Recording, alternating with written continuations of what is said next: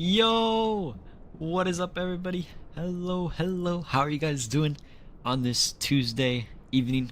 Hope all you guys are doing well, and we are back after a little bit of a vacation.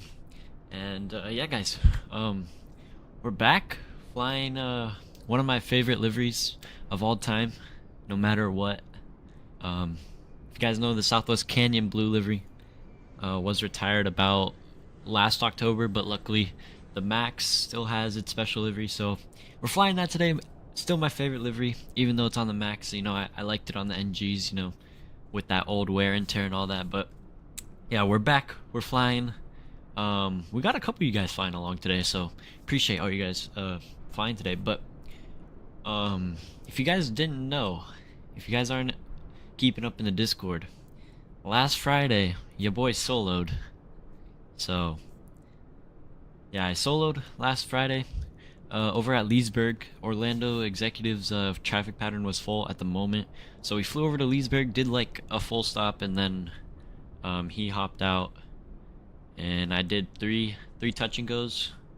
Went great. Had to grease the last one, of course, and yeah, I mean, it was great. The video should be out soon. I'm not sure when it's coming out, but that'll be out soon. So we'll definitely watch it on stream when it's out. But yeah guys, hope you guys are doing well today. And our two routes today, we're doing Omaha over to Chicago Midway, so a little bit tricky into Midway with the short runways and stuff, so we're gonna have to put her down a little firm today. But yeah, first leg is about an hour and 5 minutes, cruising at 39,000 feet with 159 passengers on board for the first leg. And then our second leg, we're taking it all the way down south to the brand new vertical sim Fort Myers. Thank you to Skyfall and CST for hooking me up with that. So we're gonna be flying into Fort Myers today as well. So yeah, two legs for you guys, a short one and then a medium one. So hope you guys are doing well. Without further ado, let's go say what's up to some of you guys in the chat. We got Mr. Dreamliner saying yippee. Hello Dreamliner, how are you doing?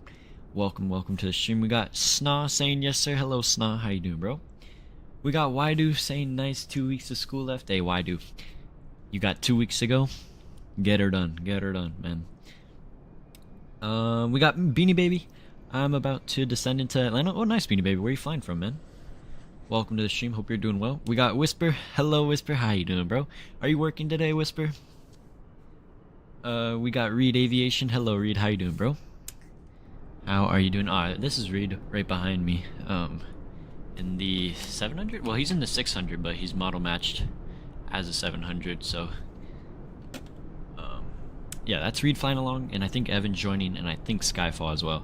So, yeah, they'll be joining along. And then we got Dreamliner. Aw, man, I thought this was the Jackson stream. Yippee was 9 hours ago. Oh, well, I mean, that's what I'm just seeing now. But, nah, Dreamliner, that stream's coming up in the CRJ, man. Oh, and we got Mr. Owls. Hello, Owls, how you doing, man? If you guys didn't know, Owls also just soloed, like, what was it, yesterday? Or no. Saturday. So a day after me. Crazy. That's kind of cool. That's cool. How we both soloed on the same weekend. That's awesome. But without further ado, guys, let's go hop into this beautiful bird. We'll get her fired up. I don't think there's ATC on at the moment. But yeah, we'll be good. Day after you yeah, well, okay. I got you. Yeah, that was, let's see, so Friday, yeah, Saturday, and then, bro, that's actually crazy, though. That's actually crazy. Oh, there's Evan. Hello, Evan. Hello, anyway, let's go get this, why are my chocks not set? We'll set the chocks now. We'll go get the ground power as well. Ground power is connected. We'll go turn on battery. We'll go ground power coming on. We'll go nav light coming on. We'll go logo light, and we'll go window heats coming on. We'll jump up top. We'll go nav. Make sure those are in the align position. Cool. Wait for these screens to fire up, and we'll get up on out of here. Please let me solo. Bro, Reed. Honestly, the amount of 7 a.m. wake-ups you're gonna have till you're solo, good luck, buddy. Alright, let me go request catering. And let's see. What else? I think there's probably gonna be bad weather into Fort Myers. It was raining earlier, so we'll have a little bit of, it's a little bit hazy too in Omaha right now. But we'll go weight and balance. Let me pull up my OFP. See what we got for weights and stuff today. Oh boy, we're heavy for this first leg. Alright, so our fuel on board, our total fuel today is going to be 13.1 thousand pounds of fuel, but we're going to take 13.4, just a little bit of extra, because why not? So we'll put 13,400 right there. Cool. And then our taxi out fuel is going to be 420. We'll go set the fuel, and then we'll go head over to cargo. Our cargo today is a lot. We're taking 9.4. So let's see, how should we do this? We can do 3,400 in the front, 6,000 in the back. We don't want to keep the nose heavy, is what I noticed with this airplane. And then we're taking 159 passengers into Midway today. Yeah, so set payload good, complete that. And we should be catering. Yep, catering's coming up. Oh, and it's not using the old catering trucks. I like the new ones better. Oh, I think that's Evan right there. Tennessee 1. And let's go for it. We'll go request boarding now, just so we kind of keep the turns a little bit short today. Oh, what's up, Henry? How you doing, man? Welcome to the stream. Was supposed to be the same day, haha. Bro, I don't know how a little bit of a segment is a big deal, bro. Like, you just need like 25-30 minutes, not even. I mean, it took me like 36 minutes to do from taxi out all the way for 3 laps. Let's see. Maybe I can get... Nah, that's not happening, Dreamliner. Unfortunately. I don't need any mods at the moment, bro, so I'm good. KOFP Hanover? What are you talking about, Reed?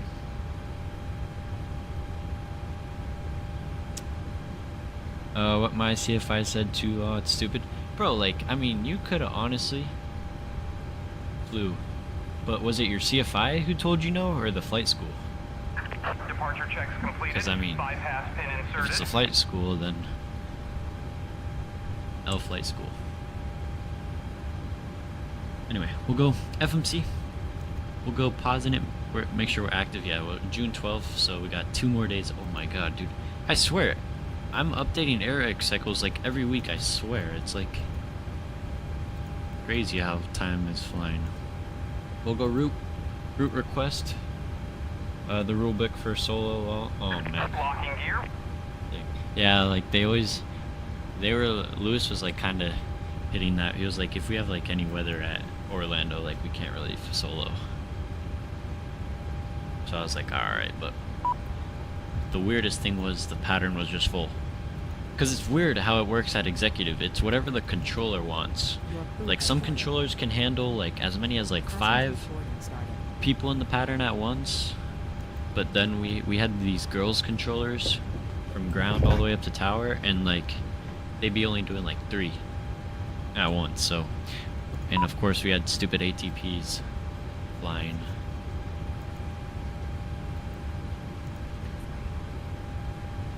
Fourth Flight says winds calm tomorrow morning. I hope it's finally time. Reed, I mean, I'm not trying to hate on you or anything, but if you told me that your instructor doesn't even allow you to use the radios yet, I don't think your solo's that coming up that quick, buddy. Anyway, this is our arrival into Midway. ILS 31 Center, ND6 from JLAP, and then Gleam transition. That's what we're gonna expect, at least. I know ATC's on at the moment, so we'll see. And we'll go auto brake RTO as well as brakes go RTO on the gate.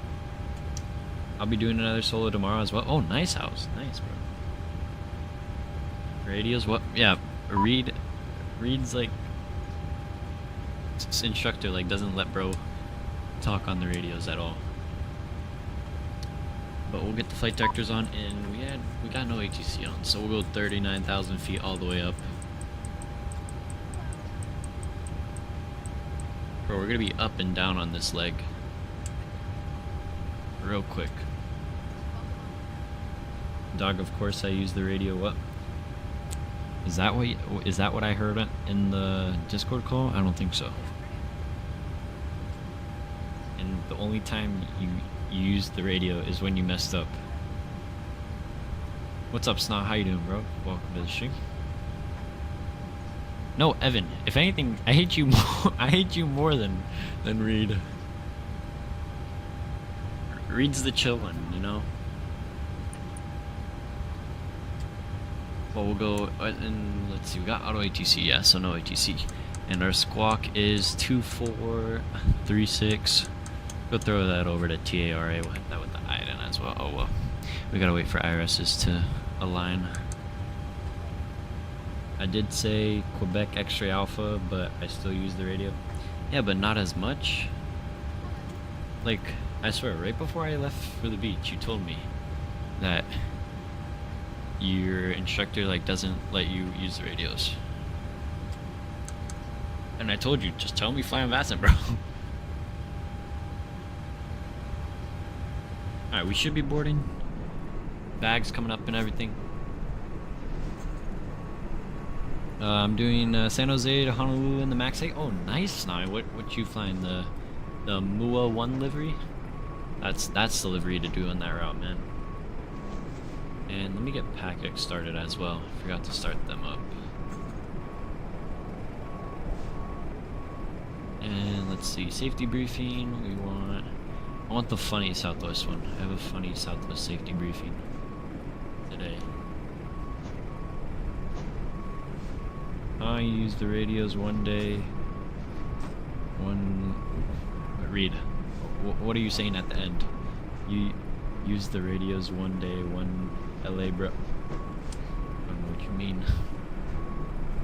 Oh, the heart livery. So you're taking just the normal. Just the normal stuff. You gotta hop on that special livery, bro. Alright, let's see. How long we got on these IRSs? Alright, one more minute. Cool. We're boarding. We got fuel on board, so we'll go seatbelt signs on. Set the emergency lights to arm as well. Get those packs up as well. APU bleed, we'll wait till APU is running.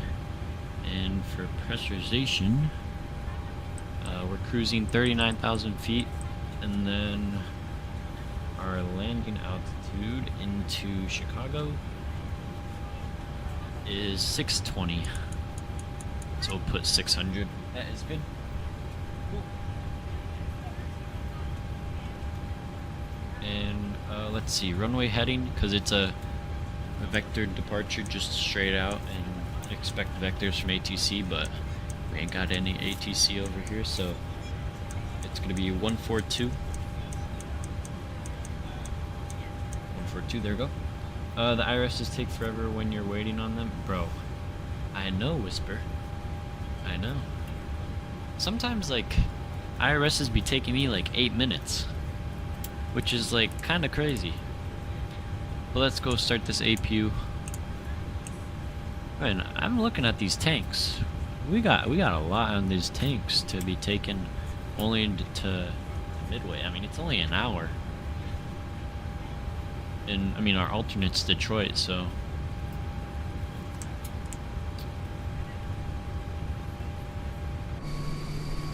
alright, APU's firing up. Oh, I have no idea what just happened to Evan.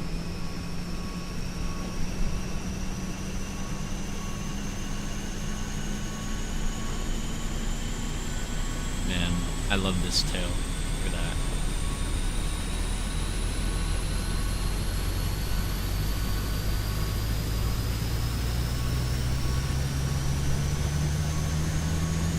I'm about ready to go here. Yeah, we got let me see how many passengers we got on board already. We should be like almost done. If anything, we gotta wait on these bags. We're on the last cart, or well, this one almost done, the second one.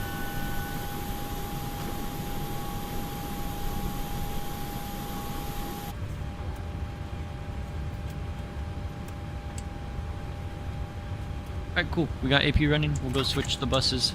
APU bleed coming on. And let's see, yeah, we got 70 out of 159 passengers, so we got about 70 more to go. 75. To be honest, Southwest Canyon Blue livery is one of my favorite liveries. It's my favorite, Henry. It is, honestly, like, you can't go wrong with it. I have no idea why Southwest would change it. Why would they repaint all their 737s and Gs? Like, they could have kept a couple, right? But nah, they repainted every single one. From 2015 is when they introduced this livery, and then all of them just started to go.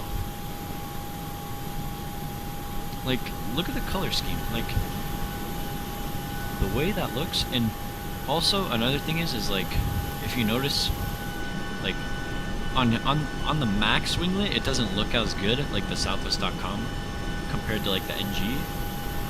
But the NG winglets, when I used to fly Southwest, like, all the way to Pittsburgh all the time, and I was flying on the Canyon Blue livery, oh my gosh. Especially in the nighttime, with that winglet light shining on like the rear side of it, looks so good. Looks worse on the Max though, yeah. It really does. Like, honestly, I wish they kept a couple NGs. Love seeing all the NGs in Atlanta when I was little. Dude, for real. For real, for real. I love how the Canyon Blue livery has red for its main wheels. That too! But they did it weird. Like, look how it has that red wheel cap on the outsides, but on the inside it's not there. And especially these two, these little thingies, these covers, I forgot what you call them, but the colors on those, especially when the whole flap was dirty, bro, I mean, these colors popped so well. Autofocus, come on up. And you can't forget about the engine pods, bro. That's pretty normal for airlines. They like to change every 10 to 15 years. Yeah, but like Southwest, I mean, this livery was iconic. Same with the Desert Gold. I mean, we might have to fly. We might have to fly the Desert Gold soon too. Like, honestly, like this livery is by far one of my favorite, for sure. But if I had to choose either the NGs or on the Max, I'm going to NGs every single day. Flab track fairings, yeah, those are them. Yep, that's what I meant. And if you guys know what I'm talking about, the one livery where it said right here, the bags fly free, or like bags fly, yeah, I think it said bags fly free with an arrow pointing down right at the cargo hold. That was my favorite. That one too. I mean, back in the day when like Southwest was like peak times, they had like girls in bikinis on their fuselages and stuff. They had an NBA livery. The Shamu liveries were also fire. Bro, I remember all those liveries, man. I personally don't. The Desert Gold livery had red. Oh, on the bottom, right? I think they had it on the bottom, right? Free bags fly here. Yeah, that's what it was. That's what it was. That's what it was. Winds calm, no ceiling, 10 statute miles. If I don't solo tomorrow, I don't know what I'm gonna do. At this point, just kick them out the plane. Oh yeah, the Hooters livery too. I'm telling you, Southwest had it really good back then. And now that they've taken away free bags and everything, I mean, luckily I booked my flights to Providence before that ended, so I still get free bags on that flight. But man, it's annoying, because every airline just wants money now. Get those to ILS, and then CTAF is on 32.1.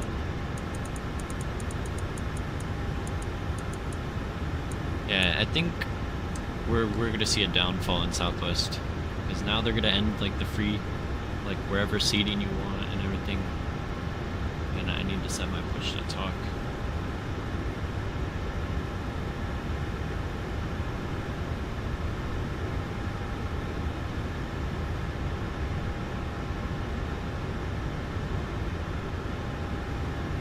Let's see.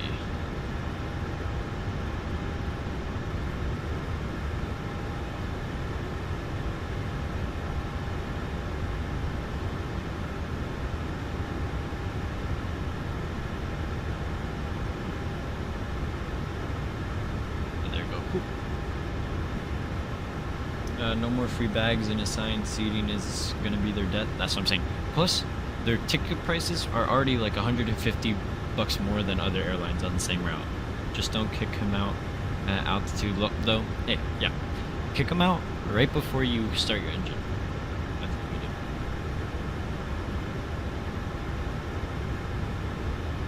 But man, like, I'm telling you, I'm honestly, I'm really thinking Southwest is gonna like lose all the representation. Like, they need at least some type of what's the word?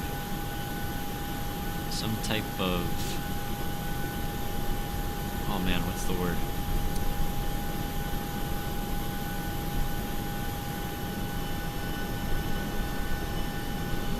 Because now you got Spirit Airlines. Like, I know, like, some of y'all are gonna be like, oh, Spirit, bro. I'm telling you, Spirit knows how to rock their shit, you know? Same with Frontier. Frontier, they're adding, like, those first class seats. They're gonna add, now they're adding free bags and stuff, so I don't know, I feel like Frontier might, if Frontier does a little bit of changes, it might overcome Southwest, I have a feeling. Pilot Def, what aircraft do you fly? I fly a Cessna 172 November 74 my Golf. And no, Owls, Tango Delta is not better. No. Low cost carriers will take over soon. Yeah, that's what I'm saying. Like, I'm afraid, like, aviation's just gonna turn straight to money, which it already is. But I feel like there's gonna be less options. Like, oh, this airline gives this, or this airline does that, you know? It's all gonna be the same. So, it's kind of screwed now. Let's go, and I support came in clutch, and I got my A300 back. Ooh, nice. Alright, boarding is completed. We'll go prepare for pushback and departure. We'll go beacon light coming on as well. Oh, what's up, Mr. Pavlin? How you doing, man? It's been a minute since you've been in the streams, bro. Hope you're doing well, man. See how you had to bring it up, you know, that's not true, MFA. Nah, get out of here, get out of your house. Go stream your Qantas. What y'all know about November 7th through 7? Actually, we don't. No, we don't know nothing. Anyways, gonna go do my thing. Have a great stream. Sorry I couldn't stay for longer. All good, Alice. All good. Enjoy your stream, man. Sorry, time zone. All good, Pavlin. All good, man. Alright. We good? Early spring break. Oh. We gotta do our takeoff performance. You know, I'm so busy reading chat. It's like, let's see, flat 5. AC's gonna stay on, anti-ace is not required. And let's see, we'll go here. Oh man, we didn't do any of this. Let's see. Reserves, we're gonna put 1.7 in there. And then our cell temp, we're gonna do a derated takeoff with the cell temp of 39. 39, there we go, flaps 5. Trim 4.94, that is set. And 151 on the speeds. 151, cool. Warm VNAV, LNAV, actually heading, because it's a straight out departure. And we can go release these. Commencing push. And we'll push them back, guys. Clear, start at will. Alright, we're pushing back, start the clock. Pack's coming off, we'll go straight into motoring as these engines take longer to start on up. How's your bald? Nah, that's crazy, Snow. Also installing my sim. Oh, nice. Which P3D? Talking about Ladies Pavlin? and gentlemen, please direct your attention to the screen to an important Any chance safety we'll take a demonstration. peek at the Thank you for Cathay flying Pacific with us. vid at cruise on the second leg? Yeah, for sure. For sure. I also want to watch the Green Dot video on the second leg, man.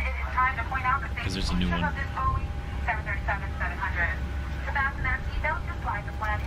Alright. Motoring should be finished soon. Yeah, it's starting to spool up. Come on.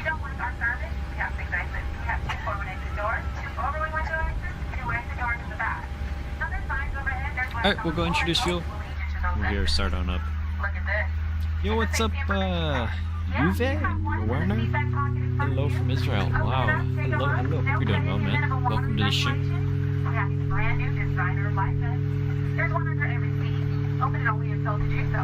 You guys hear the safety briefing? My ears are going to be blessed by the Max 8 engine starting up. Oh yeah, it's not for sure.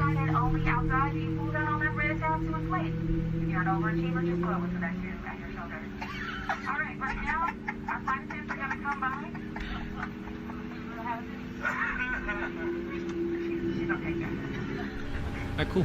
We got one good engine. We go start the motoring on engine number 1.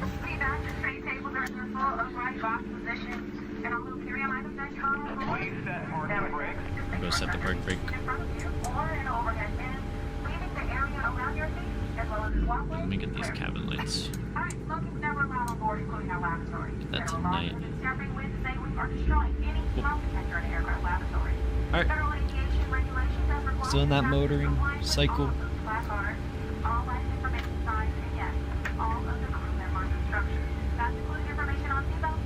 Why is the safety instructions? People having fun? It's like it's a funny Southwest Airlines safety briefing where like everybody's laughing because of the purser making all the jokes. Alright, cool. Go introduce fuel.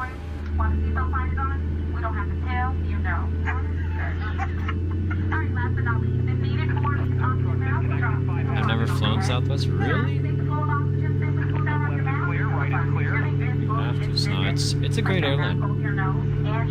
Well, maybe it used to be a great airline. Back in the day, Scandinavian didn't call their 737 aircrafts, they were called machines. I mean, I'd call like the 737-200 a machine, but like not like a 600 to the 900 variant.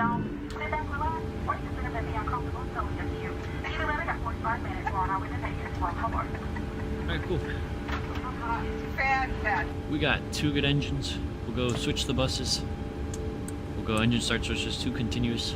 We'll go shutter down the APU. APU bleed off. Packs coming back on. Isolation valve to auto. And those hydraulic A pumps going on. Yaw damper. Probe heats coming on as well. We'll go flap 5. And flight control is full left. Full right. Pull back. Pull forward. Rudder to the right. And rudder to the left. Cool. We'll taxi lights on. And did we get the pin already? I guess so. Ready to get it on here, guys. And that's a Ronda 1-4 right. So we'll take Alpha 1, Alpha Whiskey.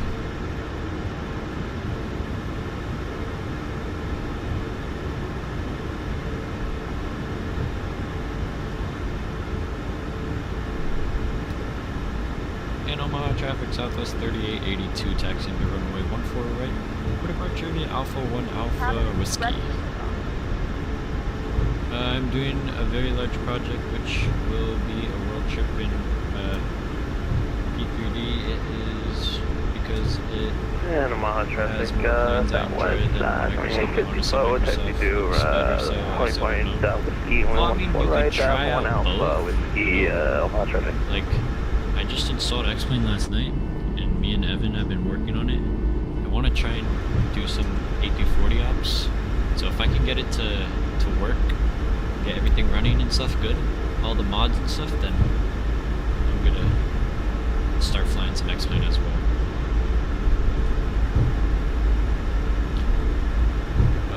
Snow was also saying the only 737s I've ever flown on was Caribbean and Air Jamaica. Honestly, those are probably better than Southwest, because all those, now, if it was back in the day, especially Air Jamaica, so that was a back in the day livery, so that's an old airline, so that's a cool flight, especially with Caribbean too. If you flew on like their old livery instead of their new one with like the purple colors and stuff. Yeah, those are good airlines, bro. Did you have good flight experience? I never flown on like a Caribbean airline before. Alright, and you guys know the drill with Southwest. You gotta do that Southwest taxi.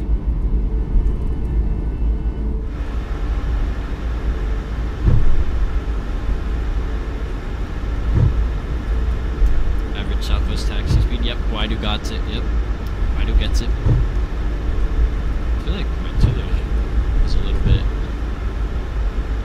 too sensitive. I have to change up my sensitivities.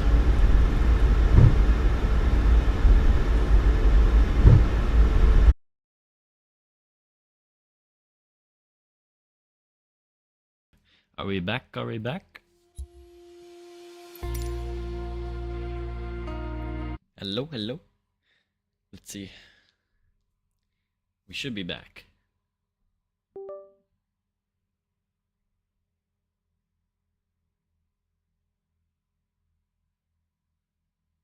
You guys got me up? Am I good? Alright, we are back. Cool. Yo, these storms just cut my power really bad. We have bad lightning, so hopefully the storms aren't... It won't do it again, but we're back. Stuff is still loading up. Like, I literally just shut my PC down completely, but we're back. We're loading up right now. We're to go, like, honestly, we're gonna go so quick on this load up. It's not even funny how fast we're gonna be loading up this leg. Let me get some tunes for you guys while we're loading up. Sorry about that. Honestly, nothing I can do there, but it is what it is. Thankfully, we didn't depart yet, so we're good. You have a generator? Nah, yeah, I do have a generator, Snob, but it was just a power flicker. Like, it flicked my power off for like a second, pretty much like a power surge, you know. And luckily, I have a surge protector for this computer, so that way it won't fry my computer. But it's alright because we're loading back in. Let me just make sure this I gotta get the flight tracker back working. There we go. Let's see. Where was I? Alright. He's back, sounds like it. Our boy's back. Yes, sir, Whisper. You have a generator. Oh, I read that. Won't be bad to have UPS, mister. I have UPS plus a battery. What's a UPS, Pavlin? Absolutely unacceptable. Reed, I'm sorry, bro. Our flight has experienced some technical difficulties and will be delayed about 10 minutes. Yep, just about. Yeah, pretty much tell the passengers that aircraft just completely lost power. But yeah, surge protector is like when, let's say, lightning or something hits your house, right? And you know how like things are like plugged into the outlet, and like the lightning could go through the outlet and like basically set too much voltage into that socket, and it'll fry the thing, right? So that's how like computers are fried and stuff. I'm pretty sure I'm explaining it right, but so what a power surge does is, like, I'm pretty sure the outlet I'm using is 120 volt outlet, and I have a surge protector, so if any time it will the outlet receives more than 120 volts, it's like a power surge, so it'll protect anything plugged into that protector, and it'll like either shut it off or something. UPS is an electricity protection for your PC. Basically, if the power went out for any reason, the UPS can keep the PC up and running while the power is off. Oh yeah, I seen it. It gives you like 30 more minutes, right? I got you. Is it something that you install into your PC or the house? No, it's just you can search it up on Amazon or something. I got mine off of Amazon. It's like you can just search up surge protector outlet like hub. Yo, what's up, Phoenix? How you doing, bro? Check DMs. I got you.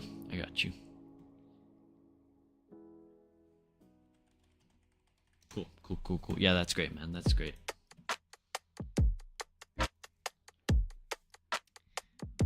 Honestly, our biggest delay is just reloading back into the sim.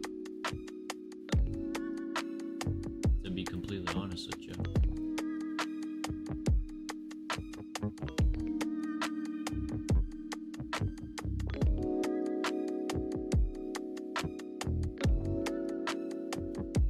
But it is alright. That was funny too, because right when it went out, I was like, you gotta be shitting me. But I don't know if the storms have calmed down yet. Well, yes, depending on how much time can last, but be aware that usually have at least a battery to achieve longer time, and also depends on the power supply of your PC. I got you, Pavlin. Yeah, I think I got an 850 watt. So, pretty beefy. Oh, beautiful. We're in. Let's go. Omaha. We're going quick. Oh, you gotta be kidding me. I didn't start this up. I didn't start up the Max plugin. Wait, maybe if I start it now, it might work. It might be good.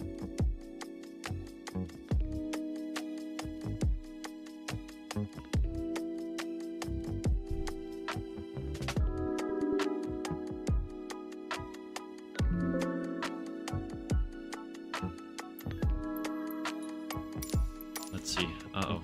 I might have to come out the sim again. I forgot to start the dang thing. Loading the sim is the worst, Whisper. Tell me about it. Well, 2024 is not bad because it's like 2 minutes. But you got a solid 6-7 minutes loading 2020. My system has a 1000 watt PSU. Dang, Whisper. Okay.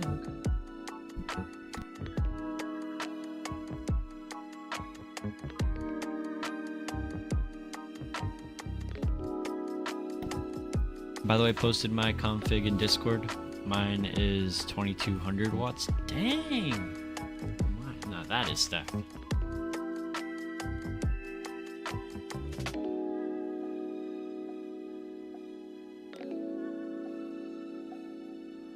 What's up, Wonder? How you doing, bro?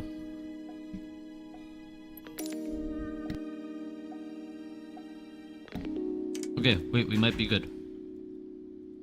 Oh, thank God. My food just got here too. Alright, let's be quick.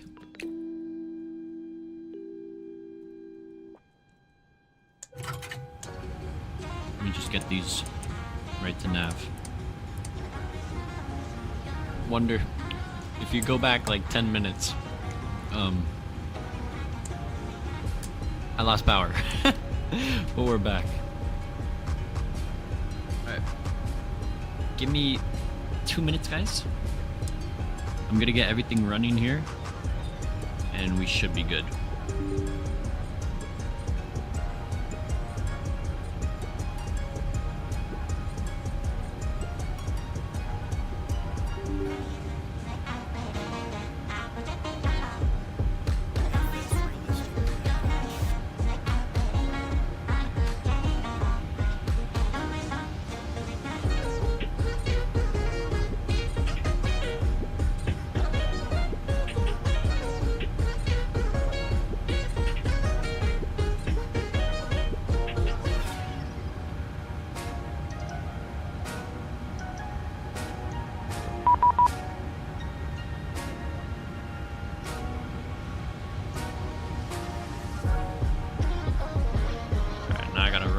Flight. So we got our autopilot panel. I want to ask, is there any place I can post some screenshots for feedback I'm in? Flight sim screenshots, bro. Anything. Flight sim screenshots, go for it, bro.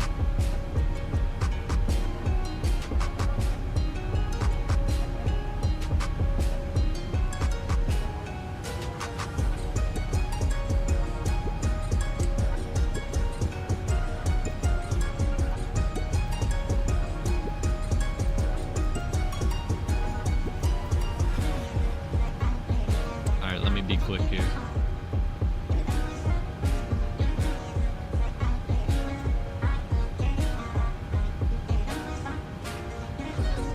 If I can remember, 13.4, 13.4, 420, 3400 in here, 6,000 in the back. And then we're taking 159. Beautiful. Let's see. Oh, how much longer on these IRS? 7 minutes. Bomba clap. Alright. It's alright. Oh, no way. They're holding short for me. Action? No way. The boys are holding short. Wow. What lads, man, what lads. W Reed and W Evan in the chat.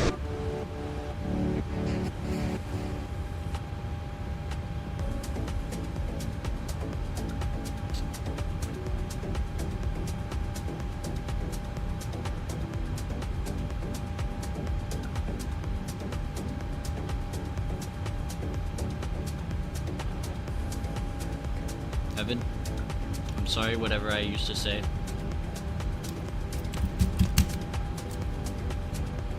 You earn my respect.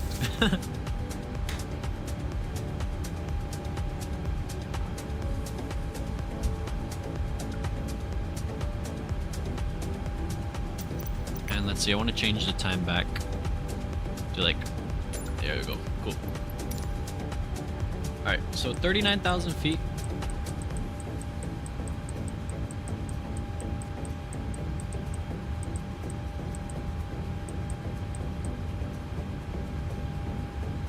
We'll go load that. W read. Yes, sir. Yes, sir. And let's go here. 3882. Oops. Go activate that. What are we doing again? Departure 14 right. Guys, I'm gonna do the fastest Southwest taxi for you guys. So that way we won't be waiting that long, you know? Alright, let's go. Here. 1.7 I think we said. And I'm just remembering straight off the head. 39 was the cell temp, flaps 5. 151 on the speed.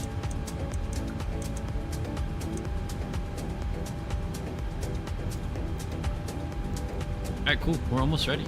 Just gotta wait for these IRSs, man. APU as well. We need that. We'll get those. You. 39,000. And what was it? 600 feet? Yeah, 600 it was. And let me call up Tug. Let him know we're ready to go. Almost. And let me start PAC-X as well.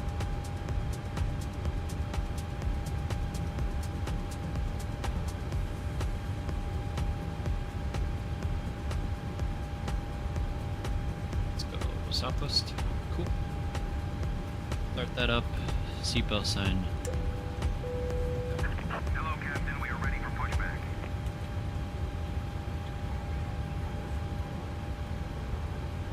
I don't have some power-hungry components in my system like RTX 4090. Oh yeah, I have a 4080, so I might need. That's why, you know, I got the 850 watt, and it does its job. Departure checks completed. Bypass pin inserted. Oh, you do? Oh. Wait, whoa, Whisper, you have a 4090? Golly. Friday Funky, yeah, music. Friday Night Funky. Ah, gotcha. Yeah, a little bit of a vibe, I wonder. So 10-minute delay has gone up to 20. Whisper, I'm sorry, bro. It's alright, we'll give out extra pretzel sticks or something to the passengers. The screenshots are not Microsoft, by the way, guys. It's alright, don't worry, bro. Do takeoff roll at the gate, lol. Might as well, one Whisper. I have two RTX 5000s. Oh my god. Do the Russian pushback. What the hell is the Russian pushback? Oh, and our squawk from Auto ATC. What is that? 2436. Release parking brakes, please. What is it? 2436 TARA. And what was it? It was holy, we're getting that Tug, alright. APU is running, right? We'll switch the buses. There we go. Cool. Go get rid of that. And then CTAP. What was CTAP again? 32.1. 32.1.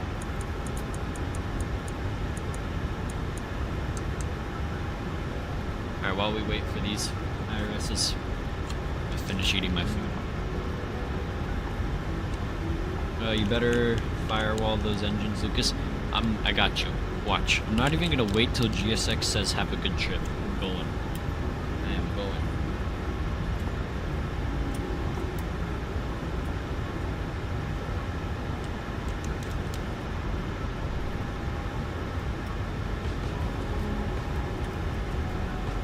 you'll see posted my entire configuration and setups chat will be got you. I can check them out, Pablo. I got you.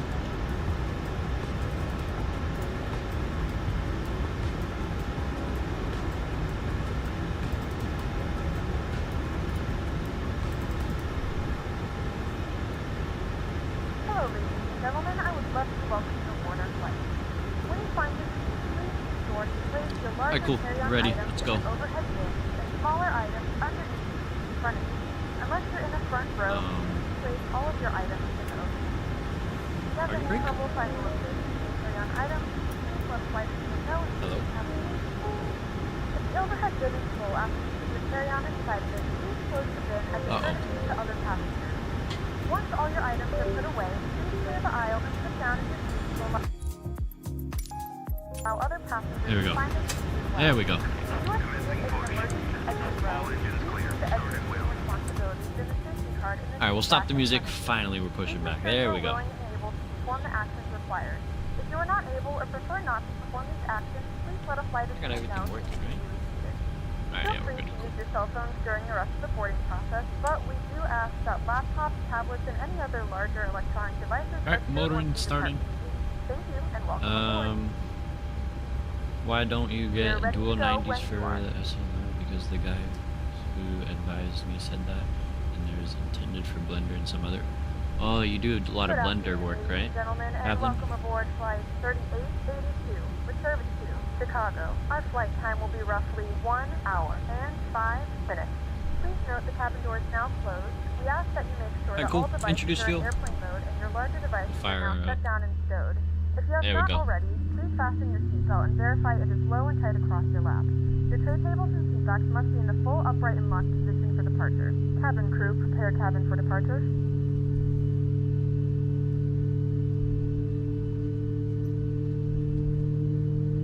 Ladies and gentlemen, please direct your attention to the screen for an important safety demonstration. Thank you for flying with us.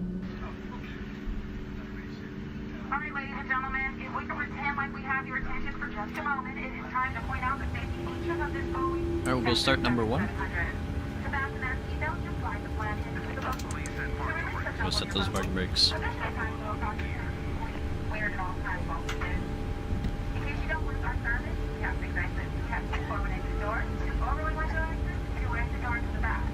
On their signs overhead, there's lights on the floor, and most will lead you to those exits. Look at this. It's a safety information card. Yeah, you have one into the seat back pocket in front of you. Open it up, take a look. They'll send it to you. Thrashing through the snow. Brand new designer license. There's one under every seat. Open it up yourself to yourself. Are we seriously singing Christmas carols on And I hope frequency? you're ready now. We're almost ready to go.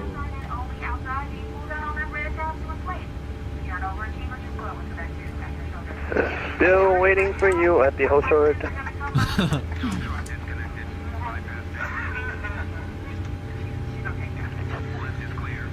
Evan, I'm waiting for that one to fire up.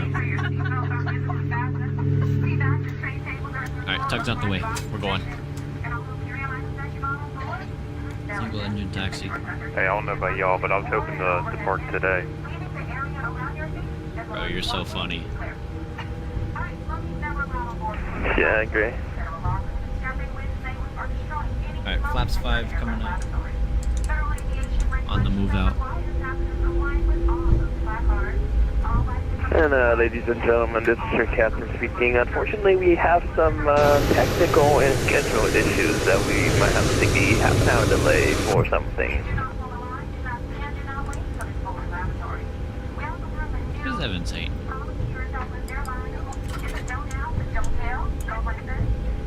Let's see, got everything good? We're good?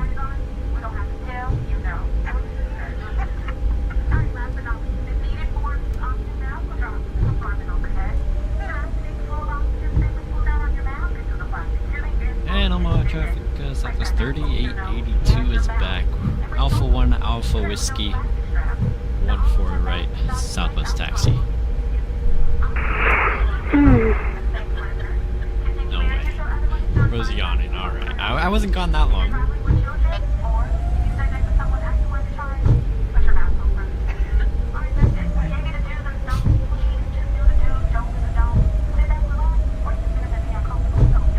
Southwest taxi. There we go. Drop ropey in yaw damper. There we go. Recall. We're good. Let's go get up on out of here, guys.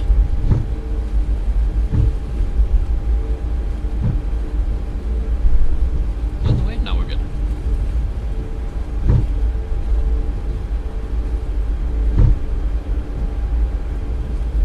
Ladies and gentlemen, if you look on our right side window, you will see a while southwest approaching us on taxiway Alpha for departure.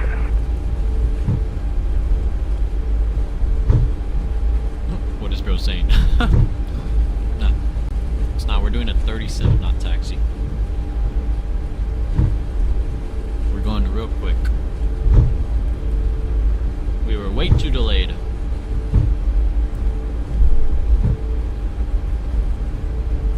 And Southwest 3882 departing runway 14 right, Omaha 1 departure.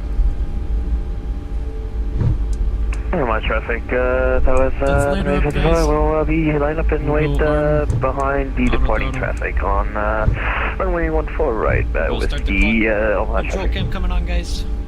Let's go get up on out of here. Rolling takeoff. Enjoy this departure, guys. Yeah, it gives us space in 2054.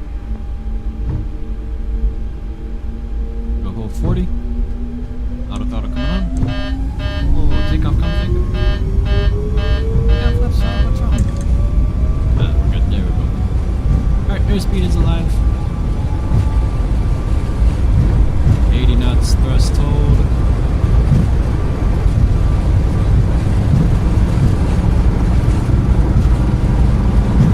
We got a crosswind. That's in the other wrong direction. D1. Rotate.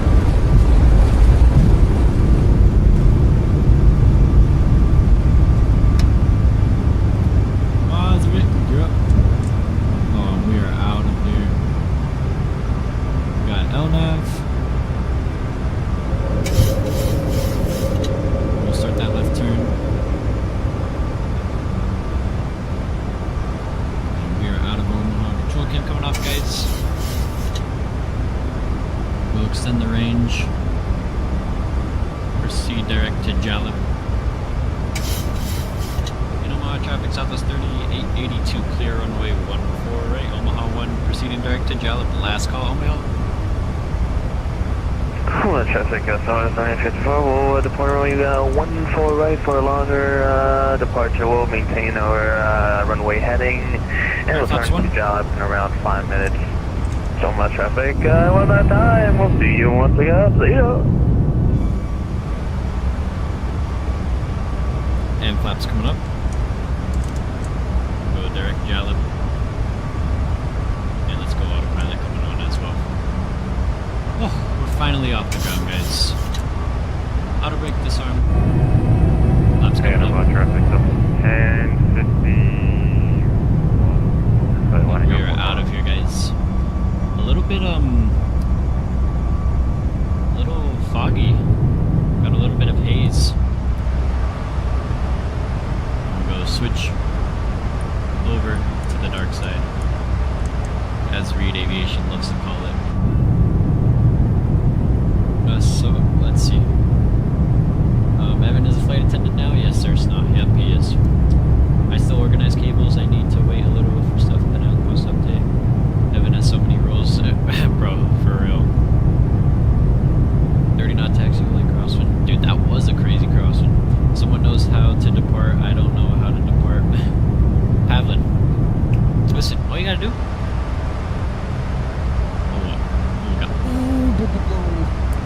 Y'all saw nothing, y'all saw nothing. They're fine, packs off, takeoffs happen all the time.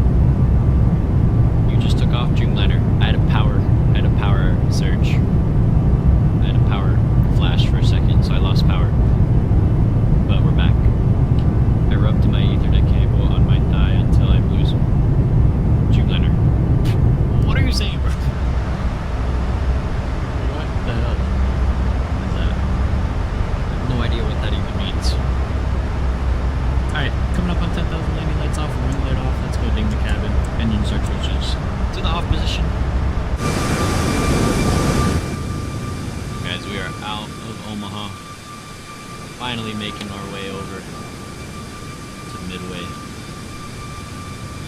bring back the music for you guys.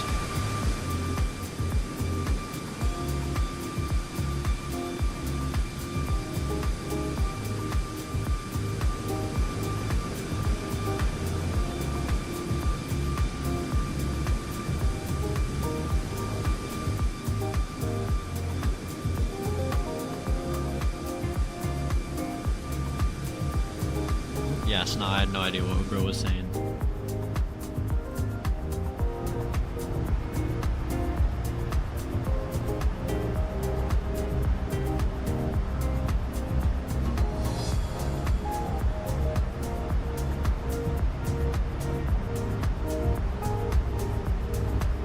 Alright, looks like Evan just departed. So Reed is the last one to go.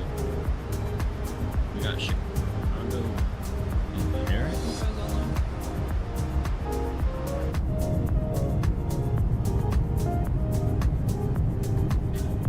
Even if that wasn't atheism, it was still pretty weird. Dreamliner just says whatever, man. Okay, in New York, our finals are called Regents, and we just had one today, and I think I just failed. What was it on? Why, dude? Why do you think you failed, bro?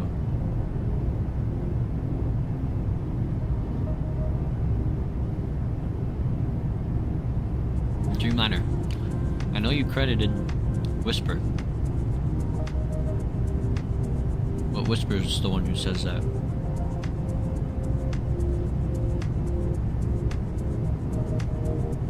Obviously not failed, but they changed the curriculum this year and it was hard at... Oh, biology. Yeah. Yeah, I didn't do good on my biology final last year. My Chem 1 is coming up on the 24th. You're taking 2 sciences? Math tomorrow and Spanish next week? Damn, why do? Good luck, bro. Good luck.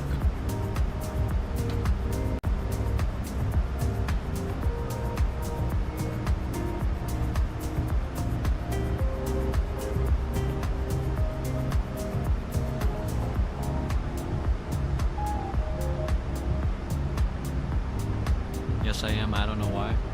There's nothing wrong with it, but damn. That's a lot on your plate.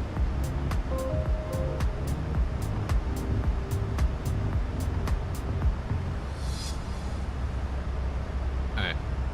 We're gonna change our cruise to 350.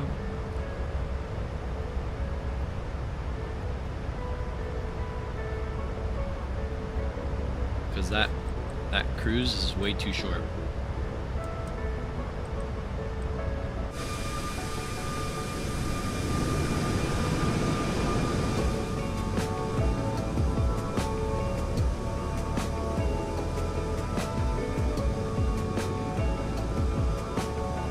I say smash the buttons, I know Whisper, yep. Slight delay, but we're up. Yep, no problem, no problem. Just, you know, a little ground stop. That's all.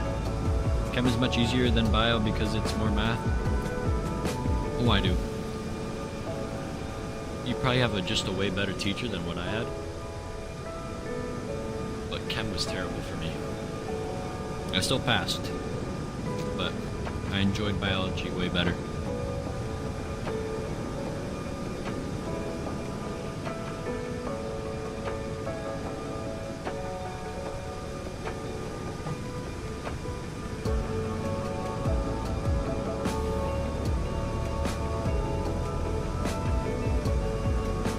Good, I guess.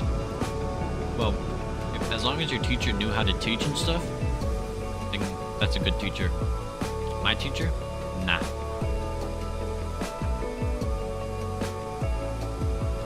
Like, I enjoyed his class, but honestly, I did not understand anything he was saying. And there was other teachers that explained it so well. I do human and social bio and I don't enjoy it. Wow, it's not 2 bios. That's crazy.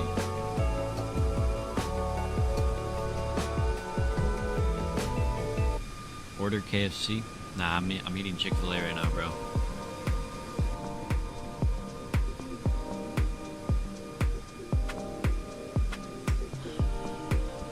Also, I think Popeyes is better than KFC.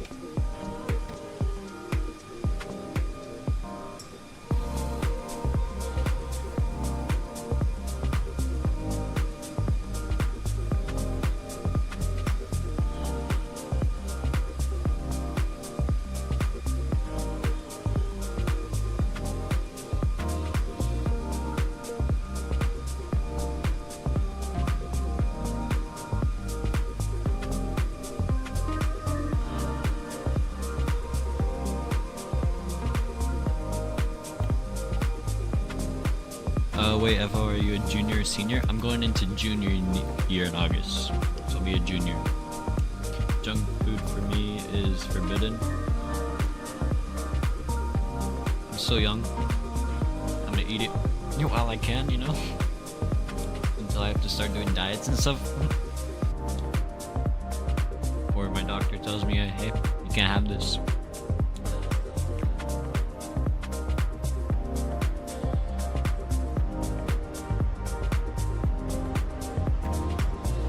Yo, what's up, Oliver?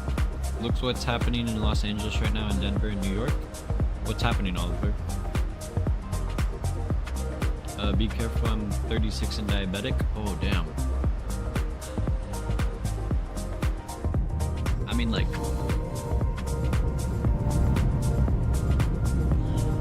I'm very healthy.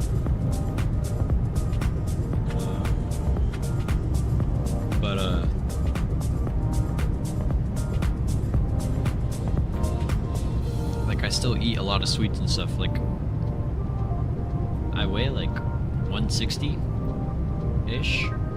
That's like average for like a 6'2", 16-year-old, so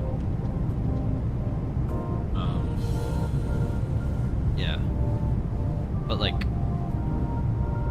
when you're older, like, a lot of people tell me like you have to start cutting back on foods and stuff, and like doctors tell you, oh, like, don't eat like a lot of this and stuff.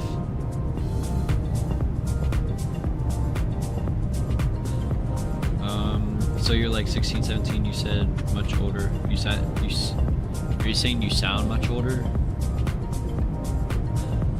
Puberty, why do? Sounds not set. Oops. Oh, gotcha, why do? Got you.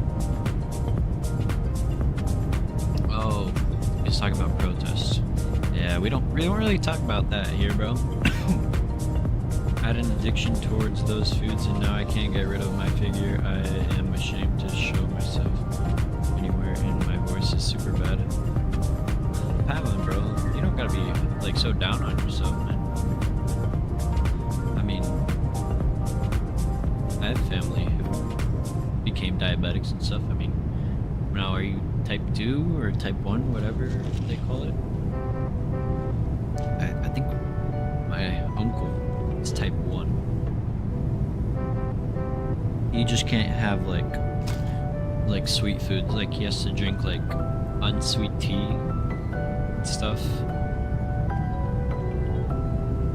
But he still manages around and stuff perfectly fine. Type 2, but I have more complications. Oh, I got you. Is it type 2 that you have to do like the finger pricking?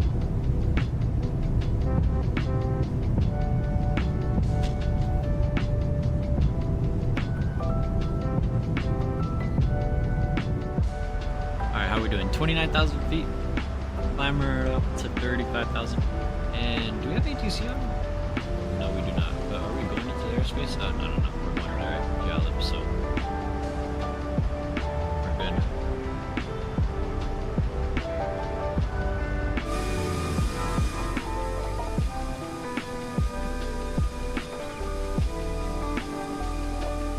Man, look at this livery, man.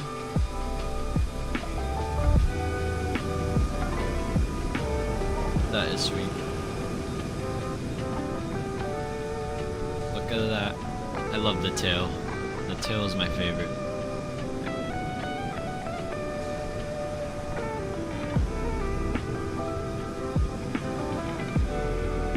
Well, that's part of it, but it is medicine stuff. They found some other stuff, like my high ACTH, etc. Sorry if this is inconvenient, I can skip it. No, I totally understand. Man. But, man, that's crazy, man. Breathtaking, yeah, looks good, Henry. Looks good, man.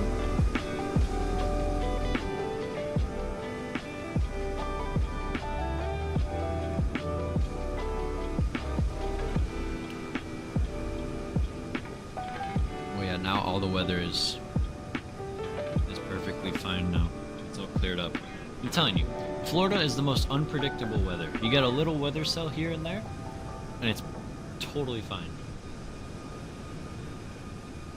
Check my screens, I want to know. Alright, I got you. Let me check these. Pull this up here. Hold on a moment.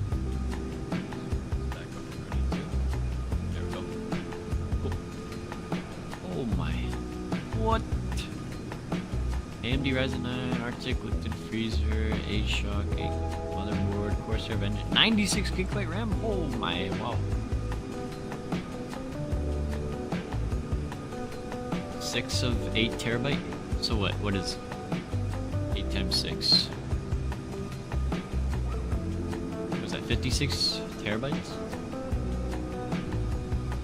54? 1 terabyte? M.2? Solid state. Oh my, 5090, 5070, 220, Lee. Oh, nice case, bro. 80% power supply, 80 plus, platinum. Oh my, wow, Asus stuff. 120 millimeter fans on the back of the box. Oh my, yo. Peripherals. Whoa, man, this is a lot. Elgato green screen, nice.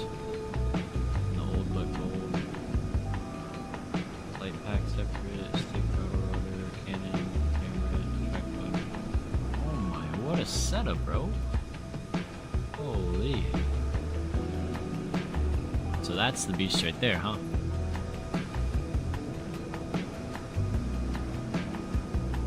Oh my, 2 GPUs. So is this the 5090 and then the 5070 down here?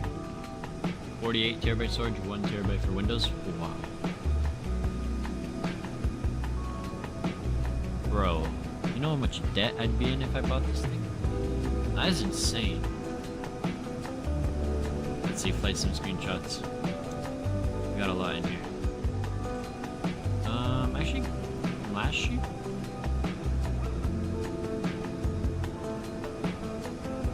I can't remember. I don't think we showed these. Oh, positive rate flying is -8 as always. Air Canada Express this time though. Flying a different. Oh, now this shot. That's money. Same with this one, too. Put a second leg. So these are sweet. And then flew 78 into Nice from Philadelphia. And positive rate flying is Flare. Max 8. Beautiful livery. I wish Flare had a winglet design though. And then, yes, I was doing some X-Line work earlier. Starting to look good. And then Pavlin saying you may just look a bit. I'm glad on your feedback. Oh, bro, this looks good.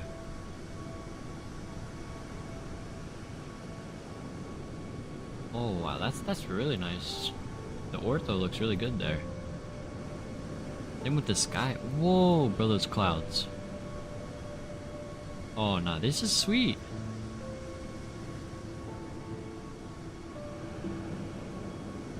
Maybe a little bit color changing on the sky, maybe? That's like the only like thing that doesn't look that too appeasing, you know? But it looks really good though. Really?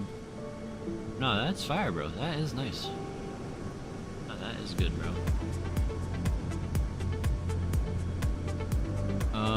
That beast must have set you back a few bucks. Bro, I don't even know how much that. I don't even want to know how much that costs, bro. I gathered money for a while to get it, and a lot of people have helped. The last ones, wow. My beast cost me 5K. Holy, Whisper. And what is your specs, Whisper? Check DMs. I got you. I got you.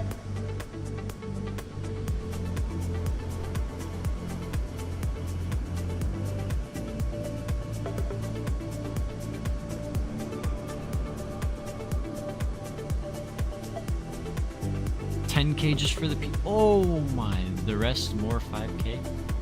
Nah. Oh my goodness. That's crazy. That's crazy. That's awesome.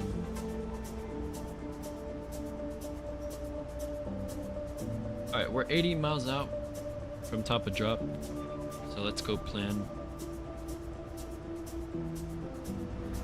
for our arrival.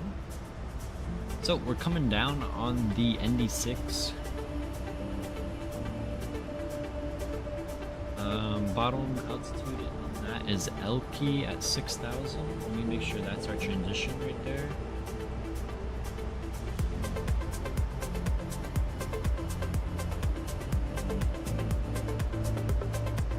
So we're taking it to Gaga.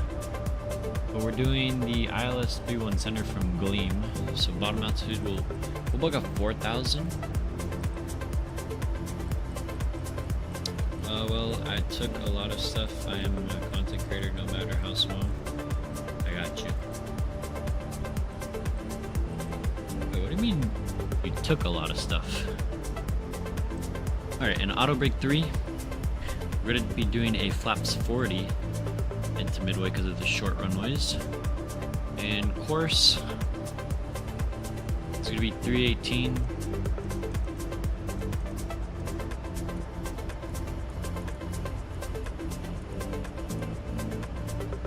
Both sides, and then into Midway the ILS frequency is 10. Oh, it's already set. Cool, sweet. We'll switch it.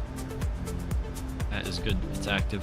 How many hops you doing? We're doing into Midway, and then after that we're gonna do Midway to Fort Myers. So after this we got one more hop, so if you want to join along, bro, go for it.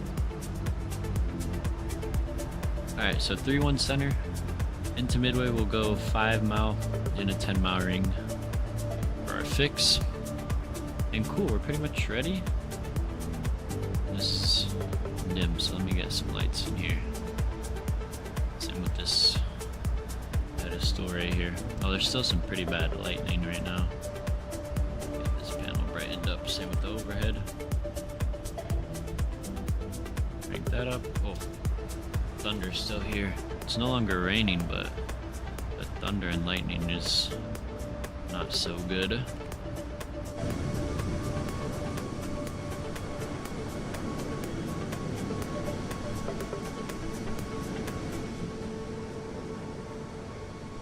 Well, I took camera for 600 USD, etc. The piano I use, it's old, it's from 2017, then I took it. All this comes of me saving up my pension for years and relying on other people to help me live. Oh, wow, Pavlin, wow. I've got 3 hours 45 minutes until I land in Honolulu. Oh, right, I forgot you're flying. You, Honolulu from San Jose. I forgot. Wow, guys, and we're already at 20 likes, man. Holy. Let's see if we could hit 25 likes by the end of stream and maybe hit 280 subs? Maybe? Whisper. Say it. You gotta say it.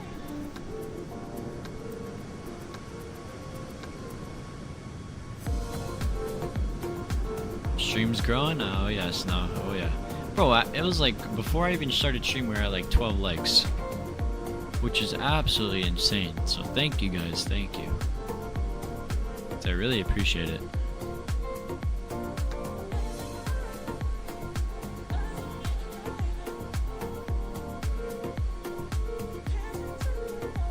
There it is, Whisper, there it is. Smash them buttons.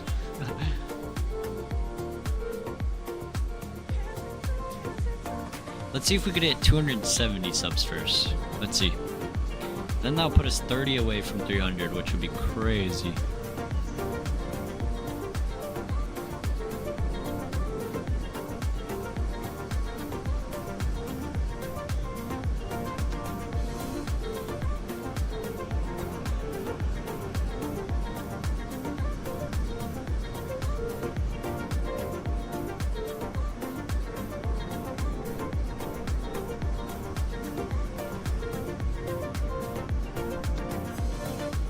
Of course we like, I do not like large creators, as you know, but by the way, I am 329 subscribers.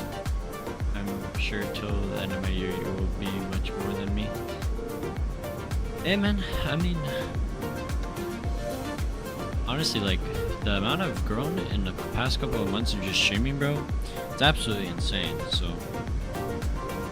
And, you know, I feel like, you know, what you put in is what you get out, you know? So the amount of effort you put in to your content and stuff is what you're gonna get in return, is what I think. So, I mean, we'll see, man, we'll see.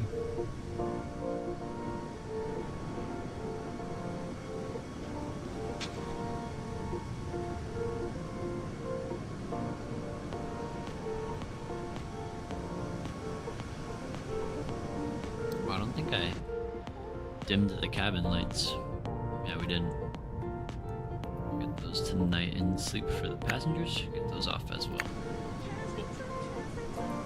And what is auto ATC telling me? Cross Campbell out of attain 240. Yeah, we got it. Okay, yeah, no ATC at all. So what is CTAF for Midway? Midway 35.2. So let me go put that in the standby as well. 35.2. We got that. Cool. Beautiful. We are looking good, guys. Like, look at this. Dude, imagine seeing this every day back in the day. It's the best. It is the best. Well, not completely agree, but you are doing a fine job under the circumstances. Appreciate you, Pavlin. Yeah, I understand, man. I understand. Like, I just feel like, you know, and it kind of works like in the Yeah, look at. Yo. So we try and do a triple trilateral landing. It's possible into Midway.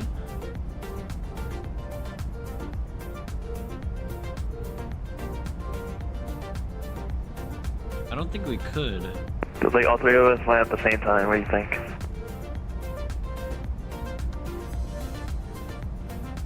We only got 3-1 center and 3-1 left.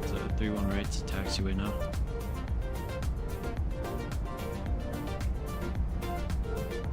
I'm pretty sure it's a closed one right now. Yeah, it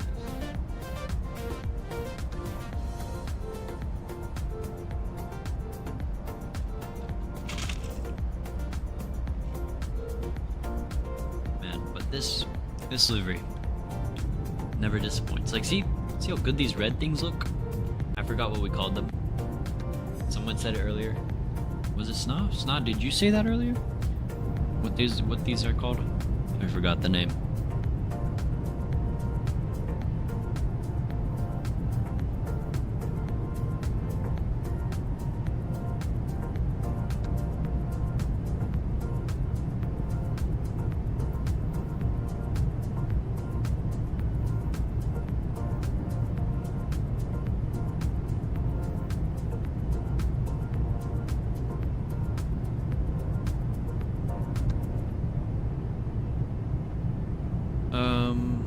Let's see.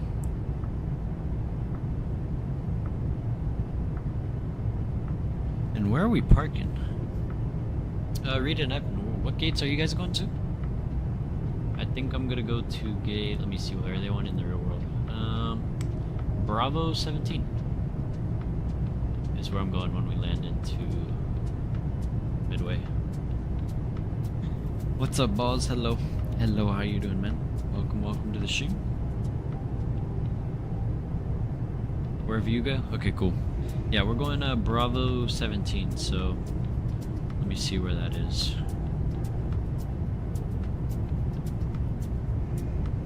Alright. Oh, flap track fairings. Yep. There you go. Thank you, Snow. Alright, so Concourse B, it's on the northwest side of the terminals.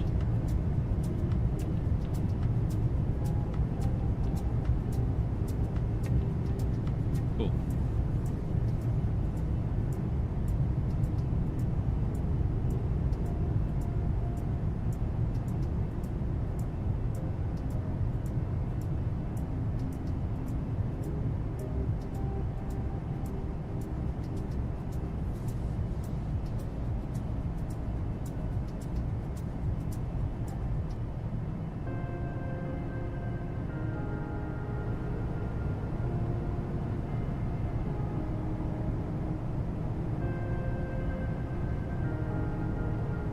Bro, look how hazy it is.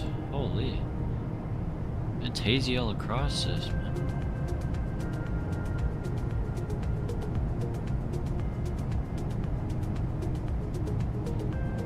DM to my specs? Alright, let me check this out.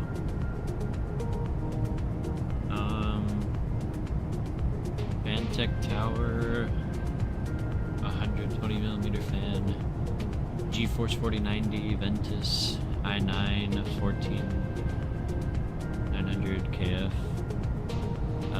3 120mm fans, Kingston Fury 2TB, Asus ROG Strix Z790F motherboard, APC Surge Protector, 2X Kingston Fury Beast DDR5 16GB.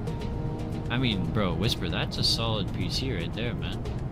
I'd say the only thing is you might need more is some RAM. I usually think for flight sim, minimum should be 32. But bro, that is a beast PC right there.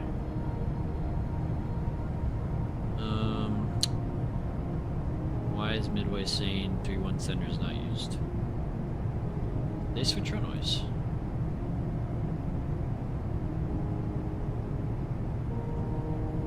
Well, they're now arriving 2-2 left?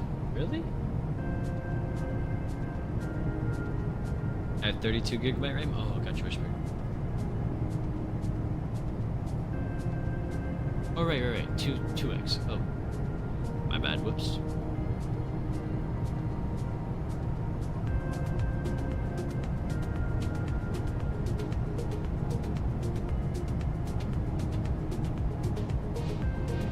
Alright. We got ourselves a runway change, guys. So, Evan and Reed, change to the RNAV X-ray 22 left. RNAV X-ray 22 left. ND6 from Jalop. We're gonna take it from Pakach. You can say that like that. And let's see, where are we direct right now? Campbell. Direct. There we go. Cool. VNAV. Going back on. Alright, cool. And our minimums for this approach is 312 on the radio. So we'll set that, 312.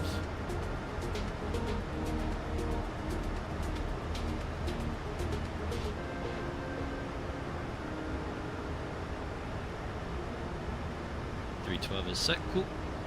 Why are we so slow on the speeds? Speed intervene. We'll do like 280.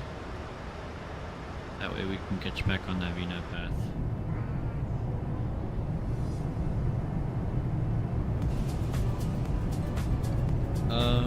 Want to upgrade to at least 64GB? Yeah, right now I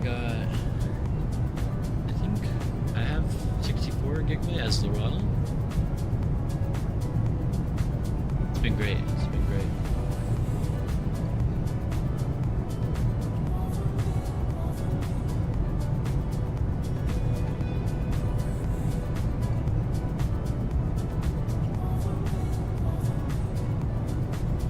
so 22 left is 6,400 foot runway. So yeah, pretty short. But we should be fine.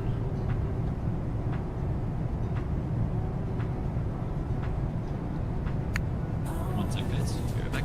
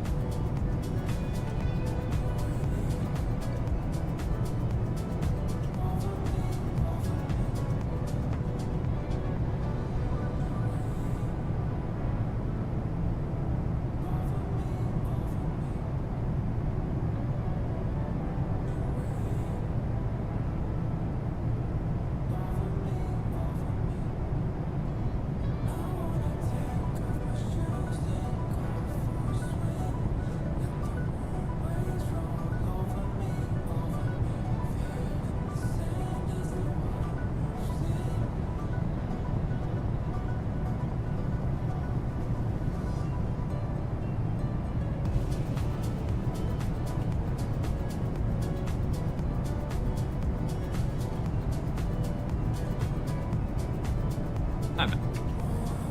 Had to go throw away my trash. Alright, so 22,000. Let's see. So we're pretty much coming straight in, and then we'll head towards Midway. And then, if you guys like know LaGuardia's runway 31 approach, it's kind of like that. We're gonna be pretty much lined up for the opposite end of 22s, and then it's gonna hook us back around for the RNAV approach. So it's gonna be a nice turning approach into Midway, and obviously we're gonna hand fly. Also, let me make sure I want it to do, yeah, so Picard right there. There we go. Sweet. That's what we wanted. There we go.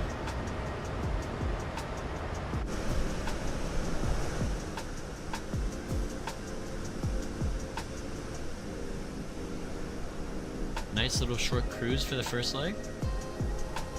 Hopping right on down. Whisper, are you at work right now? I don't know if I got your response from earlier.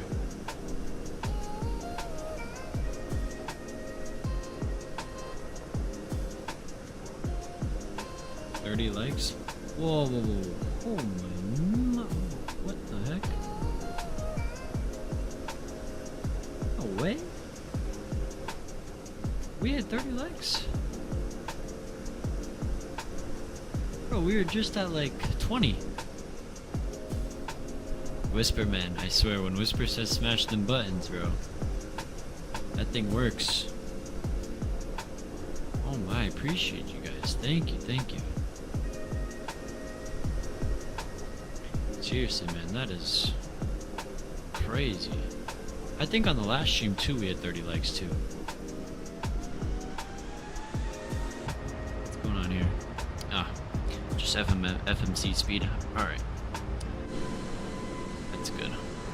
Yeah, I'm at work, otherwise I would be flying with. I got you, Whisper. How long are you two at work for? And you're 6 hours ahead, right? So I'm pretty sure. So what is it, like 2 a.m. for you? We smashing them buttons? Oh yeah, it's not. Oh yeah.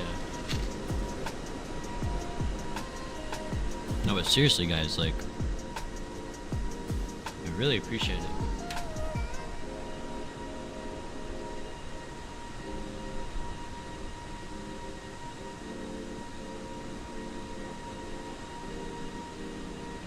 subs would be pretty cool. 270 subs by the end of stream. Maybe, you know, just a maybe, just a maybe. Just something to consider. I'll tell you what, if we could hit 300 subs by the end of the month, we'll do like a stream where we do like 2 giveaways or 3 giveaways. Yeah, 2 a.m. here now. I have about 4 hours to go. Oh, not bad. I think we'll be live for about 3 hours. Almost, maybe, I'd say 3.5 hours left. So, your shift's gonna be up right when we end stream, so.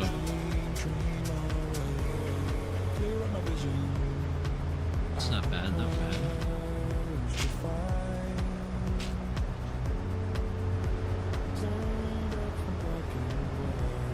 Alright, let me make sure no ATC's on. Yeah, no one's. Okay. So we'll go switch to CTAF now, 35-2. No one's online, so it's alright.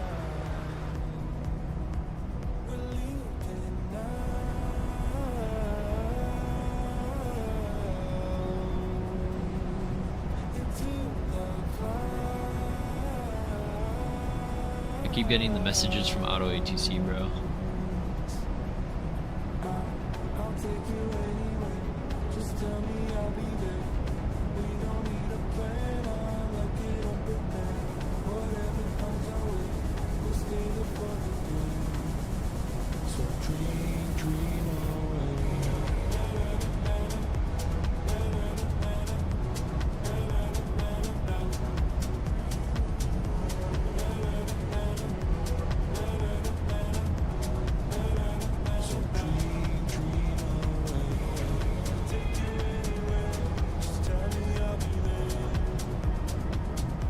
One thing I definitely noticed of like flying over like Omaha, Nebraska, all over like all the way from like Illinois to about maybe like almost near to Denver, it's all like farms. There's farms everywhere.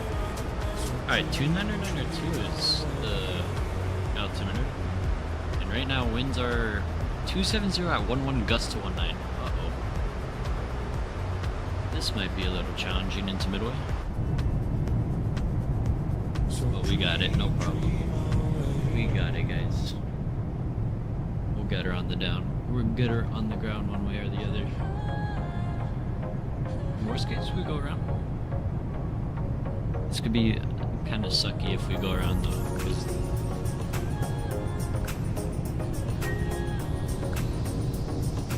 we're gonna be on a long approach coming back in.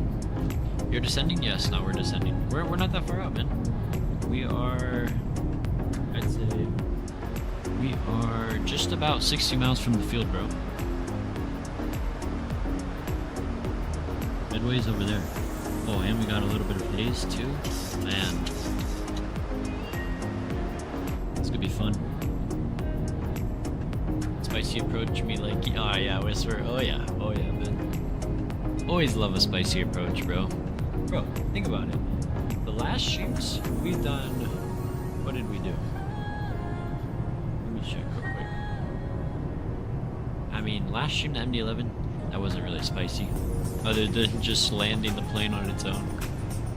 But we did Madeira in the A330. We did Skiathos. We did A380 into JFK, and it's, you already know that's a challenge, landing that plane. So yeah, we got like a couple challenging approaches these past couple of streams, which has been awesome. I mean, I feel like we gotta do Burbank soon, for sure. Fly United from Newark to Madeira next stream. Oh man, it's not. If you're in the Discord, I set a vote up for that route, and it's not next stream, but it's possibly coming up, man. Possibly. We'll see, man.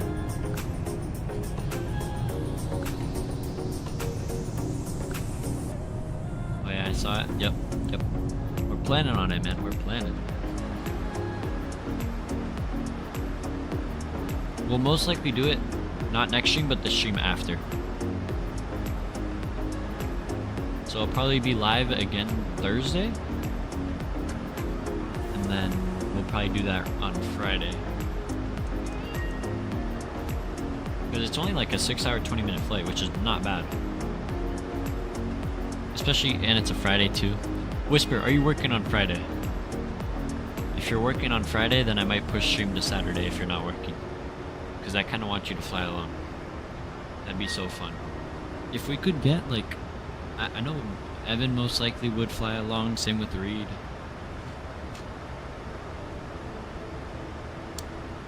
I did that flight and was very disappointed about my landing rate. I got a negative 250 after spending around 6 hours, 15 minutes of flight. Oh, negative 250, not even bad, bro. That's good, bro. What do you mean? Not working Friday? Friday it is. Friday it is, man. Let's go. I'm telling you, United has like the best route system now. All they need is an Airbus A350 and they're the best airline in the world.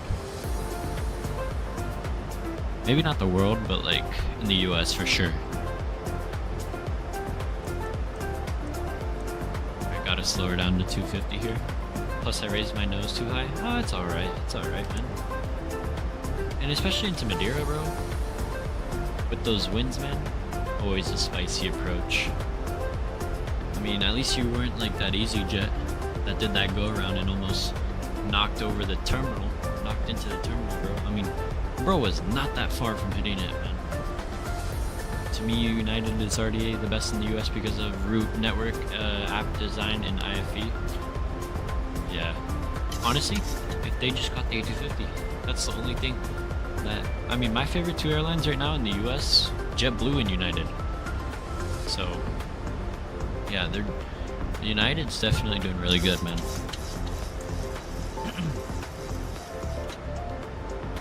Alright, under 10,000. So we got speed 250. I'll turn down the music just a bit for you guys. We should be seeing Midway in a bit. What are we? Is 40 miles out? So we're like 60 out still. JetBlue has the best liveries, I'll say that. So this is what I think. United, they're doing pretty good. But JetBlue, if you think about it, you get a free snack, free drink, you get the full drink. Like, they don't give you a little cup, they give you the whole can. You get IFE.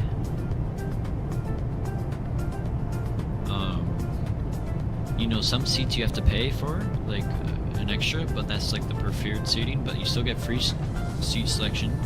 All you gotta really do is pay 40 bucks for a checked bag, and the flights are cheap too. So honestly, I think JetBlue is so worth it. United too. United has pretty good prices. You know, some routes are a little expensive though, compared to like other carriers on the same route, but they're still really good. So yeah, JetBlue and United for sure are the best right now, in my opinion. I'm doing London Heathrow to JFK in a 747-800. Oh, nice, Dreamliner, nice, man.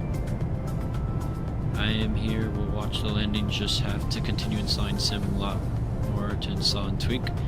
I got you, Pavlin, man. I mean, I really appreciate you just stopping by in the stream, man. 270 subs, are you serious? No way. Oh my gosh, man, we had 270. Thank you guys. Wow, that is huge. 30 likes too, man.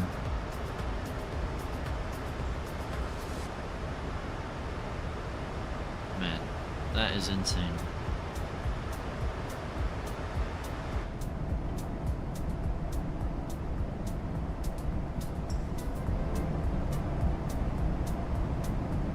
My cruise altitude is 30,000 feet. You check if you have some step climber streamliner, that's a little low. Crossing, man, you should be like 34,000 to like 400, man.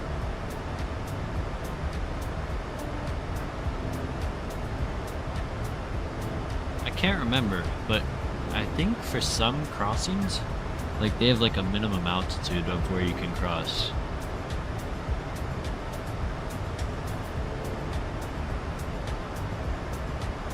Like I think some of them are like 32,000 is like the minimum you have to be at. I can't remember, but I think I saw that somewhere.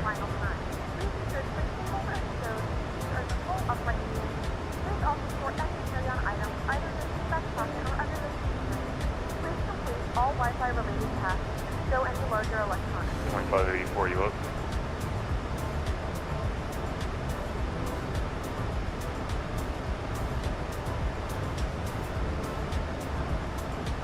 Alright, and bottom altitude on this RNAV is 1500, so I'll slap that in as well.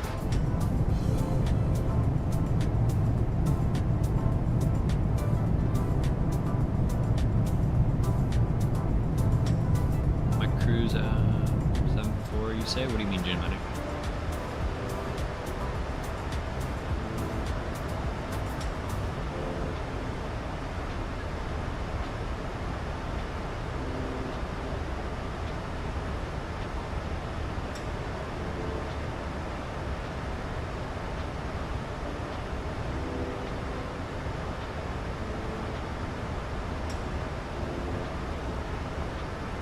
Yeah, Evan, hop on CTEF.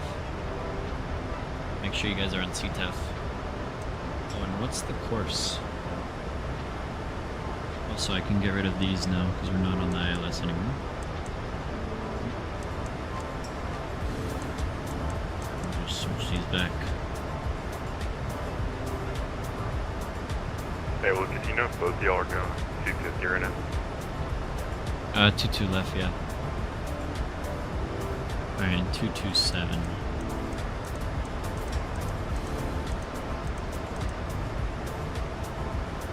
227, we'll get that on here as well.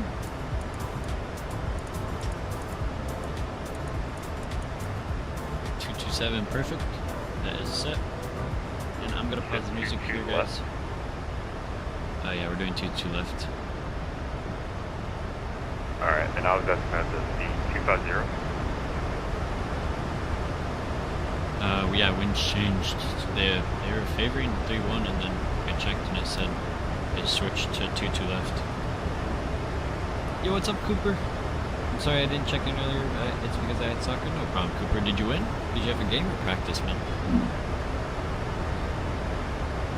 Oh, you're all good, man. We're just coming into Midway right now, so you're just in time for the arrival, man.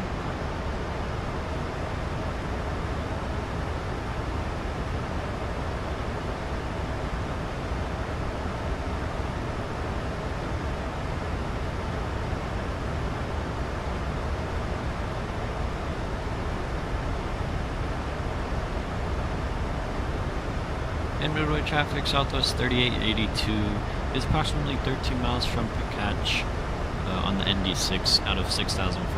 Planning on the RNAV X-ray 22 left from Picatch, Midway.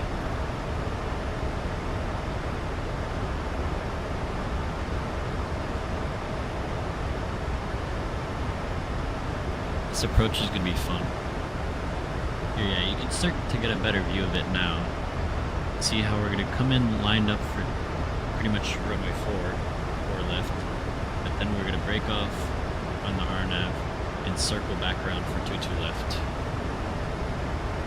So we're going to have to slow down a little bit farther out before we start that turn. We'll be configured fully. Just practice. It was tryouts. The coach said they already seen lots of me, and he said that Midway traffic, that was 3869, nice, Cooper, crossing nice. 22 right man. on hotel. That's sweet.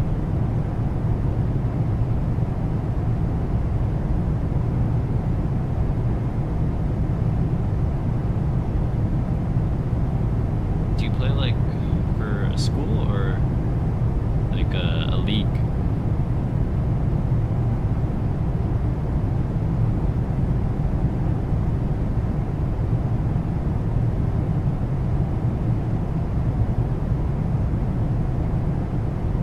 Midway traffic, Skywest 3869, crossing 22 left on hotel. It's just a club. I got you, Cooper.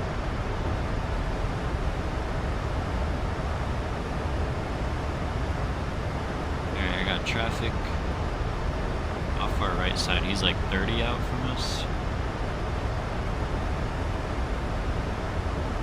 It's Express. Oh, nice, bro. Alright, so that's Southwest 101.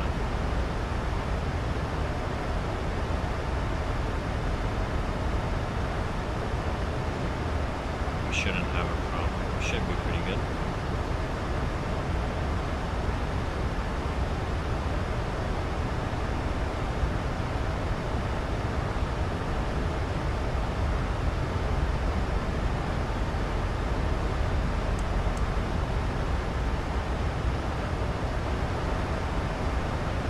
Oh, there's a little field right here. Look at that. So about 20 miles out. We should start to see the field. I think I got it. Oh yeah, I got insights right there.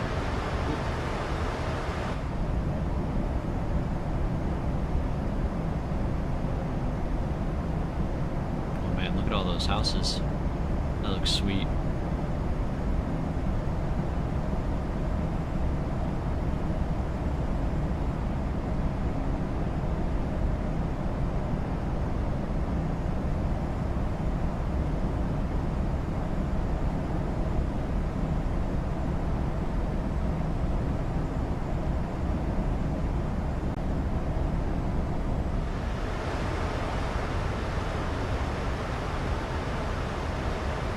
Let's see.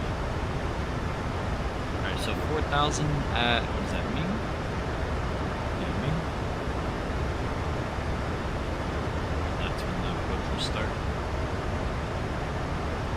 And it's max 230 at Ming, so we'll slow down once we get a little bit closer.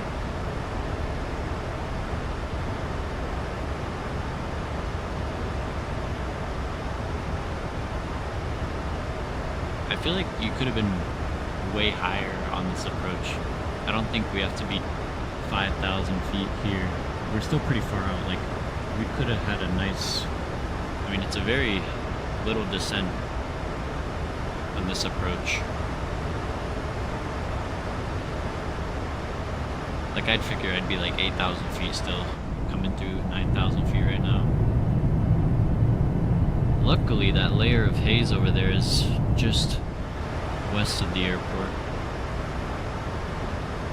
That'd be a little tricky on this approach if we had that layer.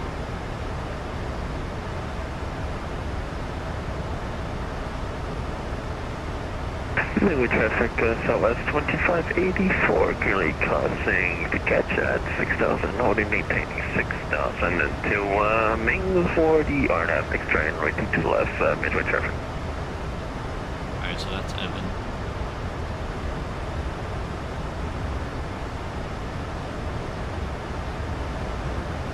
Alright, yeah, field is in sight. What's going on with this work though?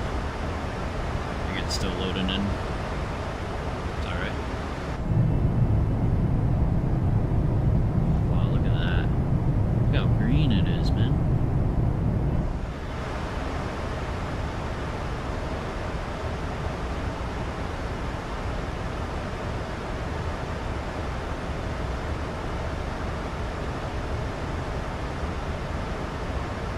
Start to slow down to 230. And Midway traffic Southwest 3882, 5 miles from Ming on the RNAV X-ray 22 left. Alright, I'm gonna go flap 1. Flap 1 coming up.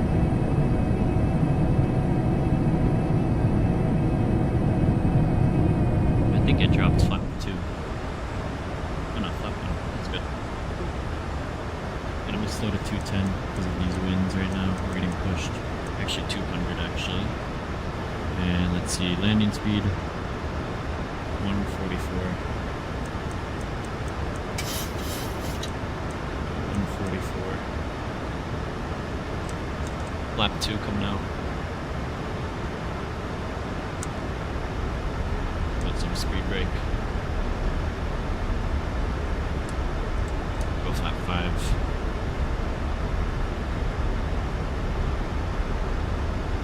Start to slow her down here. We'll be back in around 20 minutes. I've gotta do my workout. No problem, son. I mean, stay for the arrival, man. And then go to your workout, man. We're about to land. There's our runway right there. Alright. I'm gonna go gear down, flat 15.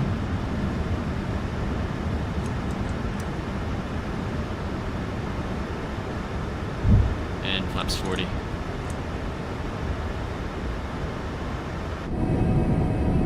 Start to slow her down. Cool. We go runway turn off lights coming on, engine start to the continuous position. Wing light coming on.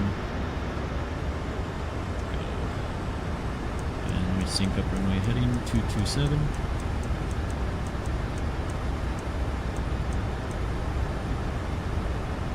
Guys, control cam coming on, guys. Enjoy this arrival into Midway. Get your landing rates in the chat. Let's go have some fun into Midway, guys. Airplane? Alright, goggles. In Midway traffic southwest 3882, starting that turn for the RNAV extra 22 left.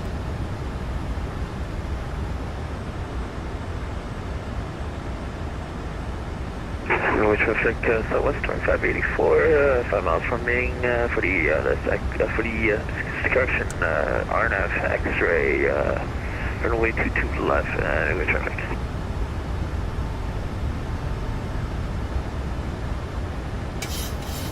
Throw on some trim, so we want to be 2900 or above. We're still right on VNAV path. That is perfect. We can be a little fast because we're still not on final yet, but this is alright.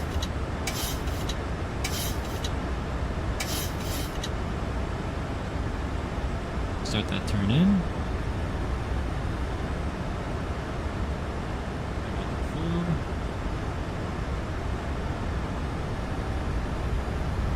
Oh yeah, bang on that speed. There we go. Keep that turn going. Oh wow, look at the city. Look at that, that is sweet. Too bad that airport at our 12 o'clock got shut down, man. It's no longer there in real life. Oh yeah, Cooper, this is a fun approach, man.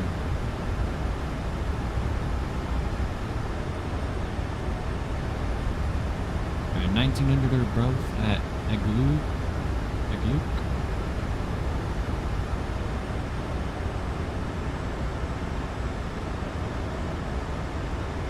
2500. What's up, Shocky? Thank you, thank you. Midway Welcome to the show, man. southwest 1051 on Omaha, the southwest going to be inbound, going to make less traffic for the RNAV X-ray to the left, Midway.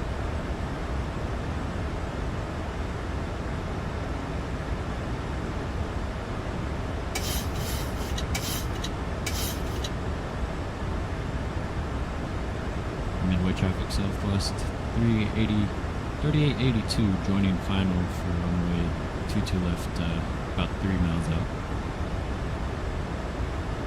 Alright, a little bit high above VNAV though, that is alright. I am visual with the runway. A little bit of nose up trim.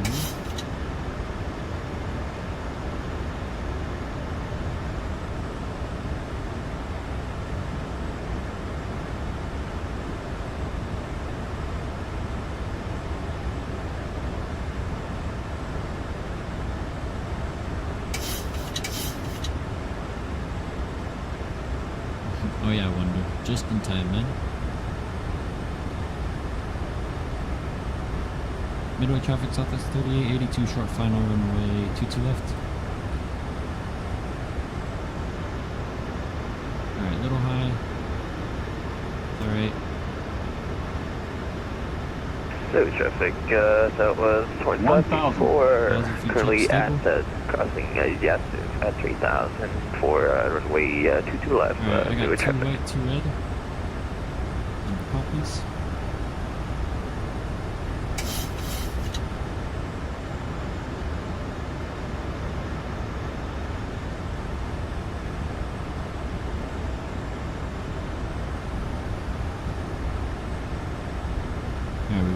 this one.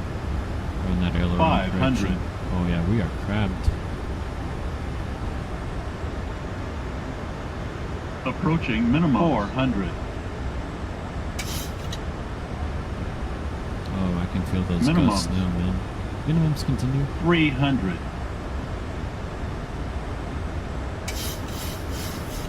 200.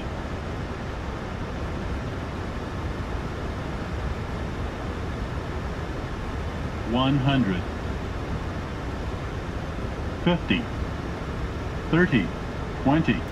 10. Get her down, get her down. Beautiful.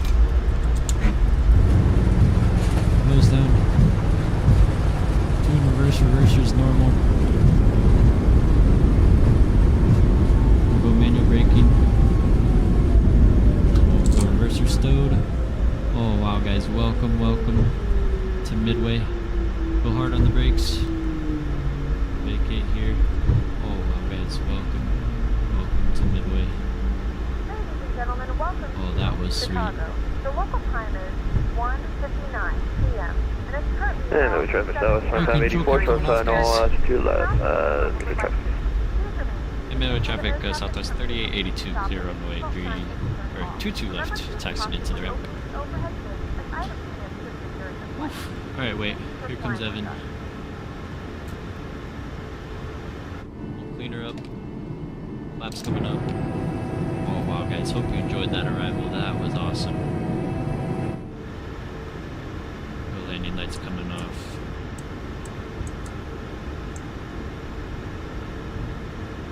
Alright, here comes Evan.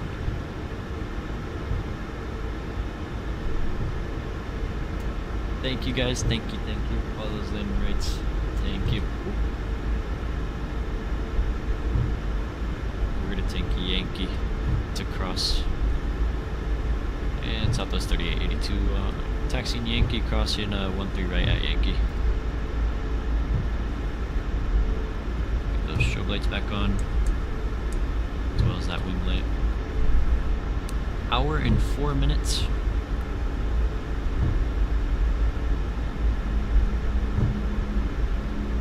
Let's see.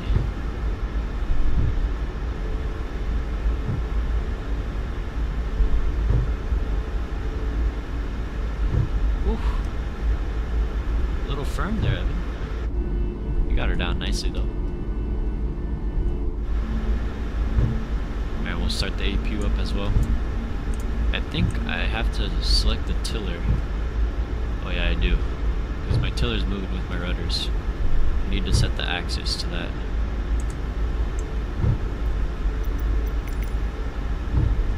And we are going Bravo 17.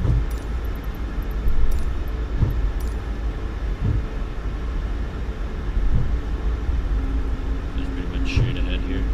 And with traffic, Southwest 20, I wonder we'll check the lane here once we get into the gate, man. Gated, 2 left, Yankee 1. Do a kite attack next stream. Maybe for 300 sub special, we might do the kite attack. I'll have to learn that approach though. Because I know like Navigraph and stuff, they don't got charts for it. Alright, and here's our gate right here. So we'll taxi light off. APU's still firing up. Oh my, and there's a tug in the way. Alright, that's no problem. We'll go right through him. No problem, don't worry about him. It's alright. Tug does what Tug wants. A little bit to the left.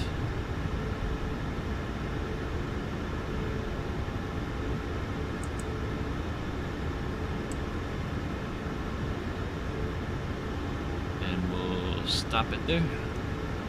Cool. Park brake set. With traffic, Southwest APU 2584, crossing, running. 3-1 left at Yankee, Yes, you ought to improve with off. traffic. And we'll shut her down. And with traffic, Southwest Taking light off, 2864, seatbelt signs off. 84, crossing 3-1 center at Yankee as And well. guys, welcome to Midway. The boarding requested. Midway traffic, Southwest 71, short final, 2 left. Oh, read a short final.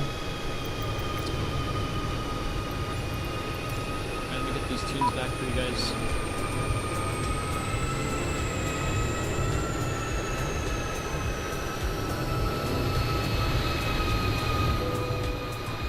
Okay, where's Reed? Oh, there he is. Cool.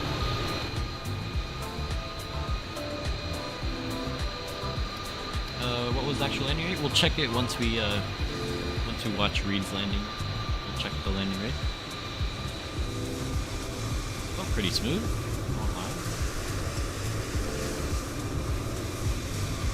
G-Miner saying -1, Sna saying -166, -260, Ball is saying -88, -176. What's going on with my camera here?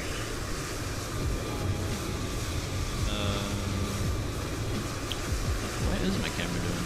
Oh my. Because Evan's in the way.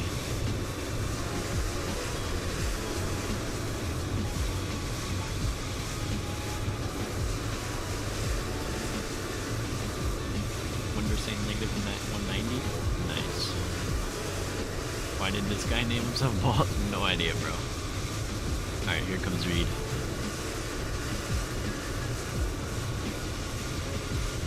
Oh, nice, Reed. Oh, bounced it. Good stuff, man. No, he bounced it. What kind of bounce are you talking about? Look on the stream. A little bit of a bounce. That's what I saw. Alright, Evan, pull her into the ramp, man.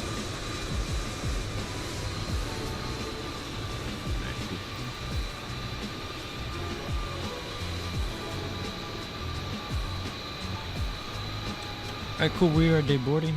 Let me turn down the sim for you guys. And let's go check out some landing rates, see what we got. And then we'll quickly do a quick turn over to Fort Myers, guys. Get ready for that flight. And Midway traffic, Southwest 71 is clear to the left coming crossing the 31 and taxiing over to the Propagate VA Yankee Midway. Alright, so here's our approach. Look at that. Look at that. That was perfect. Perfect, perfect. And drum roll, please. Volanta said, -134 at 1G. I will take it. I will take it. Into Midway. Oh, yeah. We'll take it. Beautiful. Let's go SimToolkit Pro. We'll go complete flight. Let's see what SimToolkit Pro gave us. -123. Oh, wow. 214 for me. 1.07G. Look at that touchdown. A little bit to the left, but that was that crosswind, man. 102 right here. We are fighting that crosswind. Let's go see what PACX said as well. We'll go Inflight. -134. Passenger satisfaction was 97. I will take it. I will take it. That is how you do it into Midway. There we go. That was sweet. Side bounce, I noticed. Yeah, that's what I saw. That's what I saw from Reed.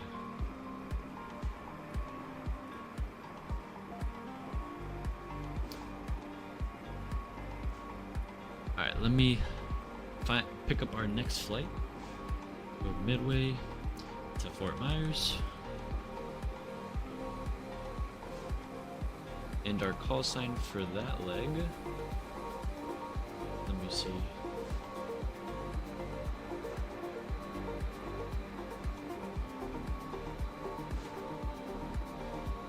Our call sign for that leg is 1459.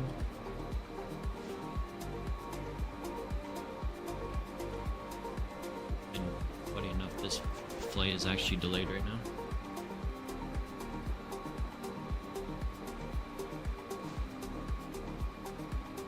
Yeah, I wonder. That was pretty soft, man. I'll take it. I'll take it. Do you have the eye tracker? I do wonder. It's the Tobii eye tracker 5, man. Alright, let me pre-file this.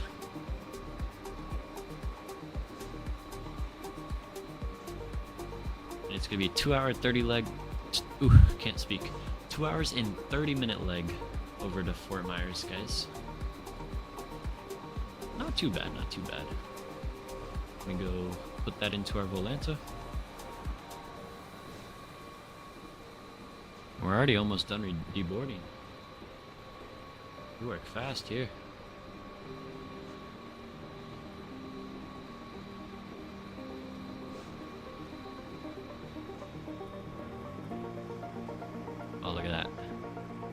Where's Reed? Oh, there's Reed in there. Coming in. Bro, look at that. That tail, man. That tail is so sweet, man.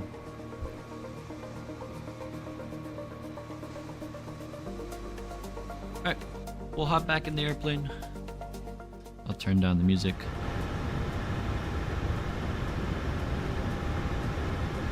Let's go.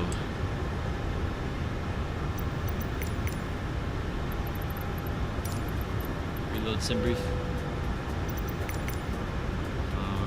Actually, we'll wait till we're fully done with deboarding. Alright, time for Fort Myers. Yep. Yep. Alright.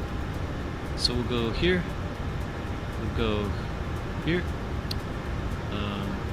Performance and payload. Actually, first let me go initialize flight, then close it. So it opens up a new one. Alright. So, for our second route, over to Fort Myers, we are taking 17,400 pounds of fuel.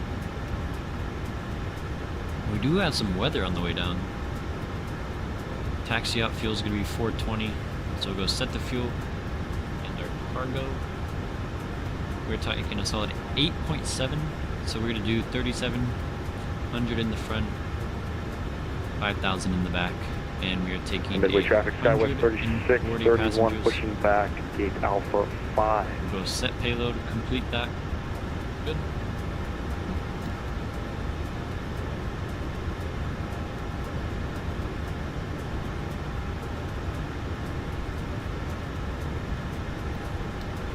Alright. We'll go hop down in here. We'll go route request. Let me go auto brake back to off. Actually, RTO. And let me reconnect as well. Go disconnect. Reconnect as Southwest 1459. There we go. What your call sign? I am 1459, man. 1459. So we'll put that in here as well. 1459. We'll slap that in, activate that. Beautiful. Departure. Alright, so let's see. What are we doing?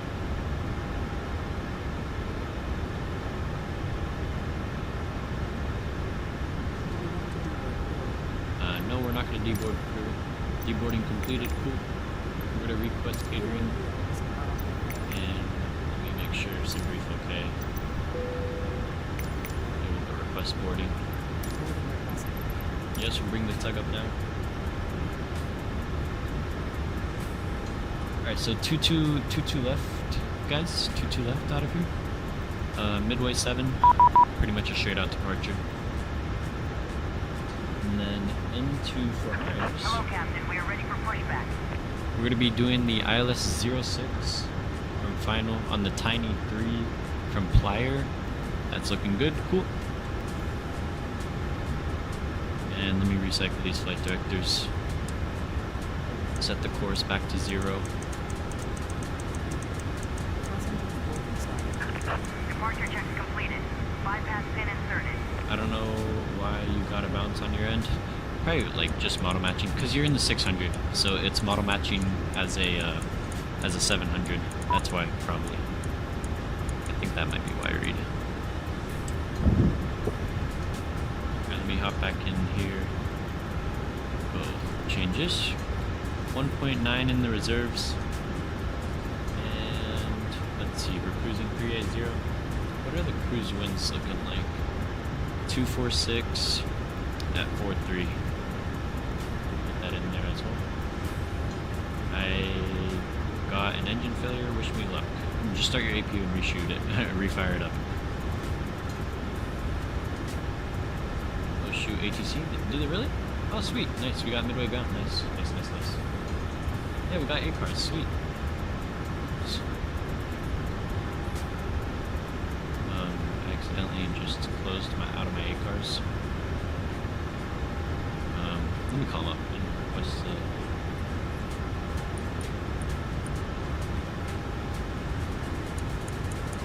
the 075.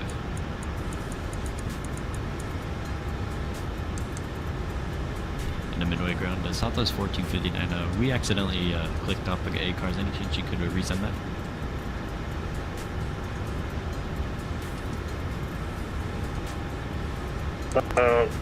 Surprisingly, I can't.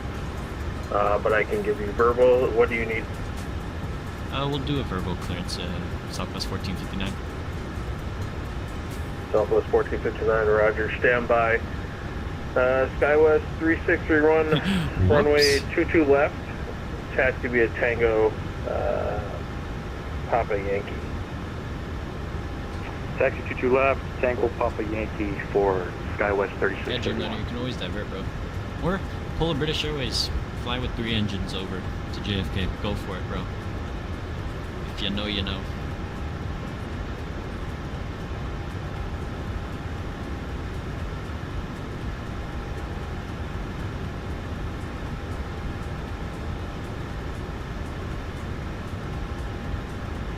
Midway ground, Southwest 101. Let's see information Tango Recycle aboard. 8 those cars received. detectors. Look at the push start. Yeah, we already got that in.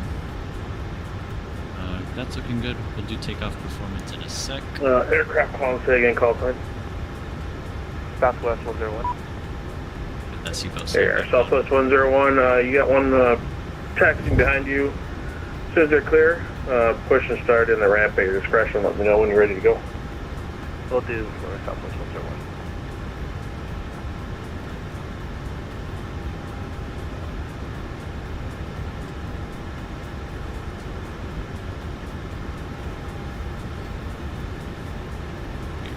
Recycle that clock as well.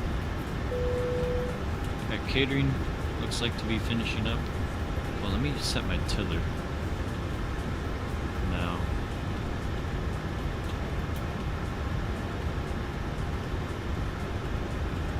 Should be somewhere here. Other systems, maybe? Southwest 1459, I have your clearance. Advise ready to copy. We're ready to copy and we got Tango. Roger. You are clear to the Romeo Sierra Whiskey Airport via the Midway 7 departure. Radar vectors Comiskey, then as filed. Maintain 3000, expect flight level 38010 minutes after departure. Departure frequency is going to be on Unicom and squawk 7275. Alright, we're cleared to Fort Myers via the Midway 7 departure radar vectors to Comiskey. We'll climb 3,010 minutes after departure offline and squawk 7275 Southwest 1459.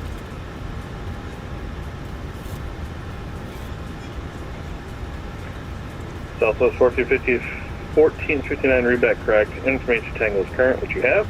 Go ahead and push and start within the ramp at your discretion and contact myself when you're ready to go. Alright, we'll push our discretion. We'll contact you for taxi Southwest 1459. Thank you, man. Alright, what a legend, man. What a legend. Alright, we'll squawk. Oh. Could I? 7275. What was going on there? No idea. And, okay, we already got our departure loaded in there. I just need to find this tiller thing.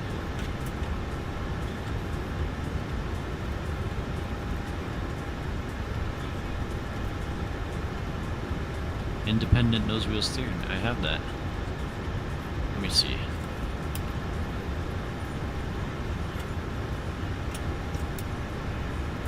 And SkyWest 3631, good taxi all the way to the end. Thank you. Go ahead and switch to Unicom when you're ready to go.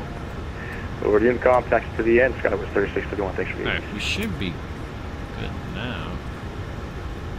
I don't know what was it doing earlier. Oh! And Evans now New Mexico 1. Nice. Look at that. The 3 different tails. Now that's sweet. That 1% 49 was real pain. Sadly, we all know that name. What do you mean, Pavlin? If it wasn't Midway for that ground, delay, Southwest you would have 101, missed the the first ATC. I'm fine with the ATC, bro. I'm fine with it. Hey, Southwest kinda glad 101, Midway ground, got that, runway ATC out of 22 left, taxi via Tango Papa Yankee. 22 left, Tango Papa Yankee for Southwest 101.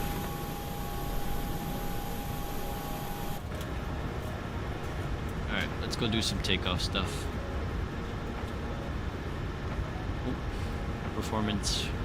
Go cop. Oh, whoopsies. Cop. I didn't even know they had landing. I forgot. Hello, ladies and gentlemen. I would love to welcome you aboard our flight. Yeah, When flap you find 3. it, Okay, we have to please change be flap sure to place 10. your larger carry-on items in the Oh, overhead really? bins and smaller items Can't do underneath flap 10? in front of you. No shot, Unless flap you're in the 15. front row, please place Nope. all of your items in the overhead bin. If you have any trouble finding a location for your carry-on items, please let a flight attendant know and we would be happy to assist you. Imagine If the flap overhead bin 25. is full after you put your carry-on inside of it, please close the bin Is it flap as a 1? courtesy Oh, to I other think it's flap passengers. 1. Once all your items are put away, please clear the Yeah, aisle okay, and sit flap down in 1. your seat to allow other Flap 1 passengers take to off find out their of here. seats as well. If you are seated Let's in go an copy emergency some numbers exit here. row, please read the Cell exit temp team responsibilities 32. in the safety card in the seat back in front of you.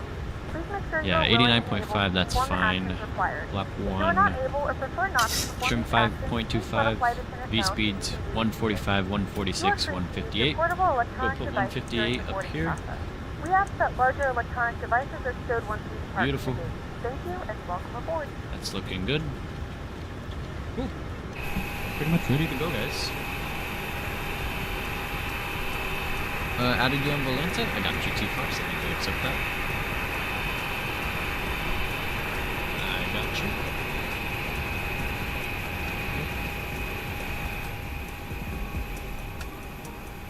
I intentionally did not mention the whole name. I meant the miracle on Hudson. Ah, I got you. Mr. Sully. Flap 5 usually. That's what the takeoff thing gave me, man. It's short runway out of Midway, so what we're gonna do is don't forget flap 25. And Southwest anytime 101 all the way to soon. the end. Oh, Feel free no to switch idea. to No idea. frequency change when I would approved. have Have to a do good day. no idea All the way when down I'd have the to end. do a flap 25 departure, man.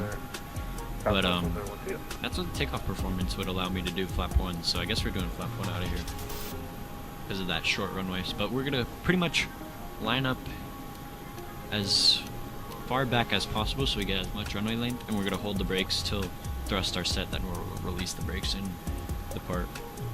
So no rolling takeoff out of Midway. Alright, so I just doom scrolled TikTok for like an hour about our biology regents, and I really do think I failed. Damn, why do? It's alright, man. You can't ace them all, man. It's alright, bro.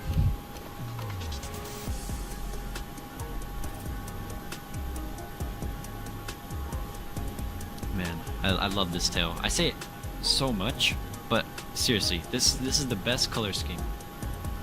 Out of Skiathos, you did a flap 25 departure? Oh, we did. We sure did. We sure did. Whisper, you see? I've flown so many flights since Skiathos that I forgot.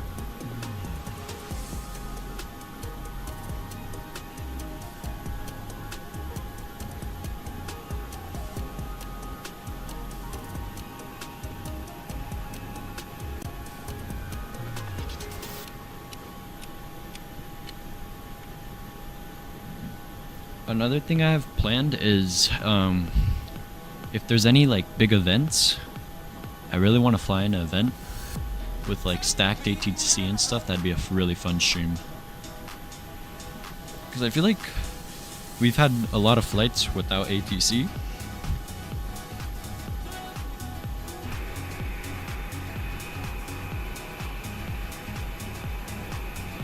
So it'd be nice to have some ATC. Like that Atlanta event was so fun. And 35.2 is what we got for CTAF when we depart, because we only got ground on at the moment. So he's just gonna give us taxi. Is Reed already pushing back?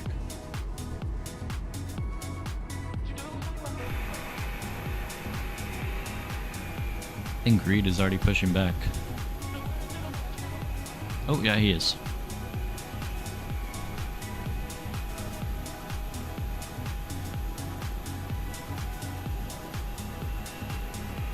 Midway ground, Southwest 3553 at San Bravo 19er. Any questions, push and start is our question confirmed. Yeah, we're almost fully boarded. Southwest 3553, Midway ground. I got can push in start my in the ramp own at your zone and discretion. push Let stoops. me Oh, know you're when good. ready to You're good, go. Reed. Assuming you don't have PSA. No, I do. I'm just saying. Alright, we're fully boarded. It'll probably push you on the Yankee. So anti-collision so be advised, coming on. aware of that. Evan, let me push. Yeah, okay, confirm. Yeah, we're just gonna try to push out to the ramp and then we'll see how it goes. Heaven, let me push first. And 3,000 on the initial.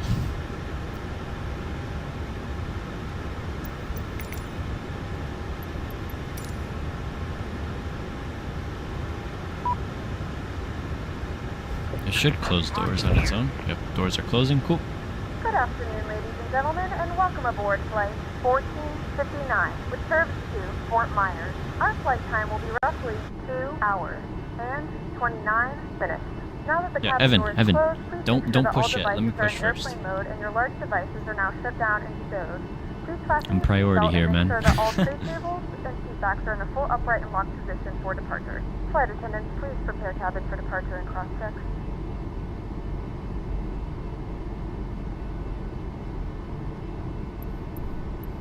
Let me do straight pushback.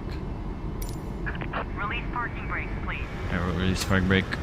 Commencing push. We'll go start the clock. Listen, all aircraft on Packs high off. frequency information. Over to Uniform is now current. motoring. Altimeter is 29903. Alright, 2903. From the lad. Oh my, Evan!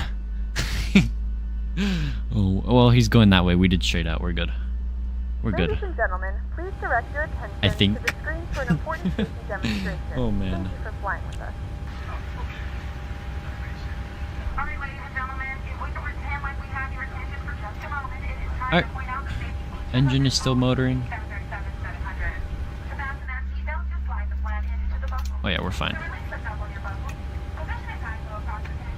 Please wear it at all times while fitted. In case you don't want our service, we have things like this. We have two coordinated doors. Oh dang, this motoring's taking long. The door to the back. Now there's signs overhead, there's lights on the floor, and most will lead you to those exits. Look at this. It's a safety information card. Yeah, you have one to the Bro, seatbelt pocket in front of you. how long we motoring for? Golly.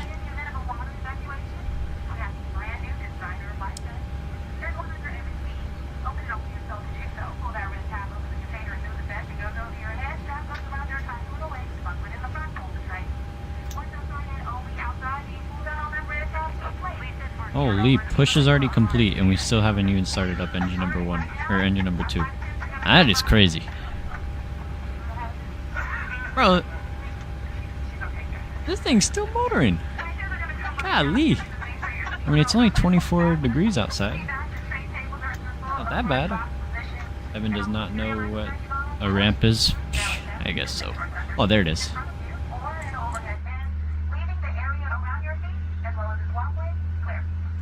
There we go. Man, that was like one of the fastest, one of the longest motoring I've had.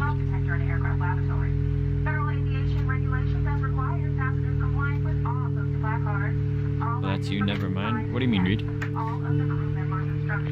I did straight out push. Yes, I maybe blew past the line, but that's not my fault. That's the ground crew. That's the ground crew.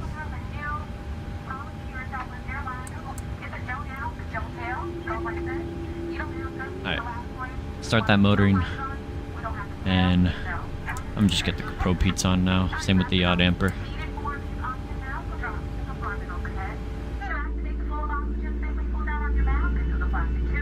Now look at Chicago over there, downtown Chicago. Reed, get your damn monster. Yeah, Reed. At that point, go get a monster. You gotta wait quite a while till we move.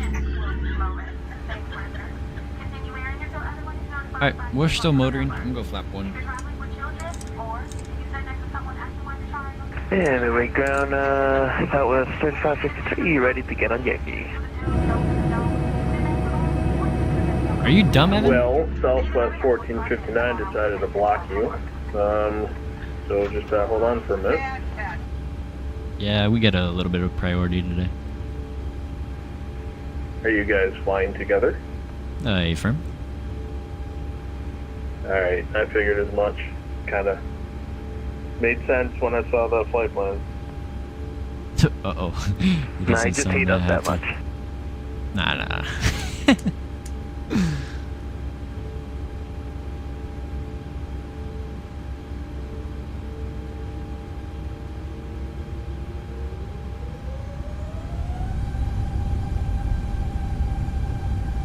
Alright, let's go. Get some... Alright, and... There we go. Now we'll fire her up. And Southwest of 1459 information uniform ready for taxi. Southwest 1459, runway 22 left, taxi via Yankee.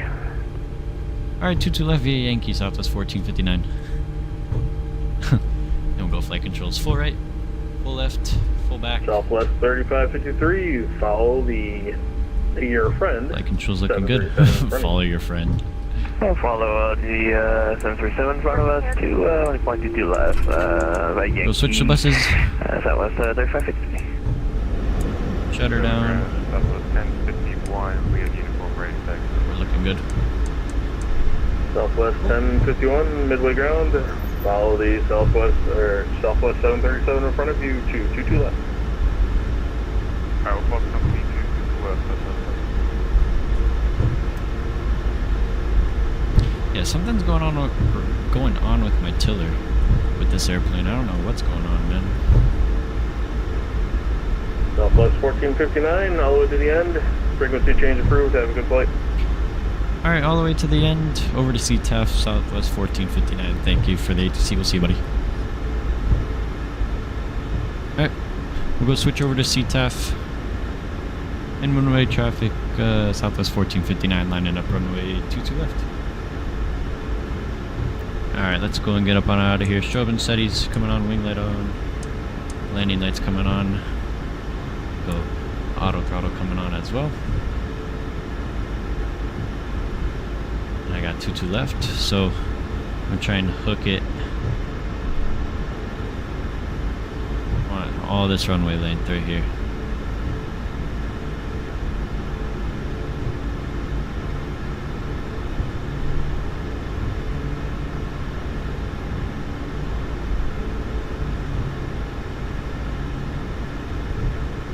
Alright, perfect. There we go.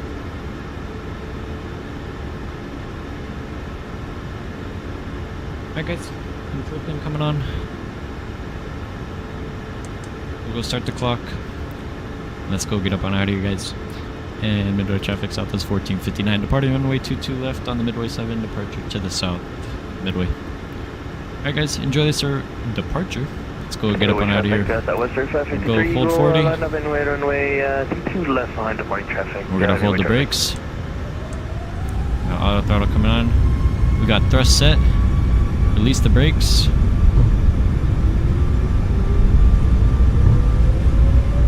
And I got airspeed alive both sides. We got 80 knots thrust hold. Dang, another crosswind. Look at this, guys. Coming up on B1. V1. Let's go flying.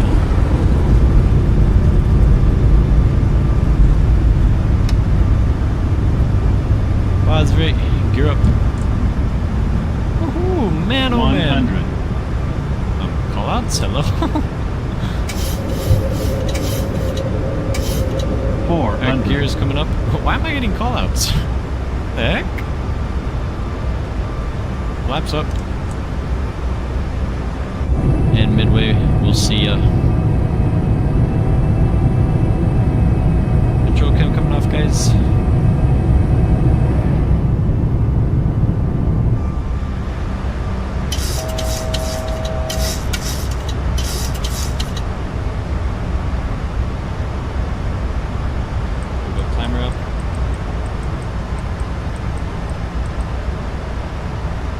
Midway traffic, southwest 1459, clear runway 22 left, last call Midway. Oh man. And Midway traffic, southwest 3553, departing runway 22 left, straight ahead, we'll see you, bye-bye. And we'll go direct to Kumski. VNav, autopilot coming on. Gotta watch out for that traffic there. Auto brake off. And we'll go switch to Unicom.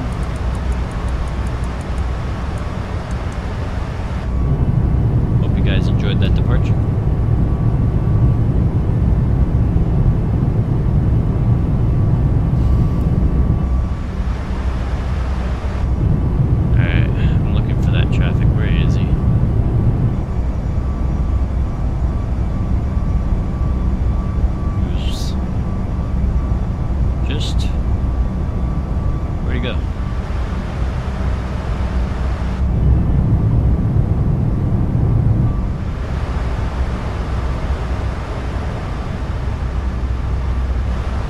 Seeing him. Should be right off our wing, just below us.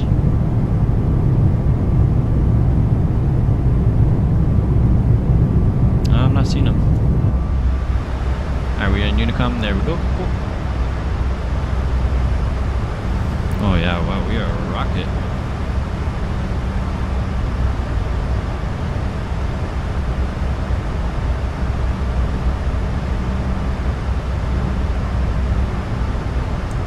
Sync back the heading.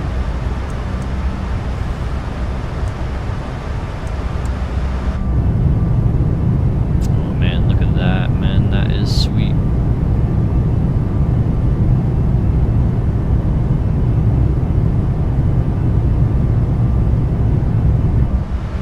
Alright, coming up 10,000, landing lights off, engine structure just the off position, wing light off. We'll go dig in the cabin. And sim sounds coming down. Go and pause that music. And we're climbing up to 380.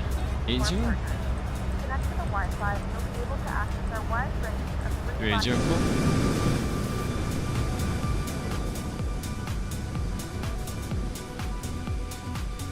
As we got Chicago in the background, we will see ya.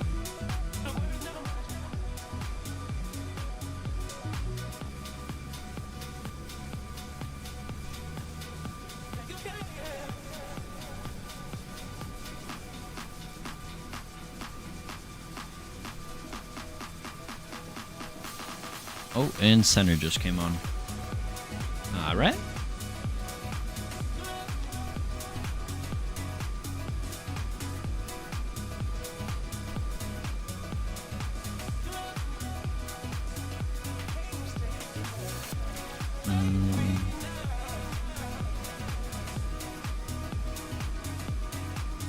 Or hasn't updated yet, but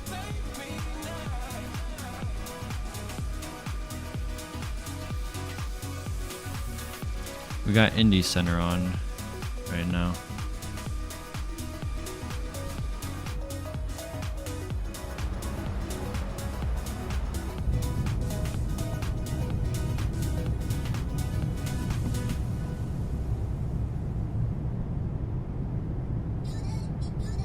Alright, Evan just departed. Same with Reed.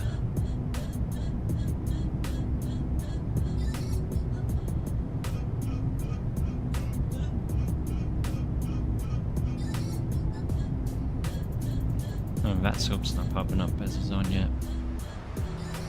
Probably still setting up.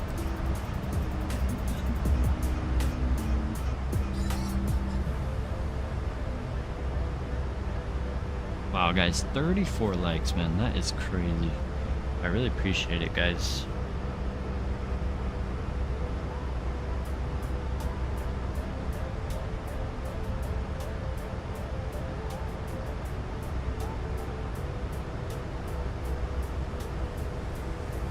Coming up on 18,000, the standard altitude on the altimeter.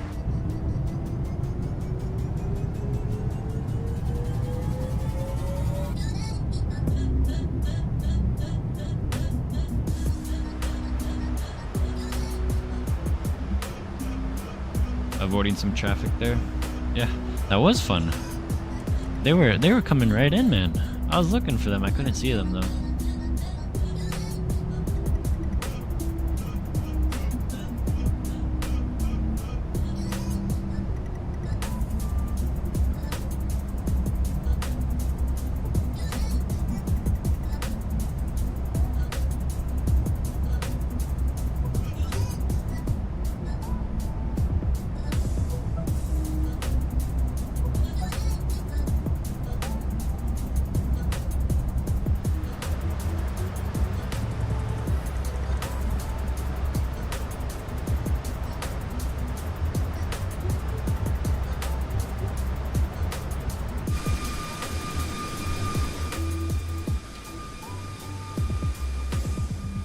Oh yeah, man.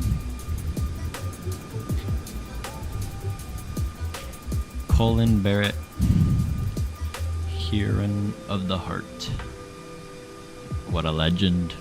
Can't read, it's what a legend. Look at that. Bro. The beacon light too? I might have to change this arrival into like a sunset. But I don't want it to be too dark because then the replay, the timing is gonna get screwed up. Do it like right at dusk so we can see these lights. Maybe. We'll see. We'll see.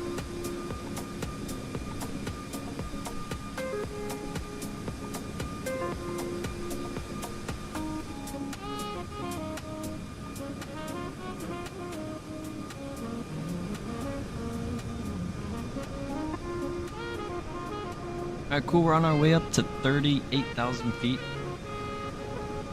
We should be Indianapolis Center in a little bit. And it's actually Steven who's controlling, and he's a streamer on Twitch.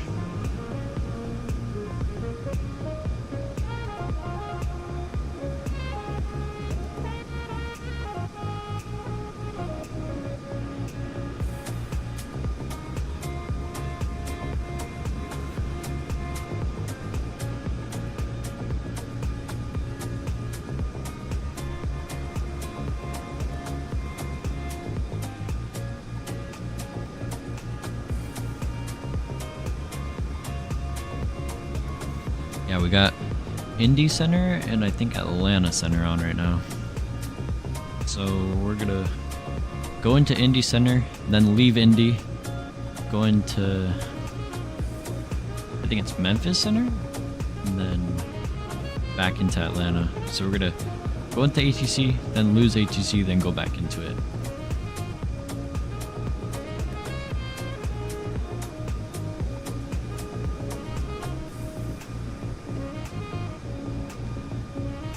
It's not welcome back, man.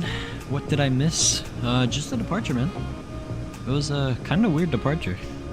It was crazy, man. We had a crosswind. Hope your workout went well, man.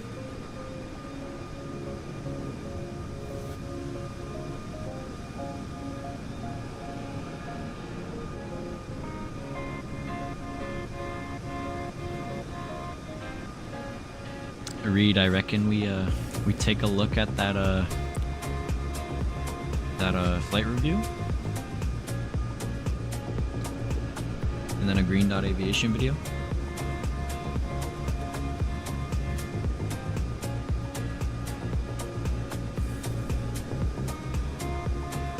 See you for now. 4:19 a.m. Need sleep. Bye for now. Enjoy your Midway approach. Was fine. Appreciate you, Pavlin, man. We'll catch you on the next one, man. Hopefully. Get yourself some rest, man. And have a good night, man. Not gonna lie, I find it crazy that people are actually this down bad enough to buy Sydney Sweeney's bathwater. Oh my. Dude, I saw that on TikTok, man. It's actually crazy. I mean, it sold out in like seconds. Like, I saw a TikTok of like a guy trying to buy it. And that thing went out in seconds, man. I'm telling you, people nowadays, so weird, bro. Oh, what's up, Henry? Welcome back, man. Dude, that, I know, crazy, right? 28.25. 28.25. Oh, 225. There we go. I agree, Snuff. I agree, bro. You know, people, I don't. What is wrong with some people? I don't know, Whisper, bro. I don't know. I'd spend my money on plane models. There you go. That's the best one, bro. And that'll last you a lifetime, bro. Like, the soap, it's gonna last you 3 days. And I used that same company's soap before. They had like a 4th of July one. I forgot what it was called. It was like Freedom Splash or something. Really good soap. But like the thing would be done in like a week. I'd spend my money. Oh, I got you. Exactly, Henry. Oh yeah, man. Like what's soap gonna get you, man? You're gonna smell good for a minute.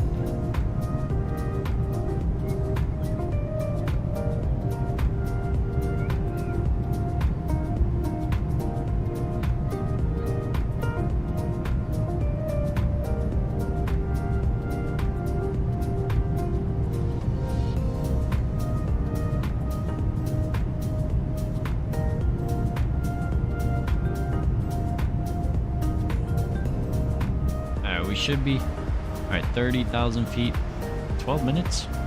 Not bad for considering our weight. Not bad. We're doing pretty good.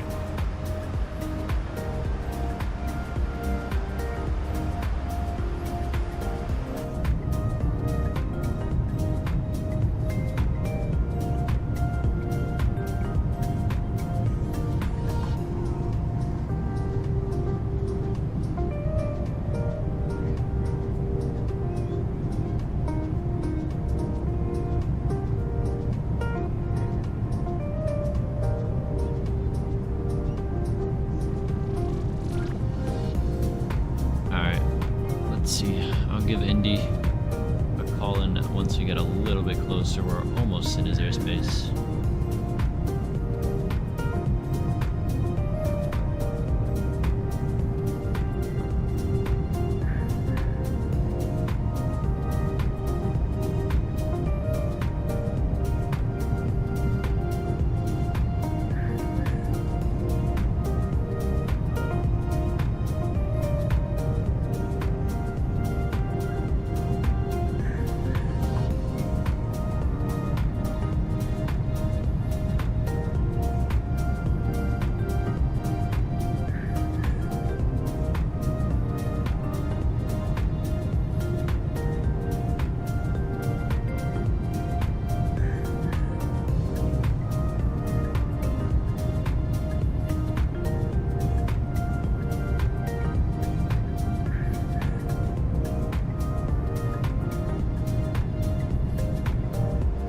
Let me switch over. 1535, contact Indy approach 124.905. Indy approach on 124.95 for Pilot Club 1535. See ya.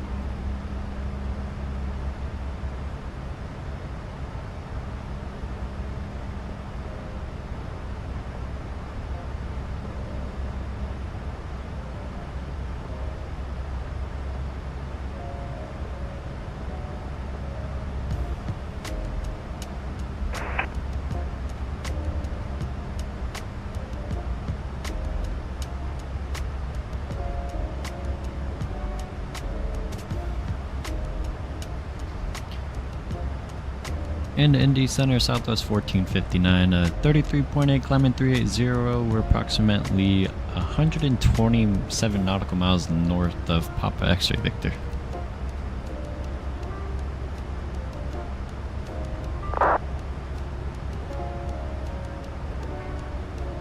Alright, calling in the center, say again. Southwest 1459, 34.3, climbing 380. 124 nautical miles south or north of Papa X-Ray Victor.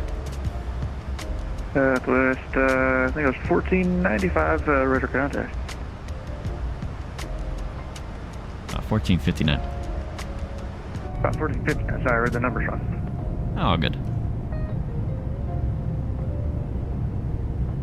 30 minutes before sunrise here, just posted a pic in IRL pics. Let me go check this out.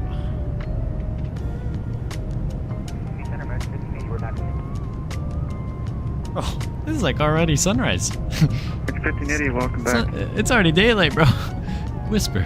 Executive 309, That's crazy. And what's the time right now? It's like 3:26 a.m. Change approved. Bro, this is crazy. Whisper, can we get a shot of the car with the view, with the lights on? That'd be sweet.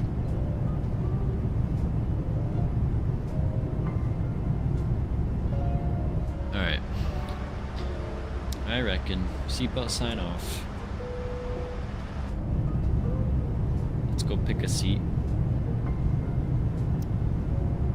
We're gonna just say we have IFE screens today. You can now get up and move around the cabin. However, we ask that you keep your seatbelt fastened when needed in case of unexpected turbulence. Come on, give me a working tray table. There we go. There we go. Alright, Reed. KMD Center, very good evening. Southwest 3555, climbing past 32,500 for flight level 380. Directing Papa X-ray Victor. Southwest 3553, accelerator contact 20 miles east of the Champaign DOR.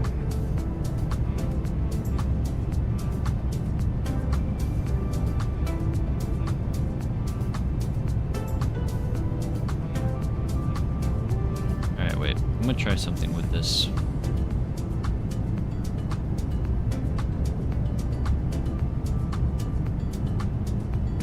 Make it a little bit bigger.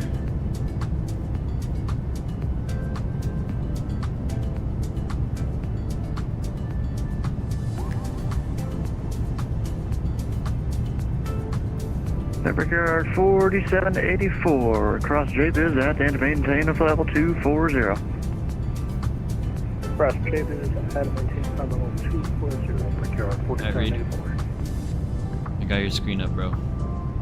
Dear passenger, we would like to inform you we have water salon from the Dallas Airport. Yo, water salon? This flight to Dallas. Thank you. G'day guys, my name is Jaden, welcome back to my channel. It's a very special day today. Do it. Alright, where's like the check-in? Here we go.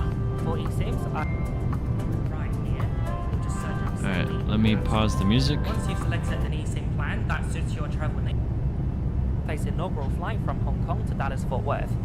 Here's a really interesting fact. 80 years ago, Cathay Pacific Airways was founded by two men. One Australian guy and also one American, and he's from Texas. His name is Roy Farrell, and today, on the 24th of April 2025, the airline that he founded is finally flying to his home state of Texas. Our aircraft today is operated by an Airbus A350-1000. Now there's no first class on board, but one World Emerald members could board first, even No before first business class. Oh, it's business class. Okay. But damn, no first class for... At Hong Kong International Airport, you board to by go to Hong yourself. Kong? Simply scan your face. You don't need to show your boarding pass or your passport. Since we're on the first flight to Dallas Fort Worth, the airline had an event at the boarding gate which I missed. As you board the aeroplane, you will receive a Dallas Fort Worth Cathay Pacific tote bag. Be real. Yo, Welcome on board I Cathay haven't used Be Real in like years. This is premium economy. Yeah, laid 3:30 out in a.m. a and posted 242 a request. configuration. Oh, Previously, I've flown appreciate you, Cathay Whisper. A350 Hold up. 1000 premium economy, as well as their newest premium economy on board 777. Check out the links in the description box for the review. Oh, and we got a video? Yes, thank you very much. Hold up. Hold up. Jaden Wong needs to wait.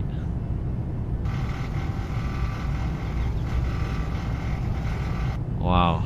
Look at that. That is sweet. That is sweet, Whisper.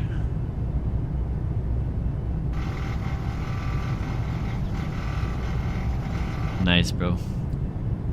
That's a nice shot right there.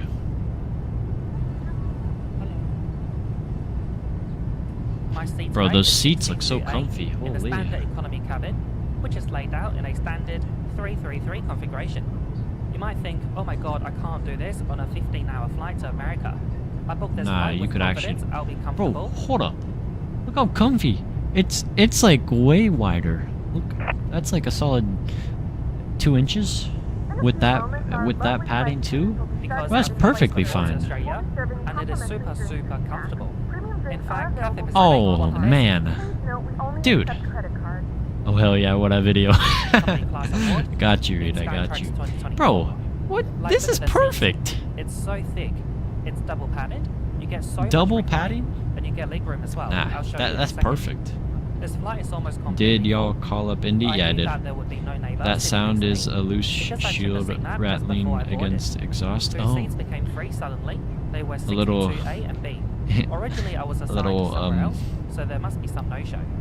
So I quickly opened up my Cathay Pacific app and changed my seat to 62A. car's a little bit So inside the tow bag earlier, getting a little there's a certificate signed by the old when it inflight gets service that manager and also the captain clinking of and this flight. cluttering sound, you know. Now please let me quickly show you the seat features. Ah, In no front of you, USB-C? A large touchscreen TV, you can adjust the angle, and you've got a USB port. That is sweet. Center on frequency. Compartment. That It's a is sweet. multi-purpose compartment. There's a cup holder and also a mobile phone holder. You can also place your iPad. Nice. So you could put. Further down, you've got this tray table. Hold up. You could put Jazz 5322, cross by half. Home Alone Maintain on of this level on the big 300. screen and iFLY Dep on the little Holder. screen. You can Perfect. also place your iPad. Further down, you've got this tray table. You can fold it in half and also move it back and forth. Miami Center, Southwest. Won't lie, This is the seat tray number. table could have been a little bit bigger, it Flight looks like. magazine and also headsets for economy class. Yeah, it's generally pilot responsibility to check into the controller, but you are radar contact. 30 miles southeast of Champaign Again, Villard. about Welcome 32 aboard. inches of leg room, pretty good. Wow, Reed, what a I've shown you pilot. the recline earlier, it's really generous. And here, a bottle of water, but the below some blank. What do you expect from almost a 22-year-old car? Hey, as long as it drives, that still works, huh? Then nothing wrong with it. Sorry for the interruption. Cabin crew, please remain door for departure and cross-check. Thank you. It's not a real Cathay Pacific flight if you don't get sorry for the interruption during the safety video. Outback 875, no traffic observed between you and the Cabot City Airport. Report flaps are a little quiet. in the air or on the ground this frequency. I hope that frequency didn't change come approved. off as cocky and rather as apologetic. And Well, thank you for my loyalty bro, with Reed, One World and you're Cathay. supposed to always call them. Excellent service of cabin crew. I'm sure that What'd Cathay you say? I didn't handpicked really hear them you. for this special inaugural flight. It's a short By the way, I taxi hope from this gate video 4 to shows runway why I 25 want to left. take this plane We're for just 16 behind hours. the 777 Bro, I would cars totally out, do it. and then it's our turn.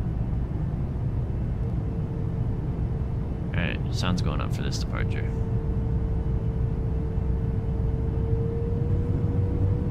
You're still live? Yep, Dreamliner, we're on our second leg now to Fort Myers, man. Holy, look at that flap shaking. Oh!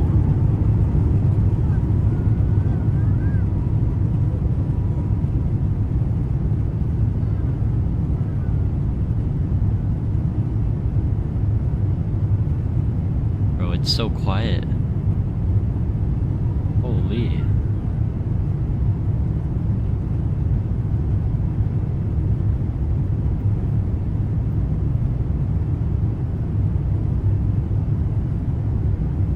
Yeah, look at that scenery in Hong Kong, man. Also, not to mention how awesome of an airport Hong Kong is. Bro, took the words right out of my mouth. Look at that, bro. Look how good those mountains look. And it just passed 50,000 miles a couple of weeks ago. Was previously owned by an old man that just drove it to and from the store. Bro, that's damn near brand new, Whisper. And Jazz 5322, contact Atlanta Center 132.907. Atlanta Center 132.907, Jazz 5222. We'll see ya.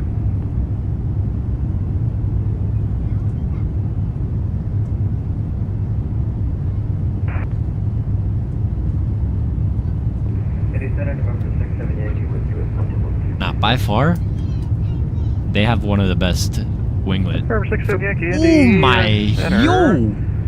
Dude, radar we have to do a contact. Hong Kong stream. 17 miles northwest of the Bowling Green VLR. Reed, what's a good two hop Cathay Pacific 8-50 1000 route? Real time, we're not on real time right now, but I might adjust the time for a little bit of a start to sunset departure arrival into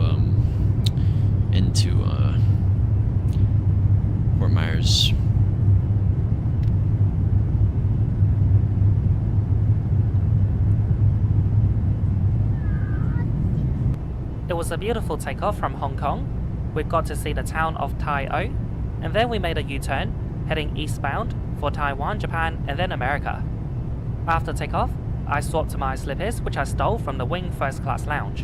When Maybe I fly Singapore, long haul, Hong Kong, especially when I'm Manila. in economy class, I Well, need I'd to wanna be do- comfortable and wear loose I want to items. do That way it's actually I want to healthier do for it your body. Hong Kong, I do want to offer my deepest apology for not showing start you in the Hong Kong cookbook and earlier. And end in also Hong between Kong. every two seats, right underneath, Oh my you've got this 104 universal Andy power socket. Center, squawk As soon as the 7210 captain mode switched Charlie. off the seatbelt sign, the crew began their service. They Their gave service. out charge and also a single leg would be Hong Kong, Sydney. we're showing 731. How long is that, Whisper? What What is that, like 7 hours? Snacks will be available throughout the flight, and breakfast will be served about Hong 2 Kong, hours Singapore, before Hong landing Kong wouldn't to be bad. Dallas-Fort Worth. But I want to save Singapore. 104, I'm assuming you're going to Actually, we could. so, We might do that, yeah. Do they do that in the A350 right. though? Taxi via Echo. Oh, that's a Golf, nice laboratory. Delta. Crosswind 35 Beta Golf, cross 2 is Bless 9 me. Delta. How long is this flight? It's not. This is like a 2-hour or 30-minute flight, man. And 35 Red Delta for Boeing 104. Plural. I'm now in my Emirates pajamas. I'll be Oh yeah, they do it in really A350. comfortable Cool, for my 15-hour cool, ride cool. to Dallas. Today we've got a very 6 to diverse 7 selection hours? of passengers It's not that in bad, economy actually. class. I noticed Do they do it to most people Auckland? wear Star Americans. 350, Cleveland Center is closed. Radar service terminated for you to change to break. Look at that. Constantly throughout the flight. Also, Reed, sorry I'm skipping through it. I'm not trying to... I'm not taking any chances of a copyright strike. Hey, rubber 67 to Yankee. Haagen-Dazs for the win. Overall, a fantastic deal. Yes, A350, another idea is Shanghai. 10 out of 10. Maybe. Do you know a guy named QFS Aviation? I think so. So people could take a rest. On board Cafe A350, Maybe. also they have less cup noodles. But Oh. for that, you need to ask the cabin crew or simply head down to That the doesn't galley look that good. By the way, the egg tarts were quite Oh, delicious. look at that. But texture-wise, That's it the was a bit view. soggy. I Oh. do commend Cafe for Alright. serving us Hong Kong style. which I really What is this? The appreciate. second On meal night, service? I So did some breakfast, coffee. I'm assuming? Additionally, we got strawberry yogurt. What is For this? the main course, we Like an egg white or an egg bite with the sausage. Psh, no idea what these are. We got some fruit, yogurt, and a bread roll. I don't know why you give a bread roll for, chicken I'd sausage, give tomato, toast, mushroom with onion, but and not finally just a potato. plain bread roll Metal with coloring strawberry as jam. usual. I mean, that's fine, For the but bread, you've got strawberry jam. Yeah, Rubber bread roll. 67 Yankee descend via the Sargo for arrival. Runway 18 he does flight left. reviews and I love his style of Altimeter vids. 3002. It was I think I've seen him before. We're Nope. now flying Alright. over the United States of America. Qatar A350 had to Oh. go to Austin. They kinda, they need to clean that up a little bit. Hours is a bit. I thought Cathay's the one who always cleans the bathrooms like every hour. Alright, let's get to this landing. So very much for watching. Hope you enjoyed today's video. Please like, comment and share. Oh my, And look at please, those. if you haven't already done so, Look at subscribe that to my condensation channel over the and click wing. the bell button next to it. Every single week I upload a new trip. Bro, ain't nobody so you don't wanna PayPaling miss you. out. You can also follow me on my other social media platforms to keep up to Fort Worth Fire Service Team for the water A 16-hour nighttime flight in that seat with music and movies. I mean, come on, dude. Doesn't sound that bad at all, man. Alright, let's see this arrival. The GOAT Jaden Wong. Oh, yeah. This is, Jaden Wong, yes, nah. Jaden Wong. There it is right there.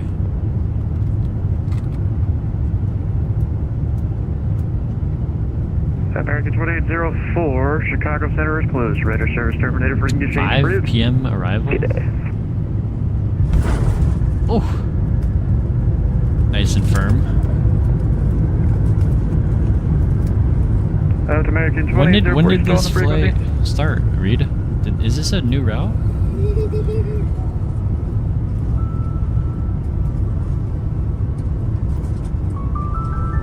Boeing 104 ready, 35 right full. Info 104, those are 320 at 6. I hear RNO music. 2 bulk runway 35 right, clear takeoff. Pretty much the taxiing. Bulk runway 35 Water right, clear salute. takeoff, Boeing 104. Nope, no music. What's your Mach, by the way? I think I'm doing 7.9, but I'm about to bump it up to what's it called? 8.1. Yeah, maybe 1-2 months old. Oh, dang, brand new. I have a question. Do you turn off strobe lights during cruising when it's daytime? No, you keep them on the entire flight until you clear the runways, man. Is that for me? No, it wasn't. We're good. Bro, 1 A350, 2 A350, 3 A350. Now that's crazy. April 24th was their inaugural? Oh, brand new.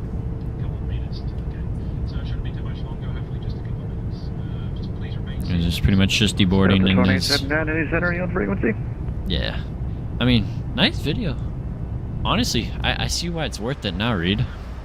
Here, let me go bumper up now. 8.1, we'll call it. Go back to our seat. I gotta find which seat it was though.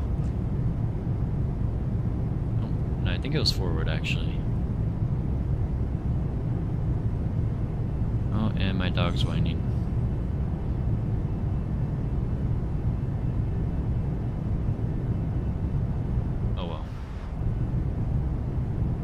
Yo, what's up, Sean? Bro, how did I not get the notification? It's alright, man. It's alright. What is up, man? Welcome to the stream. Hope you're doing well, bro. Alright, we'll just pick this seat. Oh, nope. Tray table don't work. Come on, where's my seat? Where's the seat I was just in? Oh, and that's all the way in the back. Alright, dude, it's the A350 crazy seat padding, great IFE drink holder, 104, bi-folding tray table, good legroom, doesn't get much better. It really doesn't. And how much is the price though?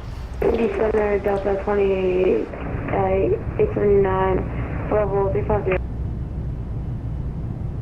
2879 Indy Center, radar contact 40 miles southwest of the Terrace. Yo, can you go outside view, Sissy Livery? I got you.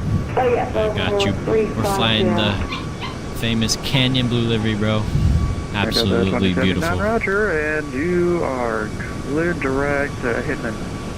Clear direct Hitman, Delta 20, back some music for you guys.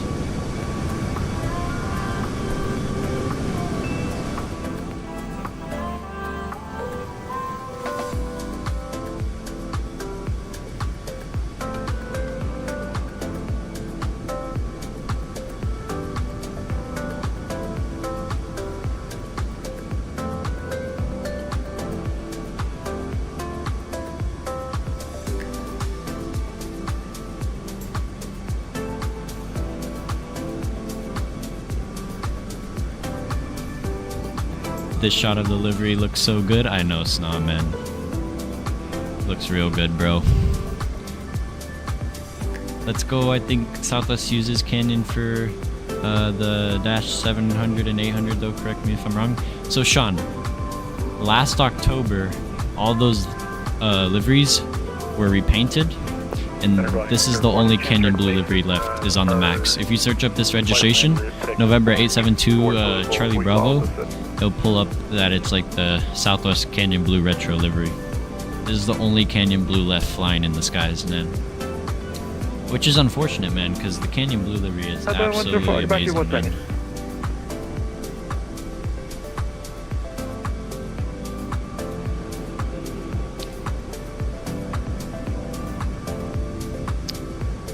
I don't know why they repainted them, man.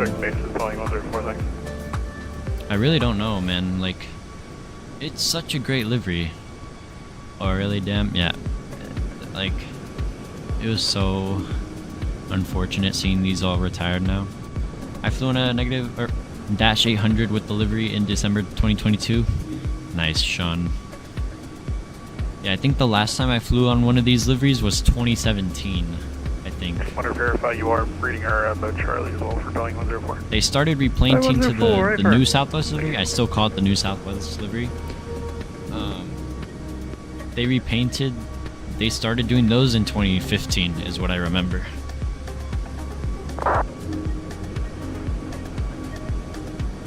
But yeah. Let me pull up our next video. Because we're going to be watching the new Green Dot video.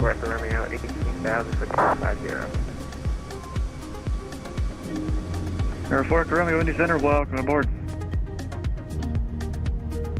So there's no more desert gold liveries of any Southwest planes. On the Max, they have that livery as well, man. They have a special livery for the Max. They have a special livery for the Max and for the Desert Gold and Canyon Blue. Alright. On Saturday, I'm flying DCA to San Fran on United Max 8. Oh, nice, Sean. That's a nice flight. Alright, guys, so we're going to be watching the new Green Dot Aviation video. Trapped inside a burning plane, Air Canada 797. He just released this 8 days ago. I wanted to show it last stream, but obviously the route was too short to show it. But here we go. Enjoy it, guys. Let's go.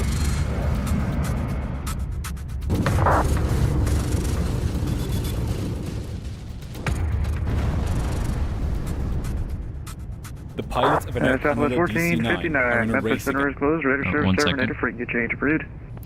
Alright, frequency change approved. Southwest 1459. Thanks for the ATC. We'll see you, buddy. Southwest 3553, Memphis Center is closed, ready to serve, terminated, frequency change Second, approved. guys. Let me just Frequency change approved, Southwest 3553, thank you there very we go. Alright, back to where we were. Another Green Dot banger? Hell yeah, Henry. Oh yeah. It's always a banger when it's Green Dot's video. And guys, make sure, if you haven't already, go show them some love with YVR Gopher as well. For them allowing me to use their content, so... The fire has taken hold on board, and with each passing second, the smoke thickens and the pilots lose critical instruments. Passengers cough and choke on the toxic fumes. Was this a second leg? Yeah, we're on the second leg right now, Sean. To land their stricken jet before it's too late, or will Ayo, the fire Miami is consume up. their chances? It's alright, Evan, it's This alright. is the story of Air Canada Flight 797.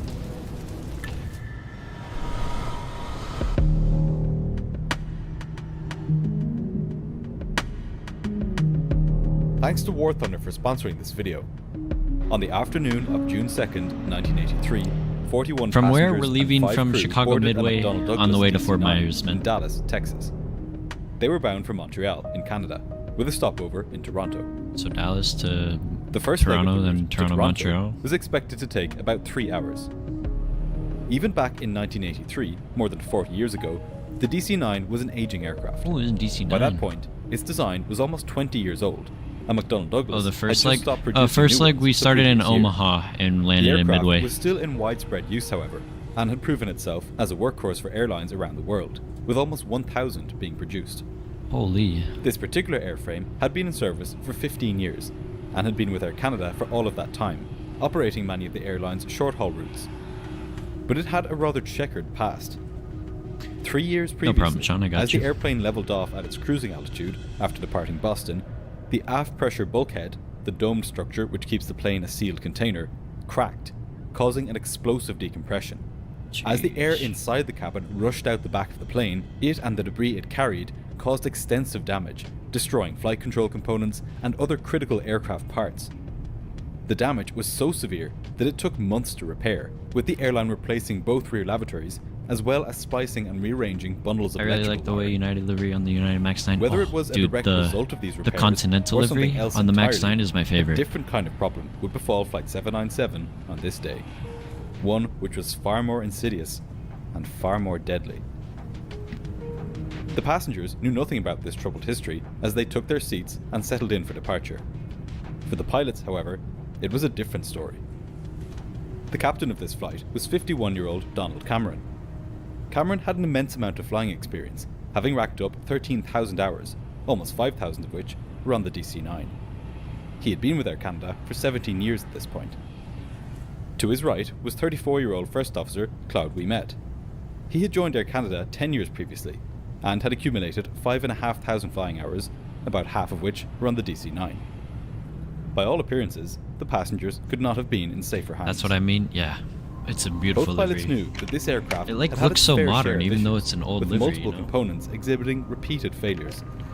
In the past year, the tech log had documented 76 entries concerning the aircraft's 2 engine-driven Ooh. generators and the auxiliary power unit generator. Not the clean bill of health that a pilot or passenger would want, ideally, but at least for this flight, things appeared to be working normally. At just after 4 o'clock that afternoon, once the aircraft was loaded and ready to go, Flight 797 was pushed back from its gate at Dallas-Fort Worth. The pilots started the plane's 2 engines and began their taxi out to the active runway. In about 3 hours, they were expecting to arrive in Toronto.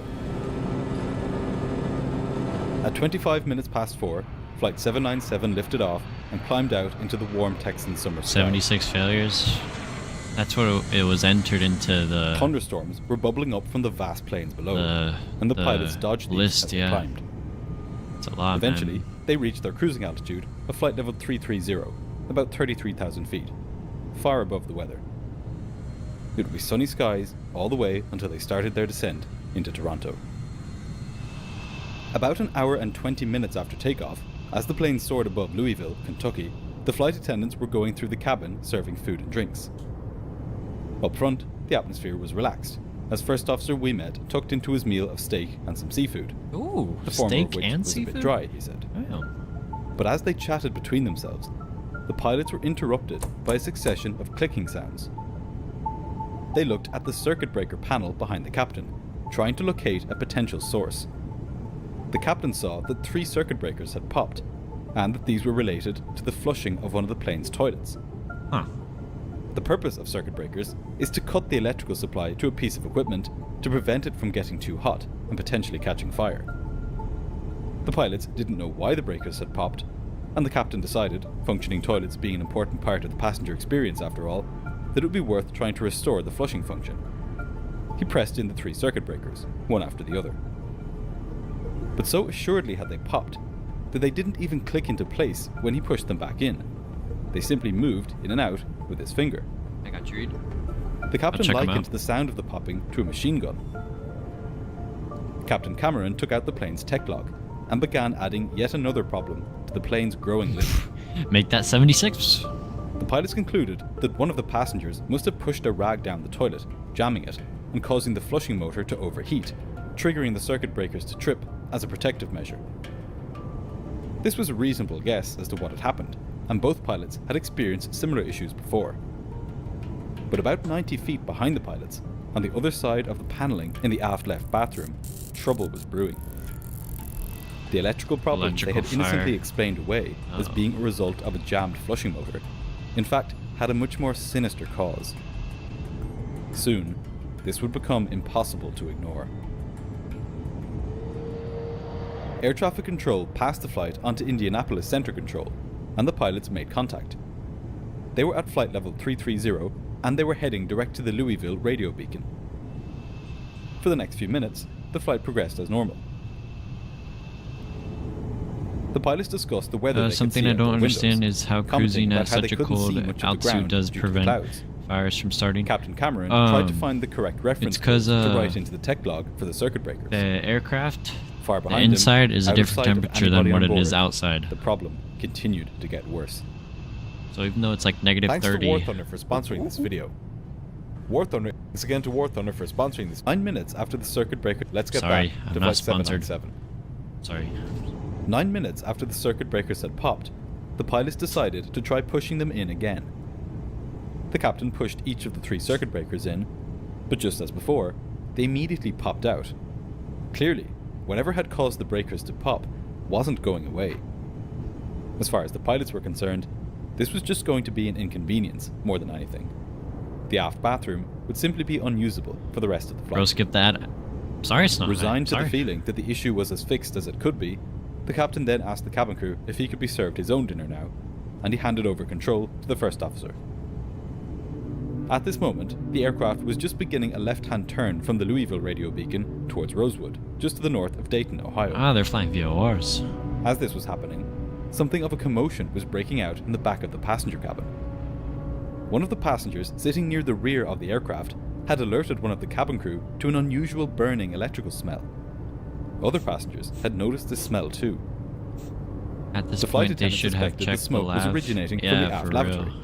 and cautiously opened the lavatory door just a crack. Her eyes met a scene of light grey smoke, thick from floor to ceiling. Ah, man. However, no flames were visible. She asked a nearby colleague to tell the senior cabin crew member, which she did, saying that there was a fire in the rear lavatory. The senior cabin crew member then told another one of the crew to tell the captain, while he, the senior cabin crew member, went back to put the fire out. He grabbed a CO2 fire extinguisher, opened the door, and saturated the bathroom with CO2. He paid particular attention to the seams between the wall and the ceiling, where the smoke was emerging from, and to the door of the waste bin, before closing the lavatory door.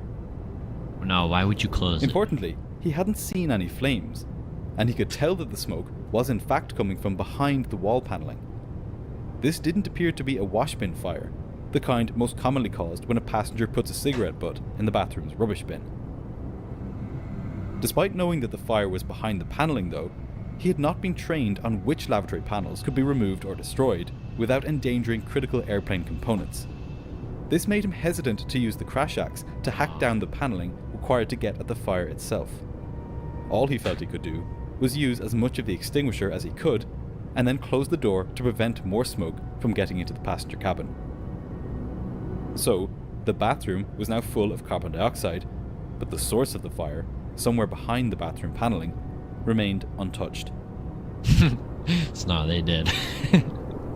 As a precaution, the cabin crew went about moving the passengers up towards the front of the aircraft and opening the air vents above the seats in an attempt to push the air towards the rear of the plane. Smart. For the pilots, the first real sign of trouble came when one of the cabin crew reached the cockpit and told them that there was a fire in the rear bathroom, and that one of their colleagues had gone to extinguish it. An in-flight fire is the worst possible emergency on an aircraft. The accident history shows that once pilots become aware of a fire, they have, on average, 17 minutes to land before the plane becomes uncontrollable. It was now 11.5 minutes since the circuit breakers had tripped.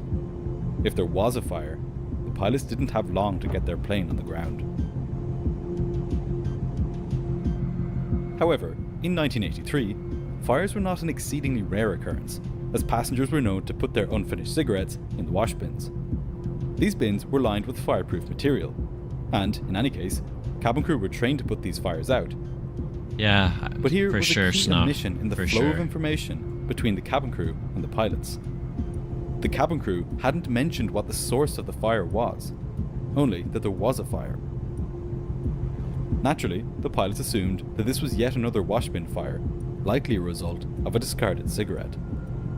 So, to confirm this suspicion, the captain sent the first officer back to investigate. As the first officer departed the cockpit, the captain put on his oxygen mask. Smart. This being 1983, the aircraft was not equipped with, nor was it required to be equipped with, self-contained breathing equipment, or a full-face smoke mask. I'm taking no chances, yeah, So, for sure. First Officer Wiemet had to do without these, as he made his way towards the smoky rear cabin. Unsurprisingly, without this equipment, Wiemet was unable to even reach the aft lavatory, due to the thick smoke that had now spread over the last 3 to 4 rows of seats. However, while his mission itself was not a success, he did get some new information while back there.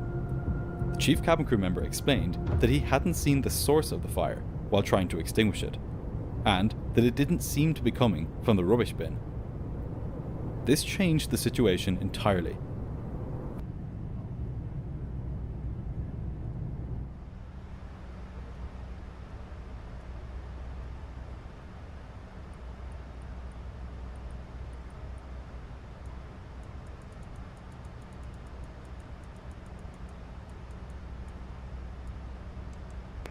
Going to change approved, yeah, we'll keep them. Yeah, November 416 Bravo Whiskey, closing up here, ready service terminated, frequency approved, have a good night. Hey, thanks for the great ATC tonight, 6 Bravo Whiskey.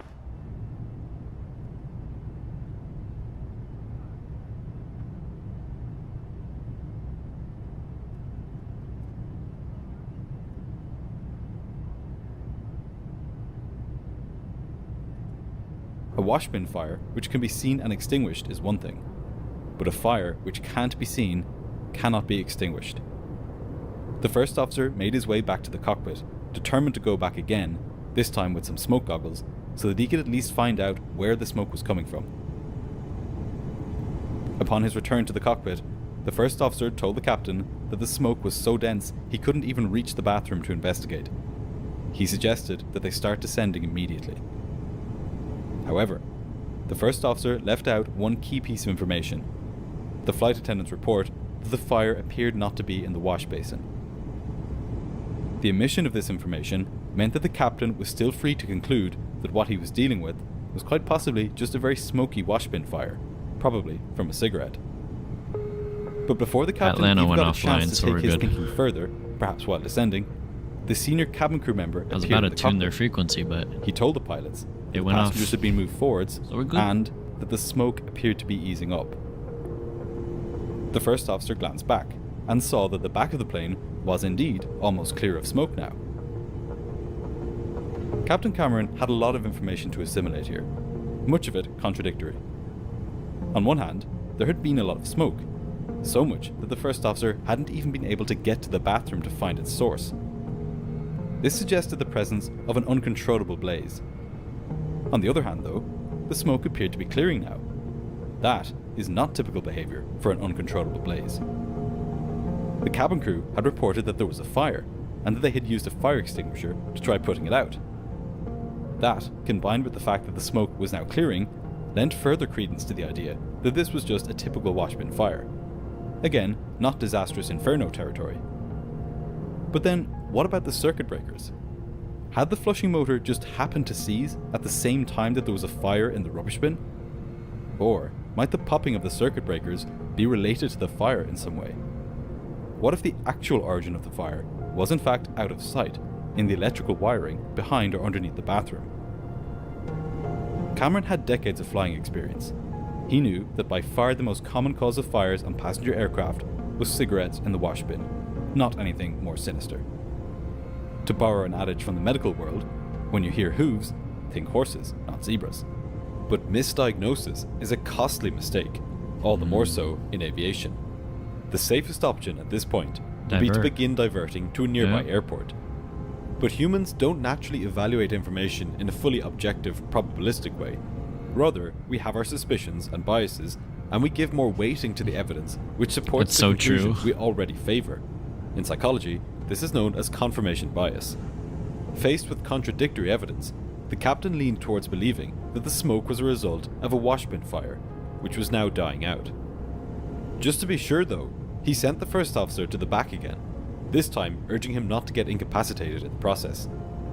Ouimet's smoke goggles were inaccessible once he'd gotten out of his seat, so Cameron gave him his own before he headed back. The aircraft remained in the cruise at flight level 330. As the first officer neared the aft lavatory, the lead cabin crew member again told the captain that the smoke was dissipating, further confirming his suspicion that there had been a washbin fire which had been successfully put out. It was true that the smoke in the cabin had thinned out, quite a bit actually. The passengers had resumed chatting as normal and ordering drinks. But what the captain didn't know, and what nobody on board knew, was that the clearing of the smoke was not a result of the fire weakening, but actually of it getting stronger. That's because, as the fire became more intense, it burned through the bathroom piping and ventilation lines, providing a new avenue through which smoke could Atlanta escape. just went offline. This lulled everyone on board into a false sense of security, at a time when the fire was in fact more intense than ever. But, on the basis of the reports from the co-pilot and cabin crew, the captain decided not to begin the descent towards an alternate airport. It was now 15 minutes since the circuit breakers had popped. When First Officer Ouimet arrived at the rear lavatory, he put on his smoke goggles and reached for the door handle. However, immediately upon touching the handle, he found that it was hot. Clearly, the fire Is had this not some been extinguished. some Home Alone? Ouimet Home Alone kept the type door thing with the closed doorknob being and told the cabin crew hot? not to open it again. Why hadn't they descended At at that this point? very Even moment, if up it in was the just a bin cockpit, fire, they the should have reality landed of the situation for sure. had just become unignorable. That's what I'm saying. Like, The master caution you light know how illuminated, important it is indicating that the if you have electrical any of systems that of the airplane's left side had such failed. as thrust idle, The start immediate rapid result descent. was that electrical components throughout the aircraft began to fail. Crucially, this included important instruments in the cockpit, like its heading indicators. Confused, the captain didn't assimilate the true implications of these failures, that there was a serious fire on board, and that it was now burning through the plane's electrical wiring. Instead of declaring a mayday and beginning an immediate descent, he told air traffic control that the plane had an electrical problem, and asked them to stand by for further information. Nah. The captain did have his reasons for thinking that the plane was experiencing mere electrical anomalies. This aircraft had had repeated electrical issues over the previous year, the write-ups for which he had seen in the plane's tech log at the outset of this very flight. But in light of the reports of smoke and fire, these new failures should have taken on a different meaning. What Flight 797 was experiencing was no ordinary electrical problem. And as the fire grew even bigger, it began burning through more of the aircraft's vital equipment. Next to go was the wiring which fed electricity to the plane's transponder, the unit that tells air traffic control where the plane is. I mean, dude, I mean, 45 seconds after Captain Cameron had told air traffic control to stand by, the flight disappeared from radar. Now. Thankfully, the controller was able to switch to an old-fashioned backup system, primary radar, there we go, which simply works on the basis of reflectance. Once he did this, he was able to see Flight 797 again, but he could only see where it was, not its altitude or any more detailed information. Up until this point, the situation on board had been calm, and the pilots had been in control. Oh, no, I'd but start from my this descent. moment onwards, with every passing minute, the flight's problems would get exponentially worse. Exponentially worse. As this was happening in the cockpit, the first officer noticed a cabin crew member gesturing for him to return to the cockpit quickly. The first officer rushed back, took his seat, and told the captain that he thought they needed to descend immediately. The captain knew from his tone that the situation was far more serious than he had thought it was. As if to back this up, the master warning light then flashed, this time accompanied by annunciator lights indicating a loss of power. I don't know, Snow. We'll have to find out, bro. Electrical buses. I never watched this, so... Now, the most important instruments in the cockpit, the two pilots' attitude indicators, began to fail. The captain told the first officer to activate the emergency power switch, which directed battery power to these instruments, allowing them to come to life again. But the plane now only had enough electrical power to supply a small number of systems. In fact, without AC power, the horizontal stabilizer at the back of the plane had stopped working. No way. Without it, all the captain now had to control the pitch of the aircraft was the elevators, the much smaller surfaces attached to the rear of the stabilizer. This meant that when he needed to point the plane up or down, he would have to exert huge amounts of force on his control column. What had started out as an exercise in problem solving and decision making had now become a test of physical stamina too. This was the stuff of nightmares. An uncontained fire on board with multiple instrument failures. For the first time since the flight began, it became clear the stakes were life and death. The captain quickly brought the throttles back to idle, pulled the speed brake handle, and began pitching the plane down into a steep descent. There you go. As he did this, Cameron declared an emergency to air traffic control, telling them that they had a fire on board and that they were descending. The controller told him that he had him on radar at 25 nautical miles from the Cincinnati airport and asked if he could make it there. 25 miles was very close. Normally, a plane requires about 100 miles to lose 33,000 feet of altitude. But this was no ordinary situation. The captain said that he could make Cincinnati, and then requested descent clearance. The controller cleared Flight 797 down to 5,000 feet. Spiral down. As the aircraft plunged into a thick layer of clouds at 25,000 feet, the atmosphere on board became increasingly toxic. With the fire raging behind the plastic fittings, acrid fumes began to enter the cabin, not just from the toilet area, but from the seams in the fuselage ceiling and the overhead bins. Passengers began conserving their breath, taking small sips of air to avoid coughing and choking on the poisonous air. The smoke was filling the cabin like a sand glass in reverse, with smoke building up at the ceiling and then getting lower and lower as the minutes ticked on. This was a far cry from the calm on board just minutes ago. The passengers were desperate for air, but the captain refused to drop the oxygen masks. Why? Doing this might not only make the fire worse, but it wouldn't help the passengers anyway, as passenger oxygen masks don't form a complete seal, meaning that the full breaths the passengers would take while wearing you them get like a little would draw bit in better smoke too, only harming their lungs oxygen. further. They had no choice but to hold on for dear life as the pilots brought the plane down. The captain was tearing through the clouds at lightning speed. He had pulled the speed brake handle all the way back, to the position it was only supposed to be at on the ground. But rather than extending fully into the airflow, the spoilers were forced back to their normal in-flight position by the sheer power of the oncoming air. Jeez. The aircraft was travelling at an indicated airspeed of 310 knots, close to its overspeed limit. My gosh. So quickly was it losing altitude that the instrument which measures this, the vertical speed indicator, had its needle pegged against the limit, showing that the plane was losing at least 6,000 feet per minute. Rose. This was a race against the clock, and still engulfed in dense clouds, the pilots were hoping that they would be able to see the ground by the time they needed to land. As the smoke worsened, the cabin crew decided they had better tell the passengers what to expect and what to do once they got on the ground. But now joining the list of failed equipment was the PA system. Neither the pilots nor the cabin crew had the ability to communicate with the passengers as a group anymore. So the cabin crew began making their way through the cabin, instructing the passengers sitting near the emergency exits on how and when to open them. Up in the cockpit, more problems began popping up, and this time they came from air traffic control. Because the controllers had to revert to ancient primary radar to see Flight 797, all the planes on their screens were simply indicated by plus signs without the usual identity information. This meant that when the Indianapolis Center controller handed Flight 797 off to the approach controller at Cincinnati, the approach controller picked the wrong target on his screen to label as Flight 797. This is important because, given that flight's position and heading, it made sense to set it up for a landing on runway 36, Cincinnati's northern runway. He also told the tower controller at Cincinnati to get the fire trucks ready for an emergency aircraft landing on runway 36. For these few minutes as they talked to the controller, the pilots had no idea that he thought they were a completely different aircraft. This confusion continued as the aircraft descended eastbound towards Cincinnati. Unbeknownst to the captain, who was busy flying the aircraft, the first officer had left the cockpit door open. His reason for this was to make it easier to communicate with the cabin crew. But now, this decision was coming back to bite them.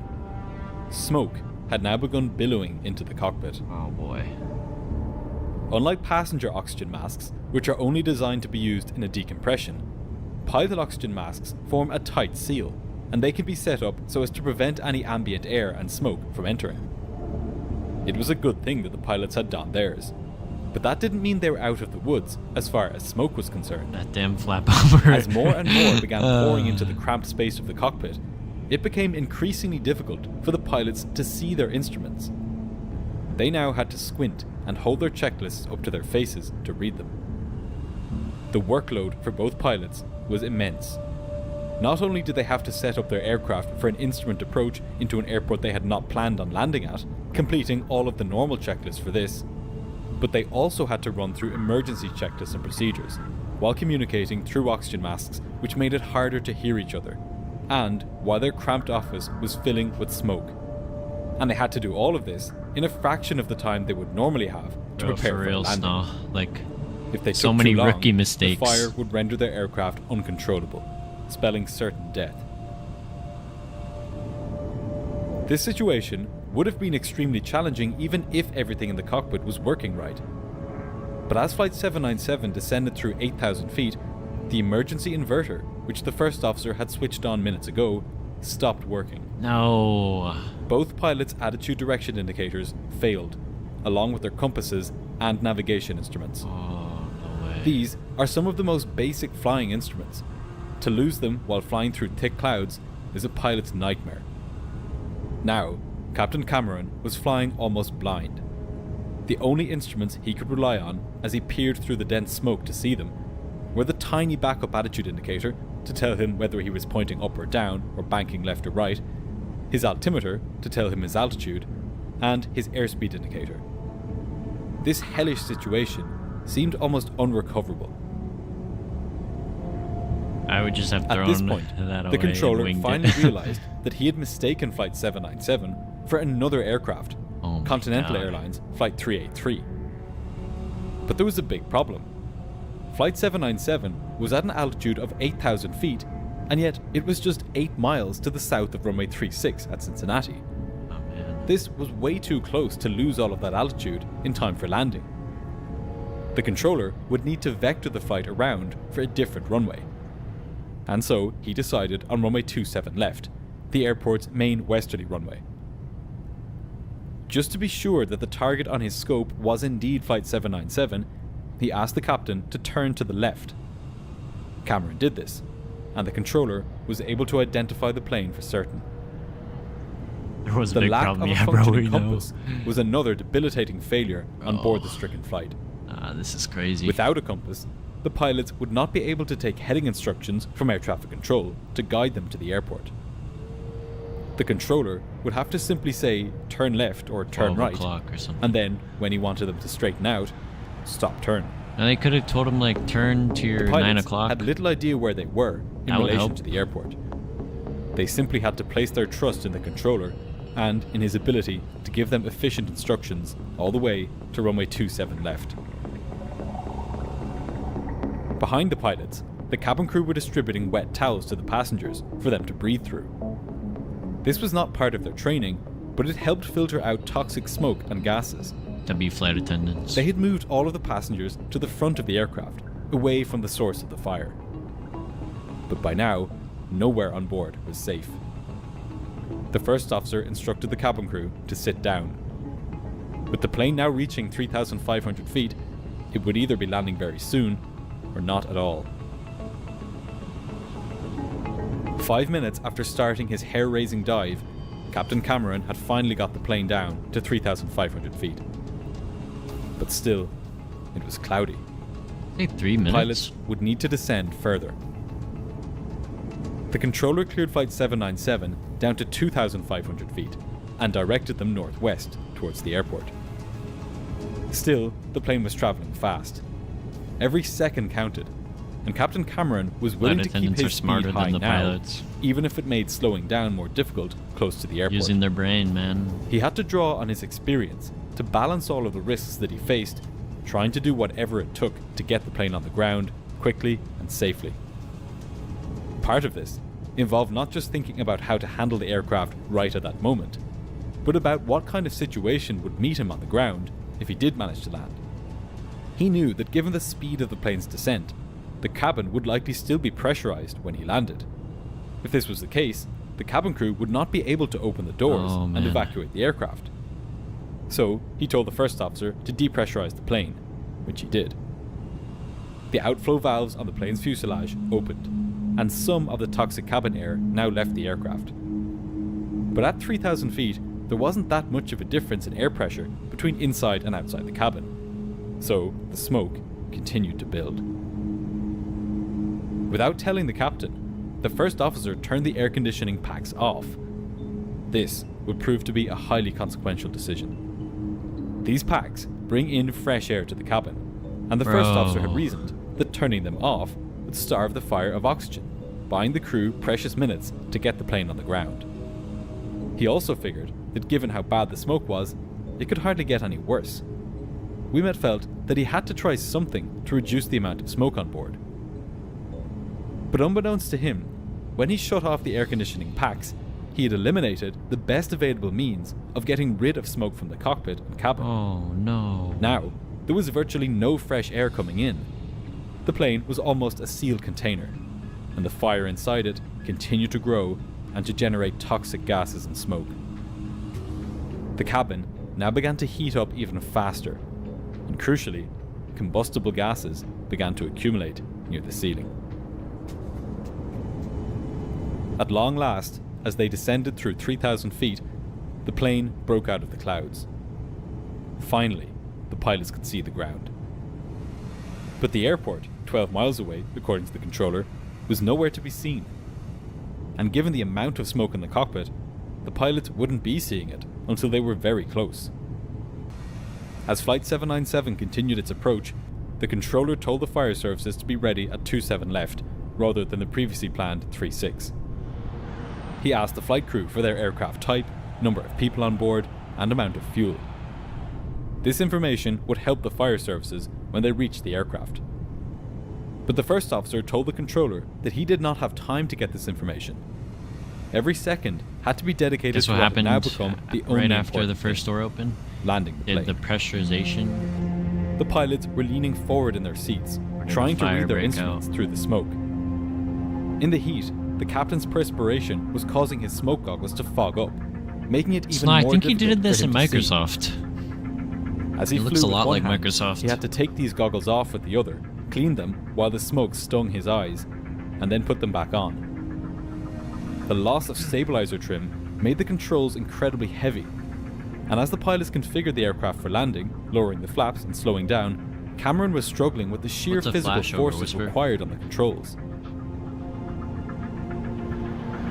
To give the pilots the best chance of seeing the runway, the controller turned the runway lights up to maximum intensity. All the way up. But still, they couldn't see it. Then, finally, with just 2 miles to go, the runway came into view. You're down. The captain dropped the gear and extended the flaps further. He knew that he would only have one attempt at landing. They make this. Without functioning engine instruments, Cameron had to fly the aircraft fully based on feel, which itself was hard to do given how heavy the controls had now become. He knew that as long as he put the throttle levers at a setting that gave him a normal approach speed of 140 knots, he would be able to land. In the back, passengers were coughing and choking. The air in the cabin was hot, dense, and filled with smoke. It was a sickening feeling, hearing the engines spool up and down as the captain adjusted the throttles and maneuvered the plane to keep it coming down towards the runway. Oh, man. It was now so smoky inside the cabin that the cabin crew were not even able to look outside to estimate how long the plane had until landing. The first officer got the evacuation checklists ready. As soon as the plane stopped, they would get everybody off. In a desperate bid to clear the smoke, the first officer opened the side window. Howling wind blasted through the cockpit at over 250 kilometers per hour, unleashing chaos and making it impossible for the pilots to hear anything.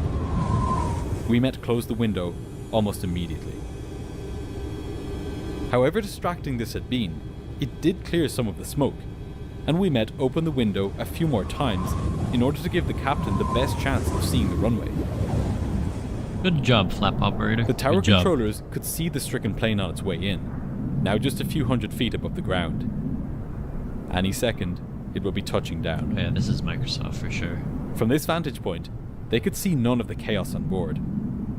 But this wouldn't last long.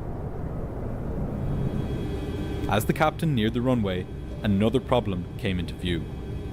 How would the aircraft behave once it landed? Would it go off the side of the runway? What if the brake lines and thrust reversers were affected too? Would it even be able to stop on the runway? The cabin crew had gone through the aisle, briefing the passengers on how to adopt the brace position. As he fought to keep the plane coming down, Cameron was hoping that this wouldn't be needed. He would do everything he could to stop the aircraft as quickly as possible and get the passengers off. The build-up of combustible gases on board meant that a flash fire could erupt at any moment, igniting all of the air inside the cabin and spelling disaster before anybody even had a chance to escape. Finally, the DC-9 pushed over the runway threshold. The main wheels touched down, and the captain stood on the brakes and extended the spoilers fully. But the plane was barely slowing down. It had lost its anti-skid system, and the wheels now locked. Screeching along the concrete, the four main tires burst. Then, finally, Flight 797 skidded to a halt. The pilots immediately began carrying out the emergency engine shutdown checklist, while the cabin crew sprung into action, opening the doors and shouting for the passengers to come towards the exits. Fire crews raced towards the plane, while smoke now poured out of its open exits. Once the checklists were complete, Cameron and Ouimet went back into the cabin to aid with the evacuation effort. But they only made it a few steps into the cabin before they were driven back by smoke and heat. They headed back to the cockpit and opened their windows to escape. The first officer made it out, but the captain, so exhausted by his efforts to bring the plane into land and overcome by toxic smoke, lay slumped in his seat. Ouimet directed firefighters to spray his cockpit window with foam, which brought him to, and was enough to allow him to escape the burning plane through his own window. It was now 90 seconds since the evacuation had begun, and the smoke and heat had become unbearable. Barely 90 seconds after landing, 18 passengers and 5 crew members had left the airplane. Then, without warning, the cabin interior suddenly erupted into flames. Jeez. Everything and everyone in its path was incinerated. Damn. 23 passengers immediately perished in the fire, most of whom were found between the midpoint of the aircraft and the cockpit. Hold up. Jacksonville Center. 1 second, guys. 35925.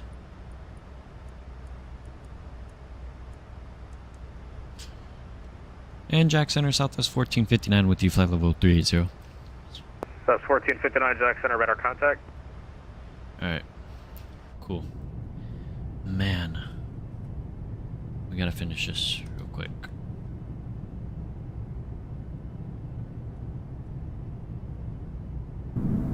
In the thick smoke, they had simply not been able to find an exit. No. As investigators began examining the burnt-out hull of the aircraft, they quickly discovered that the fire had not started in the onboard rubbish bin. Having discounted the most obvious ignition source, investigators then concentrated on the wiring looms that had been spliced together after the previous incident when the rear bulkhead had blown. However, they found no evidence of arcing or short-circuiting there. A breakthrough came when they listened to the cockpit voice recorder. A few seconds before the 3 circuit breakers popped, they heard electrical arcing. The investigators then focused their attention on a cable below the washroom floor. It appeared that insulation had rubbed off 2 wires, allowing them to rub together and create a short circuit. As promising a lead as this was, though, there was, unfortunately, no way of knowing for sure if these cables were ultimately responsible for the fire. What was established, though, was that the fire took hold behind the washroom walls, and that it had then spread between the outer fuselage and the inner walls of the cabin. Once the doors were open for the evacuation, this allowed an unlimited amount of oxygen to enter the aircraft, which directly fed the fire. But now that they knew the cause, how could investigators make sure that an accident like this would never happen again? For one thing, they recommended that washrooms must be fitted with smoke detectors. A rather obvious suggestion, but one which was not the law when this accident happened. They also recommended that floor-level lighting be installed in the aisles, which shows passengers the way to the plane's exits. But he's using the iFLY. If this had been in place on Flight 797, many more passengers would have been able to find their way out of the smoke-filled plane. And finally, the training around how smoke and fire are dealt with on board has changed dramatically since this accident. Now, pilots are trained to begin an emergency descent at the first sign of smoke or fire. There you go. All diagnosing about location and severity can be done on the way down. These precious few minutes may have made a crucial difference on board Flight 797. And I feel like another thing These is changes, if he along didn't with turn many off the others packs outlined too, in the accident's final report, he should have have kept them on. dramatically improved flight safety today. But that doesn't mean that in-flight fires are a thing of the past. Check out my video here of another more recent accident involving a fire which took hold on a Swiss Air flight shortly after it took off from New York. No. Play War Thunder for free using my links in the pinned comment and video Jack What a video. 1042, 4400 direct depot. What a video. Holy. Level 1042 Jack Center, climb and maintain flight level 320. One thing I will say, Level 320, Delta 1042. wouldn't if they left one door open, because they opened both doors on the evacuation. Maybe if they opened one door, but at the same time they didn't know that would happen. Man. But you would think they'd evacuate way quicker. Like, I forgot how fast the A350 Japan Airlines, how fast I think they were fully evacuated in less than 90 seconds. And they had like 300 passengers, so I don't know why they only got 18 passengers and the 2 crew or whatever out in 90 seconds. That's way too long. Damn, I didn't think I was going to watch the whole video, but I did. That was a great video. I mean, Green Dot killed it, man, but that sucks, man. So 2085, welcome to Savannah, Taxi, Echo Foxtrot. Didn't matter how many doors were open. Yeah, I got Echo you. Whisper. Foxtrot to ramp, 2085. But wouldn't like the packs kind of help if they're still on, because it's still sending that fresh air, so it's still somewhat giving that oxygen, but not as much.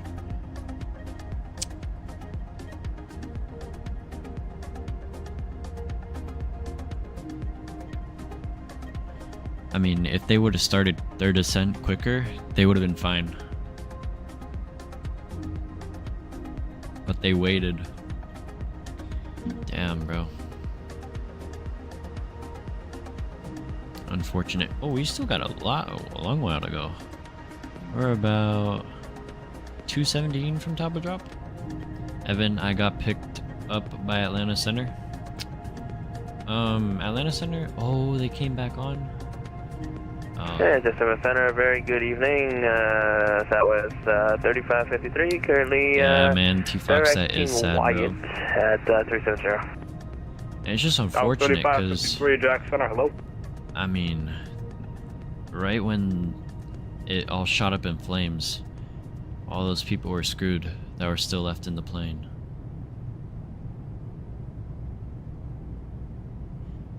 Oh, we got some pictures in the Discord. Pause rate. Got a new fishing setup. Okay, okay. Nice. Oh, Sea-Doo Spark. What do you got? The Sea-Doo Spark right there. I think Evan sent a screenshot. Oh. Oh yeah.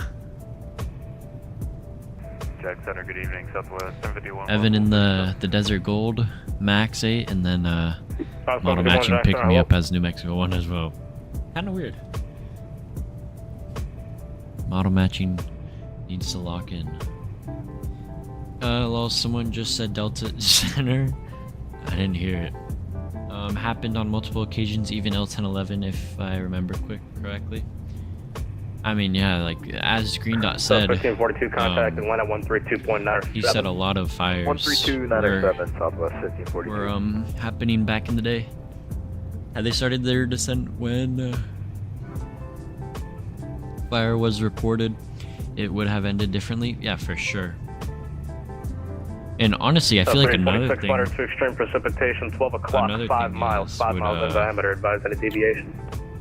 If ATC didn't pick the wrong aircraft, that might have saved them too. Because they had to switch their approach to runway 27.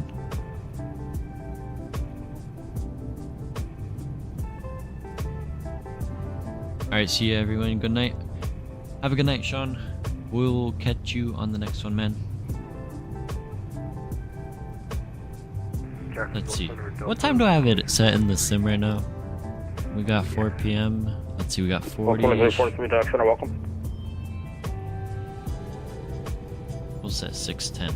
I want to see if we could get a sunset arrival. 59 miles from Pensy, cross Pensy at 4,000. Oh wait, when is next stream?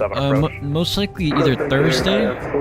Most likely Thursday, and then we'll probably also be streaming on golly, that guy's loud. We'll most likely also be streaming on on Friday as well, if all goes well.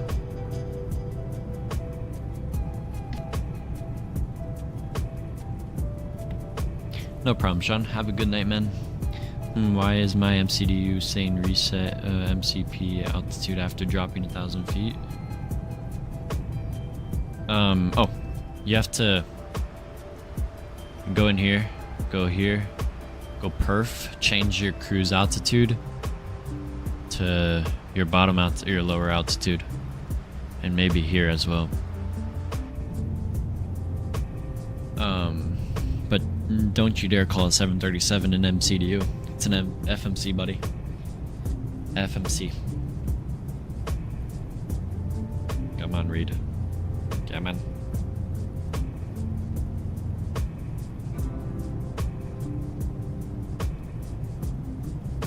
Oh, no way. Jetstar Asia to shut down and end all flights. Really? Oh, Friday. Also, Friday is the DC. What is that? DC Center event for 4th of July prep. Huh. You see, Friday, I wanted to do Newark to Madeira. We'll see. We'll see. It says Qantas has announced that it will be shutting down Jetstar Asia, Singapore-based low-cost airline founded in 2004. The airline currently operates short-haul flights across Asia and Singapore using a fleet of 320s. cease operation July 31st, 2025, following the closure of all of its 13 Airbus 320 aircraft will be redeployed to Australia and New Zealand. The shutdown will affect 16 intra-Asia routes.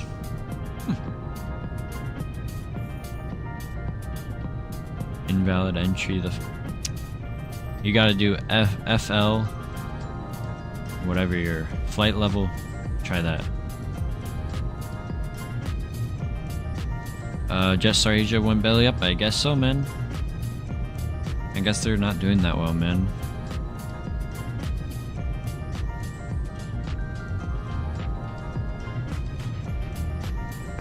Jack Center, Delta 1150 Heavy at 140.40 now.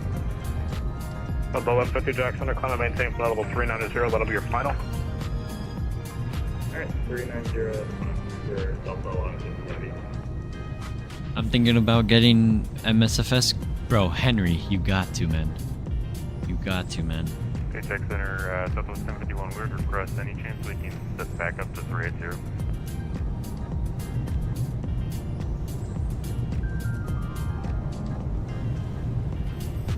South 751, that's going to be unable. Southwest 1459, descend and maintain flight level 370. Alright, down to 370 Southwest 1459. Alright.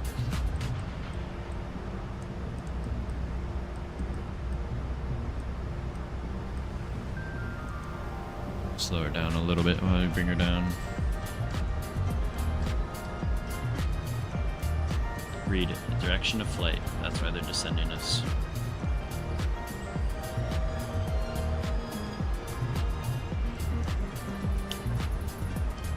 I will get it soon, hopefully in a couple months. Hopefully, Henry, man. Join the dark side. We may or may not have cookies.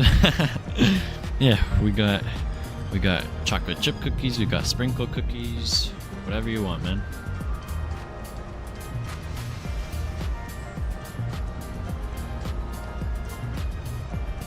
Alright, so we're about 160-ish from top of drop.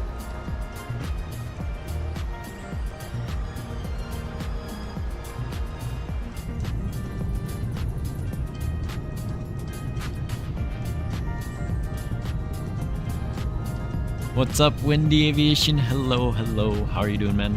Welcome, welcome. Alright, cool. 370. Go back up to 81.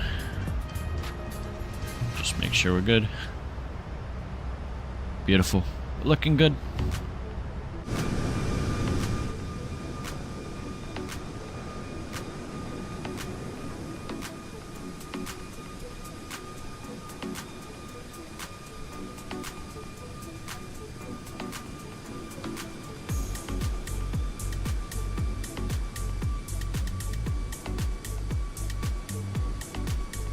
Like, even in the daytime, this beacon is so bright. 1459 cross auger at flight level 27. Actually, come on. You said auger? Yeah, auger right there. Southwest 1459 cross auger at flight level 270.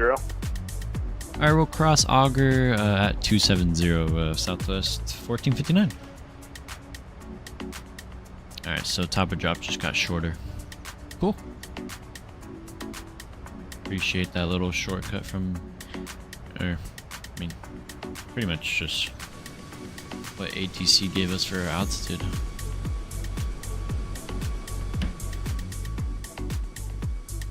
Alright, one sec, guys. Gotta go run to the lavatory. I'll be back.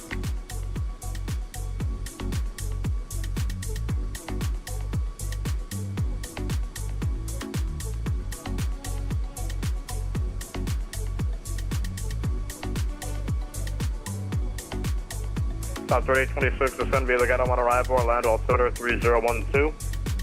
Descend via Get Out 1, copy altimeter 3826.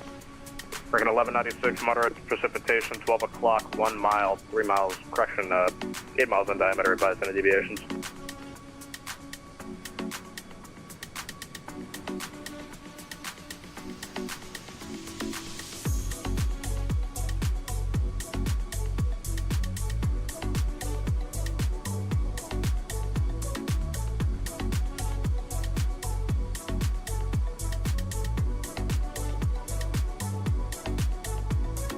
That was 1459, sign Mach number.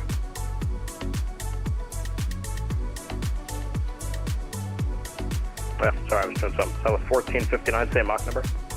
Doing Mach 81, Southwest 1459. That's 1459, maintain Mach 81 or, correction, maintain Mach 80 or greater. 80 or greater, 1459. That was 4553, same Mach number. About to say, bro, don't you Currently dare slow me airplane down. 88, so close to 81. 88? Huh? That's 4553, maintain Mach 81. We're trying to maintain 81, 3553. That was 1051, same Mach number. 76. That was 3553, cross auger, flight level 270. Says for 1051, we'll cross auger at 270. Alright, Miami Center's on 32.2. 3553. Go ahead for 3553. So 3553, cross auger, flight level 270. Cross auger 270, that's how it's 3553. That was 1051, cross auger, flight level 270. What's going on with my tiller? Cross auger 270, Keeps glitching out, man. Alright, we're about 80 from top of drop. We'll start planning for it. Alright, so into Fort Myers. Oof. Temperature 24, dew point 23, 3007 on the 109 altimeter. Jack Center, welcome. American 1196, descend via the Get Out 1 arrival, Orlando altimeter 3012. We're gonna do auto break 3. Via the Get Out 1, American 1196.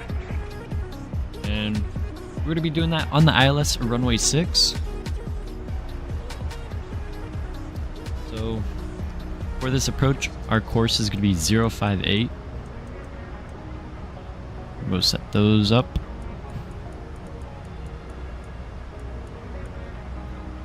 And then we'll go ILS. ILS frequency is going to be 1115. We got 1115 over here as well. Beautiful, those are set. We'll go hop down here. We'll go fix a runway 06. We'll go /5 /10. There we go.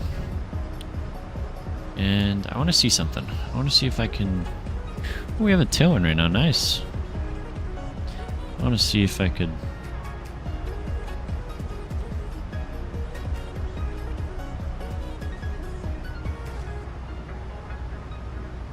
Delta 1150, monitor extreme precipitation, 12 o'clock. Looks like you're in it right now. Spend 10 Oh, miles here we north. go. Advise any deviation.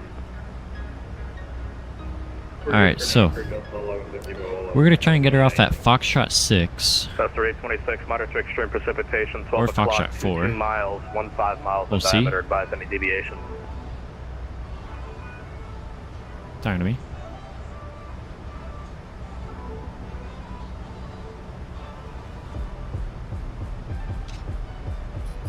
And let's see.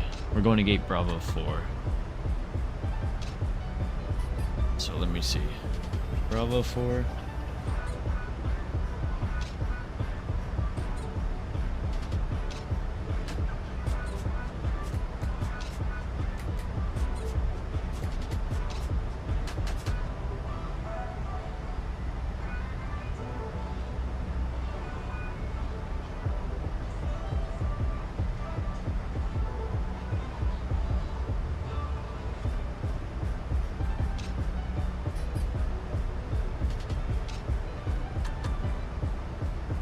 Yeah, if we can, we'll get Foxtrot 4 or Foxtrot 6. 3553, maintain Mach 79.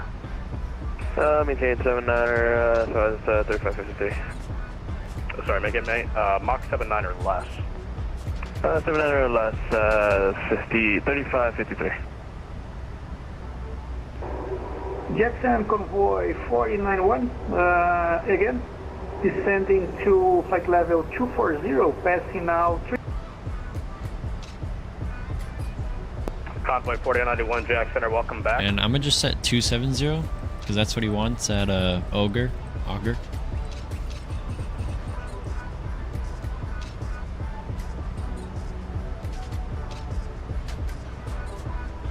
Yeah, we're looking good.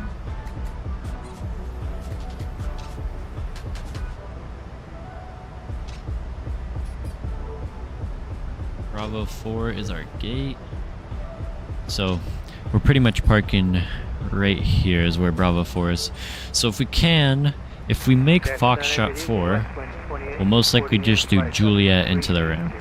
And if we get Foxtrot 6, we'll probably get Foxtrot Lima Golf 5 into the ramp. So we're gonna aim for Foxtrot 4.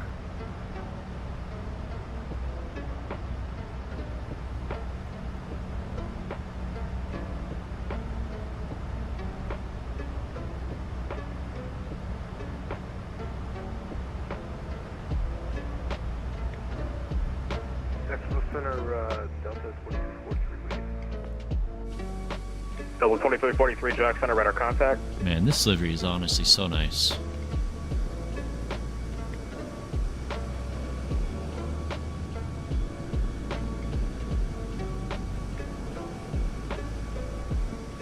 It is 1215, runway Colors right 17, now clear to land. look so good. Only wants to be good land, American people.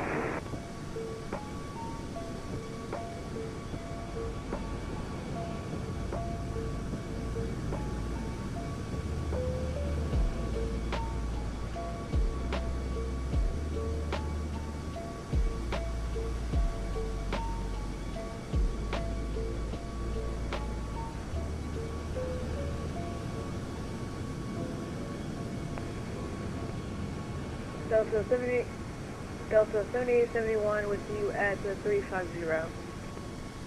Double 7871 Jack Center, welcome.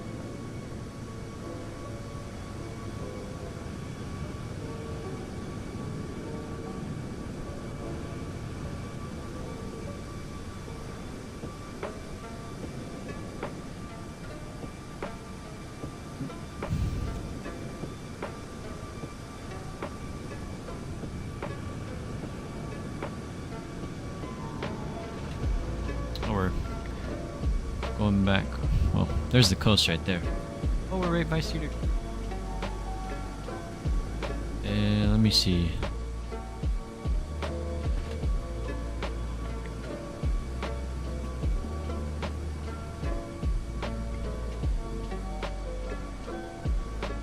Wait, let me see if I can see Cedar Key from the window. Let's see. I think that's it right there. It's a little airport.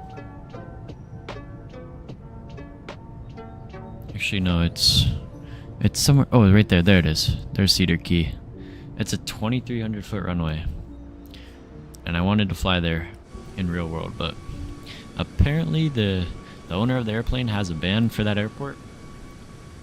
That you're not allowed to fly into there. Convoy 4091 to set up house discretion, maintain 11,000.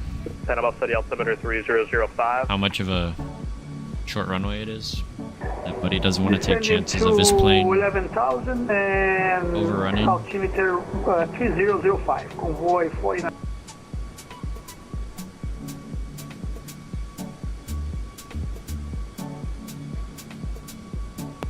American 1196, area of extreme to moderate precipitation 1 to 9 o'clock at about 1.8 miles, 1.5 miles in diameter. Advise any deviation.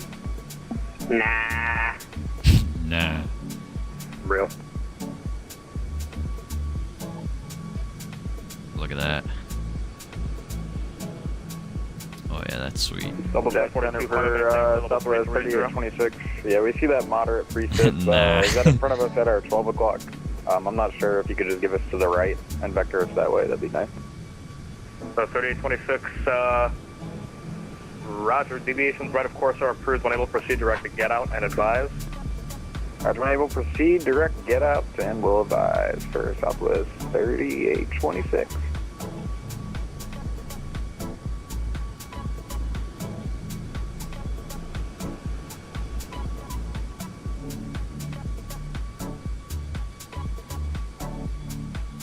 Yeah, there's all the moderate precipitation over there. Delta 1042, claim and maintain flight level 330. Believe it or not, just east of us over there, that's probably some of the weather that caused the power to flicker earlier. So yeah, you could thank those storms over there.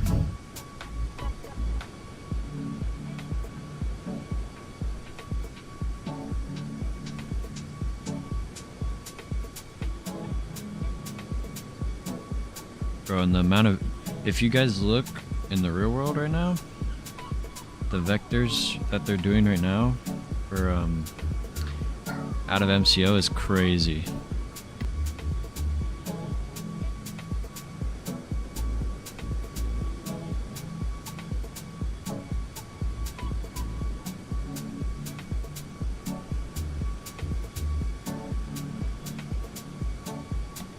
Is Evan flying there?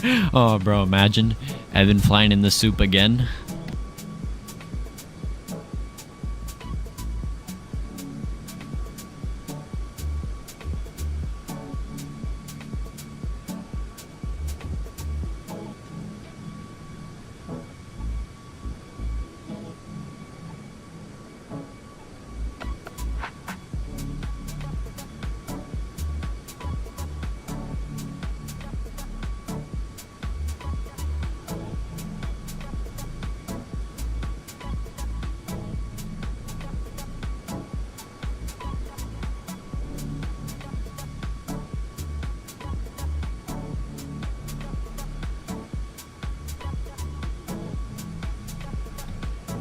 Alright, we should be almost on our descent. Oh, contact Miami Center 132.2. alright, 32 Southwest 1459. Appreciate the ATC. We'll see you, buddy. See you. Oh, he gave us a see you. What a guy. What a legend. And Miami Center, Southwest 1459 is just at top of drop on the Tiny 3. Southwest 1459 Miami Center, hello, welcome.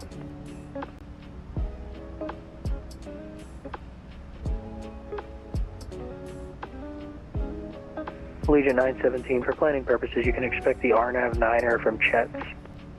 RNAV 9 for Chet's for Legion 917, thank you.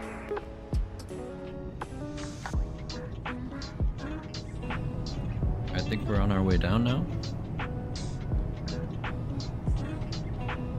Look at that wing flex.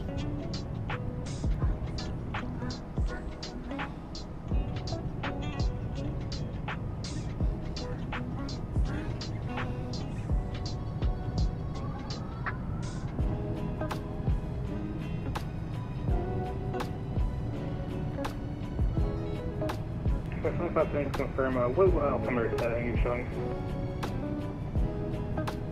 Last aircraft calling, say the call sign again, please. November 305 confidence. Confirm what altimeter setting you're showing. The Boca altimeter is 3010. Alright, that's fine. Thank you. Yep.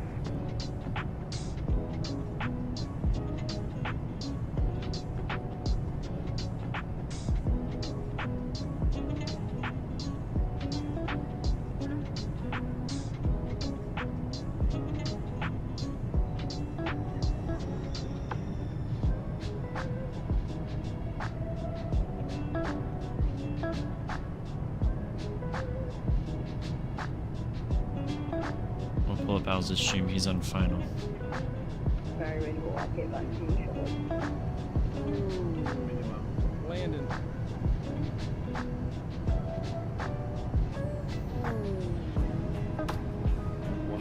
There you go. That's 50 over the threshold. Cut the... Miami Center, very good evening. Southwest 3553, currently flight level 370 at the E-game. 3553 Miami Center, hello, welcome. Ooh, there we go. Little firm. JetBlue 678, Mad Crosswind. 8,304, 13,000. With the brakes, my bad. Dang. JetBlue 678 Miami Center, hello, Might have to fly to safety 30, 324 soon. 210, JetBlue 678. And there we go. 310, all the way up 310. Jesus. 310, JetBlue Dude, it doesn't 678. help that this plane's inputs are so Miami delayed Center, and it Southwest is the 3553, where it's designed. That was my worst. I haven't done a landing that bad in a minute, but Southwest 3553, just descend to flight level 270 for now. Oof. Down You got her down. 3553. That's all that matters. You got her down. Southwest 1459, cross Tiny, had to maintain 8,000, Fort Myers altimeter 3010, transition 280 knots or greater. Alright, 3010, and we'll cross Tiny at 8,000, 280 or greater, Southwest 1459. Alright, so 3010, the man says. And he said 280 or greater, so I'm gonna go speed intervene. 290 on the speed is good. 2343 Miami Center, hello, welcome. And let's see. So Tiny's right there. Alright, so we're gonna pull speed brakes. Let's go Tiny 8000. There we go.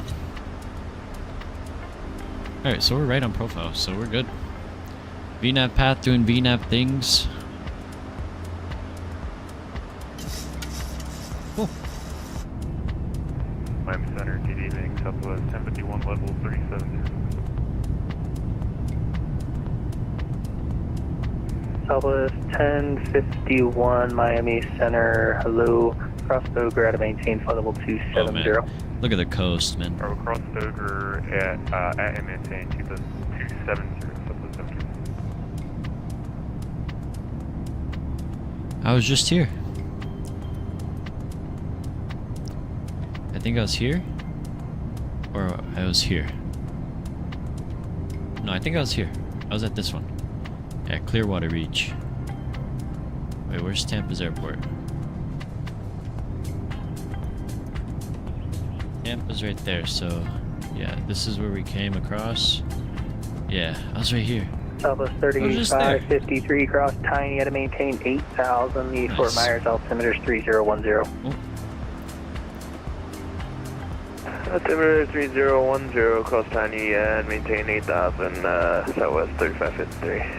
On Southwest 3553 in the descent transition 280 knots, please. Transition 280 knots, Southwest 3553. Alright, let me get Sky Dolly in the background, get that pulled up so we don't forget the replay, because that wouldn't be good.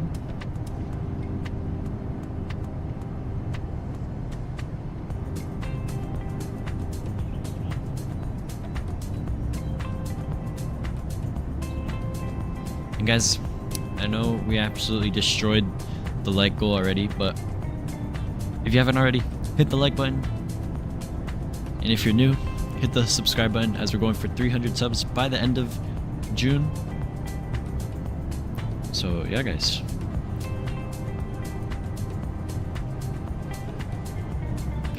As Whisper says, click them buttons.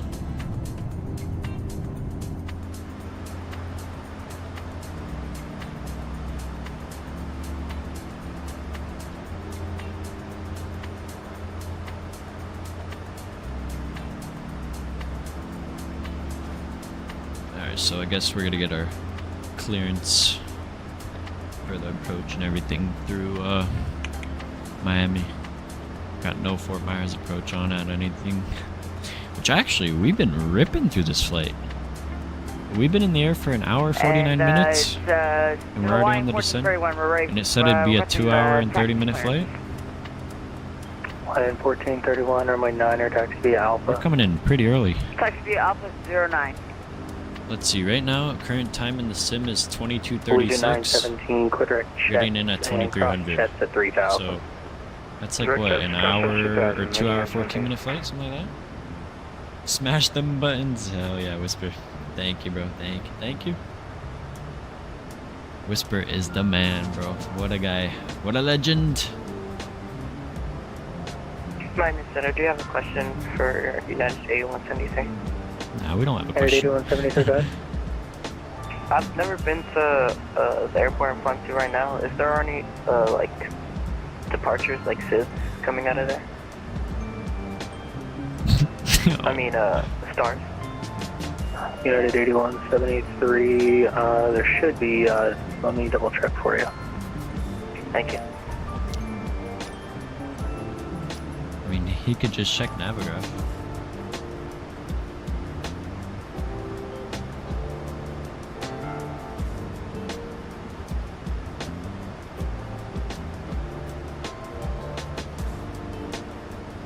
WATC for checking.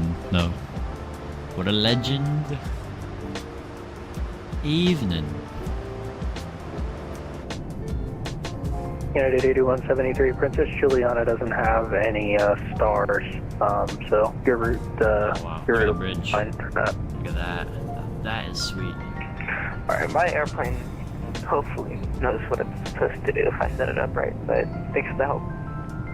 Yep. Always going to St. Martin. Southwest 1051, cross Tiny at a maintain 8,000, Fort Myers, That would altimeter make 3010, sense. We can't more have than an that. hour old. Yeah. We Alright, can't. Tiny at 8,000 and then 301. We can do vert speed because with the VNAV. Just to confirm It's 'cause that I'm my speeding the everything. Key West altimeter is 3009. Correct for Hawaiian 1431. Whoa, why we got a Hawaiian all the way over 1431, Key here? West altimeter now 3007. 3007. Affirm. There's a Hawaiian on the ground at Key West right now. And Miami Center, Southwest 3553, got a question for you, sir. Go ahead. Yeah, possible whenever you got the new ATIS for, new METAR pretty much for South Florida, over Fort Myers. Could you just give us a test? Southwest 3553, I'm sorry, I'll throw up some, the ATIS right now for you guys. Evan, bro. Okay, perfect. What are you saying? Miami Center. Bro's like, Southwest Florida, METAR, ATIS. MCR, IR, 51 and 56. They took a wrong turn at Albuquerque. Car 2002 I guess so, Whisper. I guess so. They somehow ended up in damn Key West. Oh, there's Sarasota right there. That's Sarasota Airport. Sarasota. Look at that. Man. The Gulf Coast is so nice, man. Southwest 3553 information, Gulf is current at Fort Myers, and that should be up for you. Woohoo, look at that. Man, that winglet. Okay, perfect. Never gets old, man. Thank you. Never gets old. United 8173, no further ATC, radar service terminated, frequency change approved. Forwarding to COM, really appreciate the ATC. Good night, United 8173. Oh, what a lad. Quit saying so much. Facts, Evan. Evan, stop saying You don't sound like a confident pilot.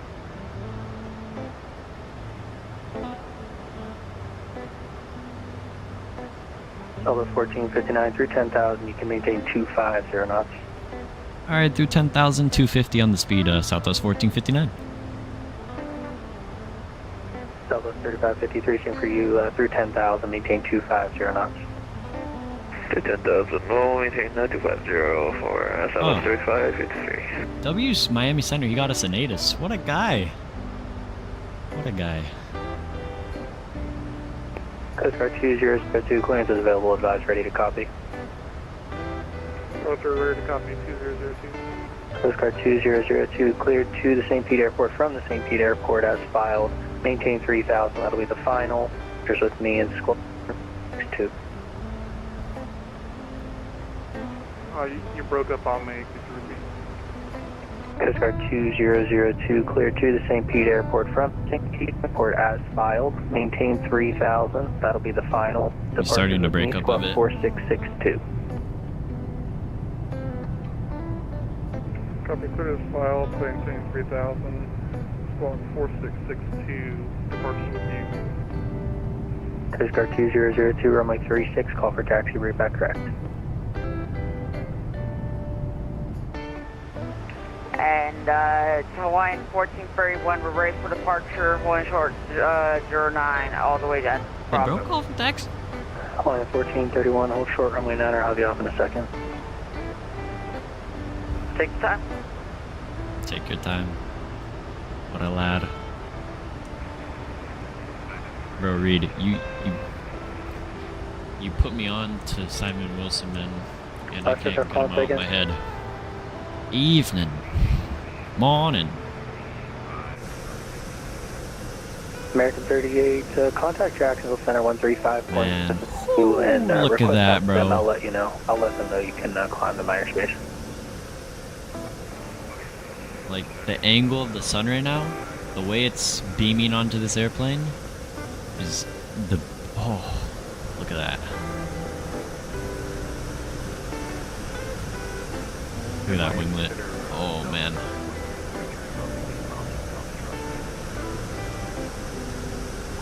Clear 2343 descend by the CP3 arrival Lauderdale landing east altimeter 3011. You see, I asked him for the ATIS. Yeah, but like, you were like, METAR, Lauderdale ATIS. altimeter 3011. You'd be like, and Miami Center, any chance there's an ATIS up for Fort Myers? You hit him with one of those. Allegiant 917, 20 miles from Chepstow, at or above 3000, clear for the RNAV runway 9 approach. I don't know. Just above 3000. Evan, don't you call me one? Allegiant 917. 1431. See, you're the one talking. 040, runway 9 cleared for takeoff. Flying 040, clear for takeoff 09. Oh, but this approach is nice because we're coming right down the coast. The Gulf. Gulf of America. Tango Boca, wind is 1408, runway 23, clear to land. Oh, this is Venice Airport. Clear landing, 55 Tango. What did I miss? Just the descent, I think, Snow. You're just in time for the arrival, man. You're about like 45 miles out from the airport.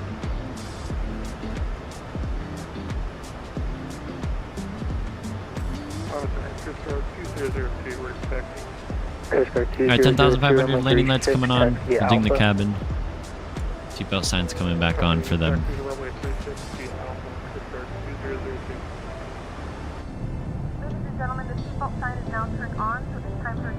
I'm descending too. Oh, finally, Snow. Delta 343. Hopefully you have a good landing in Honolulu. How long was your flight? I'd imagine you can put a request on it, it'll get accepted. I appreciate it, man. Thank you. Yep.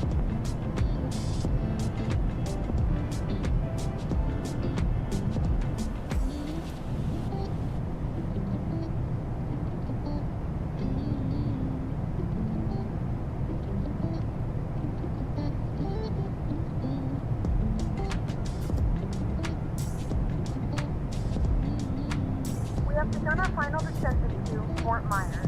Flight attendants will be passengers and cabin to collect extract. Alright, let me see something real quick. Lap 30. Blue 678 contact track, North Center 135.92, see ya. Please complete all Wi-Fi related tasks. 3592, larger electronics. I have 20 minutes left, but 4 hours 27 minutes had passed since I started. Oh, not bad. Not bad, all the way to Honolulu. That's not bad at all, man. Flying 1431, radar contacts, altitude. Flying through 15500. Flying 1431, roger, clear to Carnew. Clear direct Carnew.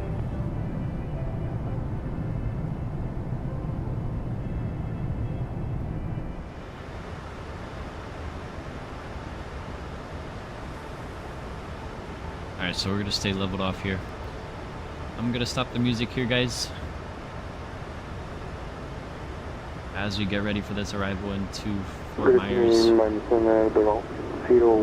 We're flight level 3 per kilo. I'll turn up the sim sounds for you guys. Sim sounds coming up. Raleigh Tier 1, Miami Center, hello, descend by the Vice 2 arrival, Miami landing east, Miami altimeter 3012. Yo, look at this neighborhood. Look how it's like a circle. It's like a circle around this pond. Or lake. Southwest 1459, descend and maintain 5,000. 5,000, 1459.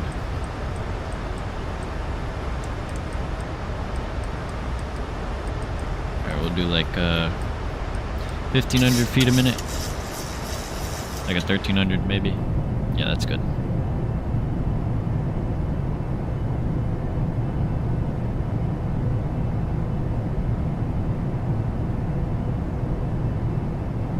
And flight attendants prepare for landing.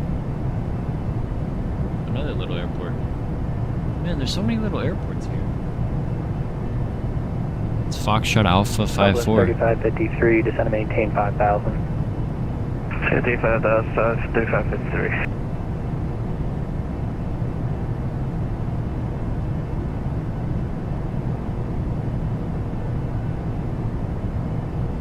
I'm telling you, We're these sounds disconnecting for sound so 1431. good.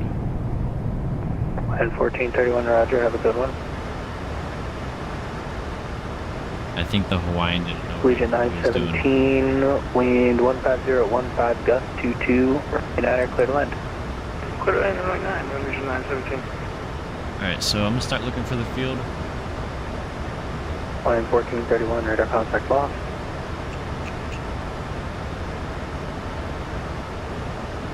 Should be somewhere over here. I think that might be it. I'm not too sure. We're still pretty far out.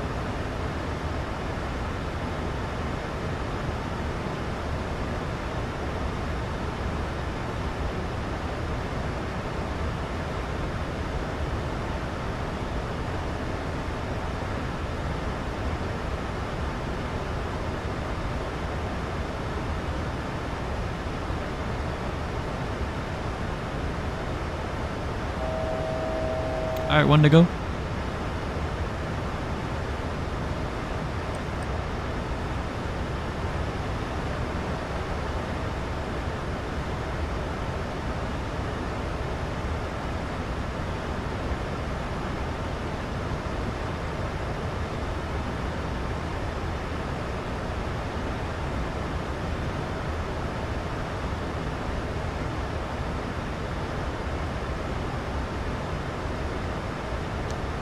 Either this is the field.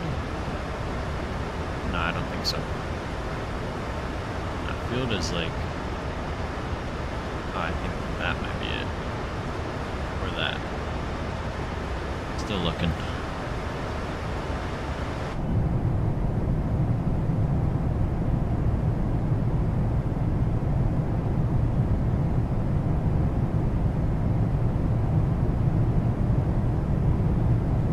Man, this wing looks so good.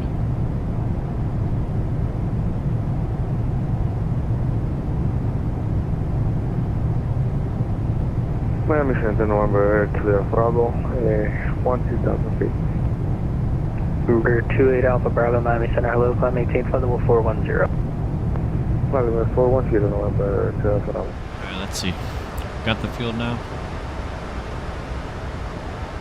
We should be to our about 11 to 10 o'clock.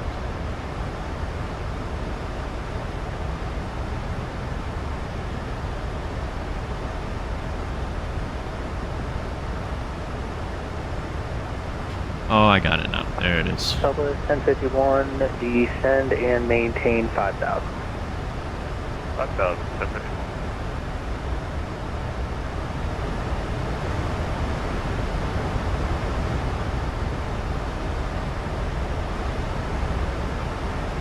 Southwest 1459, descend and maintain 2,400. Alright, down 2,400 Southwest 1459.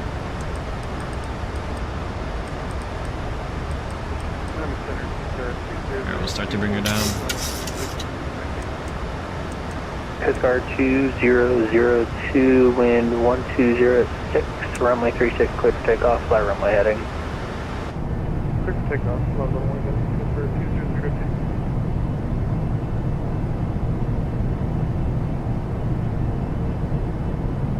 And we should get that turn soon from ATC.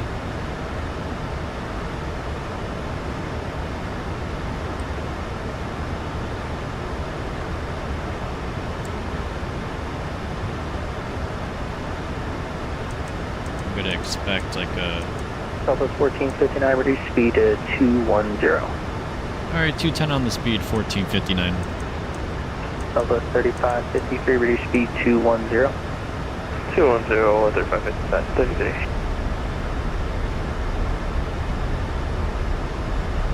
Southwest 1051, maintain 230 knots. For Tampa. Southwest 1051, maintain 230 knots. I'm gonna go flap one. Southwest 1459, 5 miles from 2E, turn left heading is 090, maintain 2,400 to establish on the left side. Left runway 6, approach at Myers. Alright, 090 on the heading and clear for the IRS 06, Southwest 1459. Miami Center, 2002, 0, 0, 2, wind 1206, runway 36, clear to take off, fly runway heading. 090 on the heading and clear for the IRS 06, Southwest 1459. 090, 0, 0, 2, wind 1206, runway 36, clear to take off, fly runway heading. Alright, 090 someone was calling for Tampa. Delta 7871, passing 1,700. Delta 7871, Miami Center. Hello, Alright, we'll expect go arm visual the approach runway localizer. 1 left. Expect visual runway 1 left, Delta 7871. Coast Guard 2002, radar contact, say altitude. Alright, I got the field in sight. There it is. 1,500. Coast Guard 2002, turn right heading of 090 when able clear direct to Rico.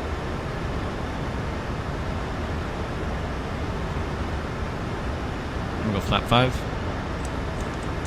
Turn right, say again, the course. Flat 5 coming up.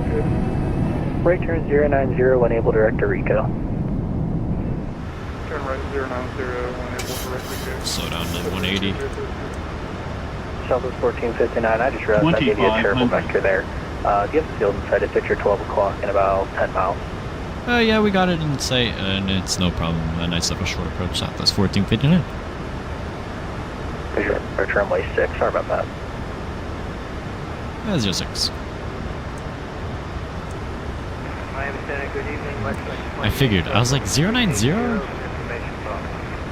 Southwest 3553, descend and maintain 2,400. Alright, flaps 10. 2,400, Southwest 3553.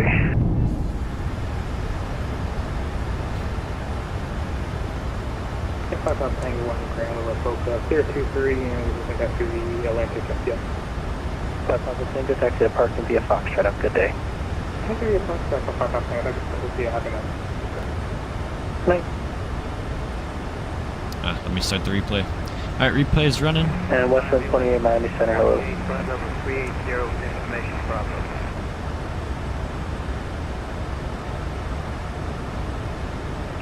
Who was calling up? I stepped on you. Yes, sir. Westland 28, flight level 380. Oh, we didn't Westland catch 28 glide Miami slope. Center, hello.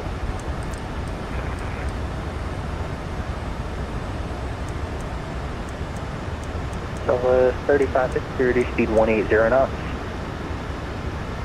180 knots. Alright, let's go. Gear down. Lighter up. Southwest 1459, wind is 0306, runway 6, clear to land. Alright, thanks for the winds 06, clear to land. Southwest 1459. 2970, clear down in Key West. Legion 917, parking via Alpha, have a great day. Good night, Legion 917, thanks. Good night. Alright. We'll slow her down, 147. Southwest 30 coming out. 53, 5 miles from Toady, turn left heading of 090, maintain 2,400 Alright, glide slope's established on captured. the local to clear the ILS runway 6 approach. Set 3,000 on the mist. 5 miles to the cool. left 090, coming on, join guys. localizer Get your landing weights 06, in the check. Southwest Enjoy this 3553. arrival into Fort Myers. Alright, checker coming up. Let's go get her on the ground. My airplane. And my throttles. Just to confirm, we got gear down. Auto brake set. 2002, your final 1,000. filed Flaps altitude 30 on as my end well. was 3,000. I'm showing you through 9,000 now. What was your intended cruising altitude? Yeah, no, I'm having to pay through 3030 issues right now. It's not going to be leveled out. Coast Guard 2002, roger, no worries. Just let me know when you get that figured out. Let me communicate with Jax real quick. I'm just going to go ahead and log off. There's no recovering on this aircraft. Go alpha. Okay, no worries. look Have at a good day. this. Thanks for flying. Oh man, this looks good. Yeah. Southwest 1051, reduce speed to 180 knots, descend and maintain 2,400. 180 speed down to 400. I forgot to set minimums, it's alright. 300. Skyhawk 437 Lima. At the NTO, park 200.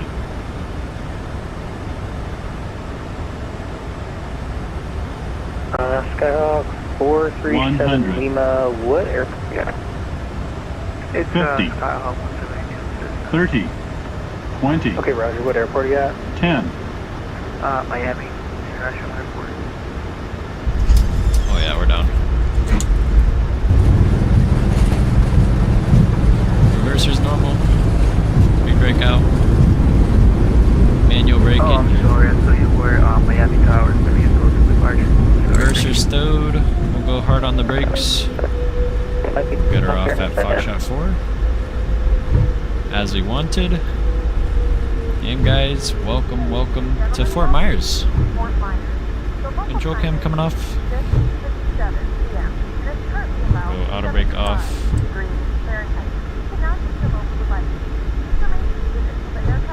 1559, taxi to parking via Foxtrot. Alright, Foxtrot Julia into the ramp, Southwest 1459. Thanks for the ATC, man. Have a good night. Alright, landing lights coming off. We'll start that APU. Engine start just to the off position. Wing light coming off, we'll clean her up. And guys, welcome to Fort Myers. Flaps coming up. And we are going to Bravo 4. Delta 78. Oh yeah, Sean, you came just in time, man. What do you say? Delta 1051, 8 miles from Towie, turn left GSX heading just doesn't want to load. 090, maintain 2,400 till established on the localizer, clear to the ILS, runway 6 approach. Plus 090, 2,400 till we're established, clear ILS approach here, Southwest 71. Delta 7871, descend and maintain 8,000. There was another aircraft that called up that said they were descending to 8,000. That call was for Delta 7871 only. Yes, we're running shared cockpit, Delta 7771, our common file forgot, but yes, descend and maintain 8,000, 7071. Alright, wait, is Delta 3553, wind is now calm, runway 6 clear to land. Still on final. Clear to land, so it's 3553. We'll take her right here. Delta 2324, expect the ILS runway 10 left unless you'd like something different. And let's see. Delta 2343, roger, cross Hollywood at 5,000, that Hollywood cleared straight and ILS 10 left approach. Oh yeah, it is cool. Yeah, I have no idea what's going on with this tiller. It's working fine earlier. Alright, APU isolation valve back to open. We're looking good. We also quickly got Emperor off as well. And we'll pull her into the ramp. Taxi lights coming off.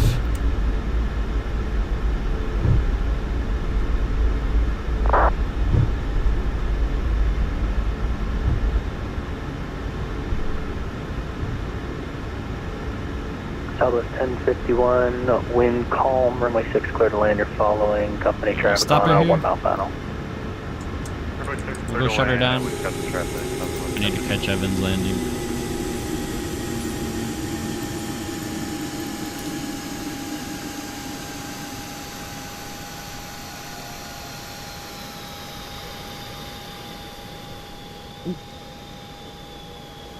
Oh, just in time.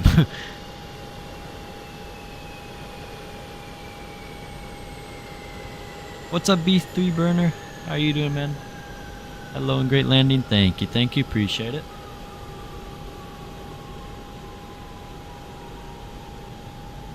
Alright, Reed is still a bit out, I think.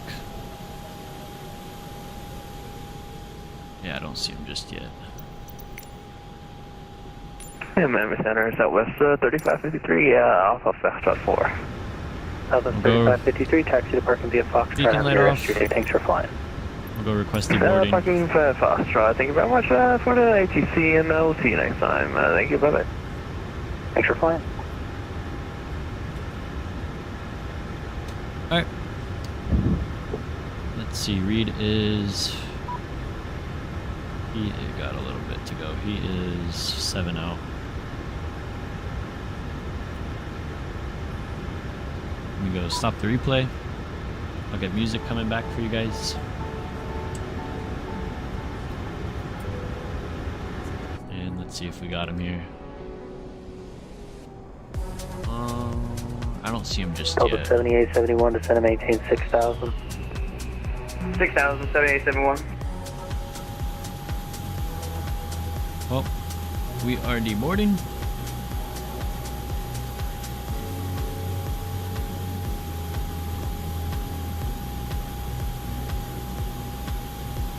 Oh, look at this, guys. Man, those colors, man. So beautiful. Here comes Evan. Oh, look at the Western Globals in the back. Look at that. Man, that is sweet. Vertical Sim did such a good job on the scenery. See everyone for real this time. Good night, also great. Landing probably like a negative 110. We'll see, man. Oh yeah, we let's see, Reed is still a little bit out. Let's see, while we're waiting on Reed, let's go check these landing rates real quick. Westman 28, I'm sorry for the timing, but I do have to close up. Radar service terminated, frequency change approved, see ya. Okay, sir. Thanks for the ATC tonight, Westman 28. Alright, real quick. Hope to see you next time. Thanks Thanks for for going flying. flight negative 144. I'll take it. Delta 2343, wind Negative 1307, runway 10. G, I will take it. I will take it. We'll go close out of that. We'll go Sim Toolkit Pro, complete you as well. They gave us a negative 175. Beautiful, beautiful. Let's check where we touched down real quick. 1.02 G, I will take it, man. Oh yeah, beautiful. Beautiful. We'll take it. We'll go quit that. Let's go see Reed's landing.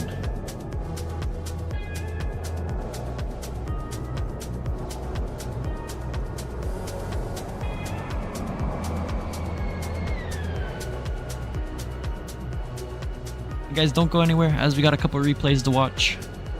And then we will call it a night, everybody.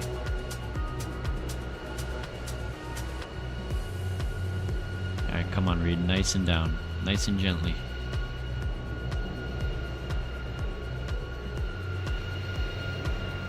Oh, nice. Nicely down, Reed.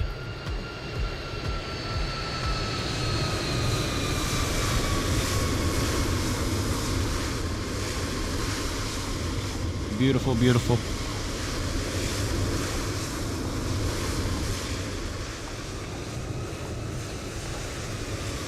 So bring her back. There's Evan. Oh, and the jetway did the thing because we moved out the way. Have a great day. Thanks for flying. Alright, I gotta show you guys the scenery real quick. Because Vertical Sim did such a good job on it. It's actually crazy. First of all, look how well modeled these terminals are. Don't worry about the jetway, but look at that. That's sweet. All the people in the terminal. Look how nice these signs look. Radar service terminated. Frequency change approved. See ya. You got a Burger King, CNBC, a Hertz rental car thingy. You got maps with the news saying the weather. Visual approach runway 9er. Look at this, guys. The amount of detail on this airport is insane. Got your shops and stuff, your restaurants, a relay, a Great American Bagel Bakery, Starbucks, a beaches restaurant. Welcome to South Florida. You got some security. I just landed and got a negative 117. I feel so good right now. Bro, great landing, Snaw. And a funny thing that Vertical Sim did with this airport is he put content creators on this wall. Look, you got XP right here. You got Captain Canada. And of course you got Owls right next to the women's restroom. I don't know what he's doing so close to the women's restroom, but it is what it is. Got some other paintings as well. You got a freaking boat in the terminal, a nice Malibu boat. Beautiful, beautiful. And of course your check-in counters with Frontier. Ooh, I love that background. Look at that. And Discover Airlines. Wow. Now these are nice. Look at these signs too. Fly RSW. Man, this looks good. Sun Country, Air Canada. A little bit of an outside view for you guys. This is what the terminal looks like. Now my strobes are off, Evan. Sun Country Airlines, Air Canada. You got Frontier, Sun Country, Discover, Frontier, El Vuelo, United, Southwest Spirit, Porter, all the airlines, Delta, WestJet, American, Alaska, JetBlue, American Breeze, all the airlines. Look, even down here too. The pictures of the content creators is really something else. Yeah, funny, right? They're just missing an FO pilot up, you know. Breeze, JetBlue, Alaska, American. Look at all these check-ins. This is honestly so nicely modeled. We're definitely going to be flying out of here once again. WestJet, you got Delta, more KRSW. You got Spirit, you got Southwest, you got United. So yeah, really good scenery. Still live? Wow. Yep, we are live. Owls, man, that landing, a little rough, huh? Speaking of owls. Look at bros. Owls, why did he put you so close to the women's restroom? That's what I'm trying to wonder. But look, even down here, we got all this modeled, like the baggage claims and everything. Man, my face right now. I'm not mad about that, to be honest. Hey yo. Oh man, that's funny. But yeah, really great scenery. If you guys haven't already, go pick it up from Vertical Sim. Oh, here comes it. We'll read as he pulls in, but anyway, I gotta get to some replays. We'll go disconnect from vatsim. We'll go restart Koodle as well. Close all these doors. Then we'll take a look at some replays, man. Owls, bro. What that landing though? But to be honest, those winds looked crazy. So I ain't gonna blame you with nothing. So I mean, still textbook. All right, let me go load up this replay for you guys. 20 knot cross. I just slammed it. Hey, go for it, man. You got her on the ground. That's all that matters, bro. All right, let's go drag her in. Take a look at some replays, guys. Oh yeah, this side. Look at the sun. The way the sun is on the fuselage right now, man. Looks so good.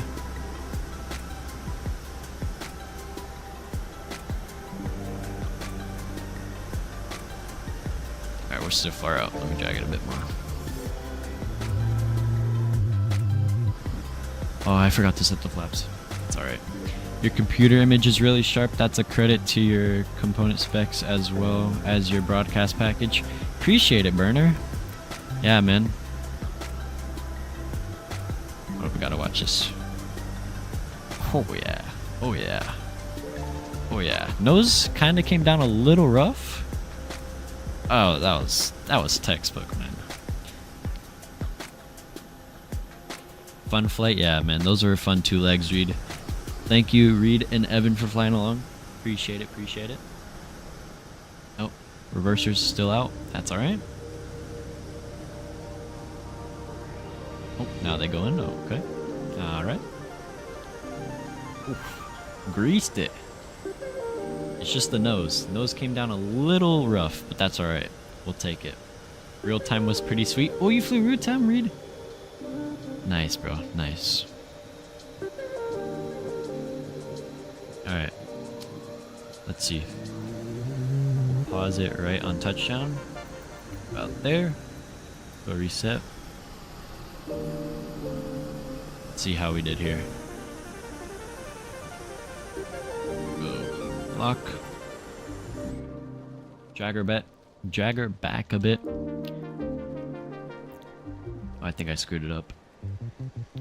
Maybe? Oh no, we're good. Ooh, nice.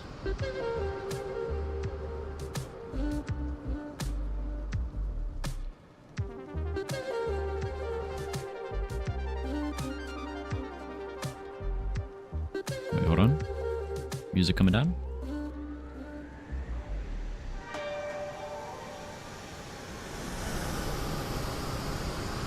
She looks good, man. She looks good. Oh, flaps coming out now. There you are. Let's see. Reset. do like a fly. Do it right about like a nice just before touchdown. Like right here. Might work, maybe. Cool.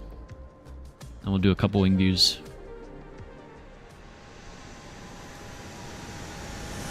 Oh man, that looks good.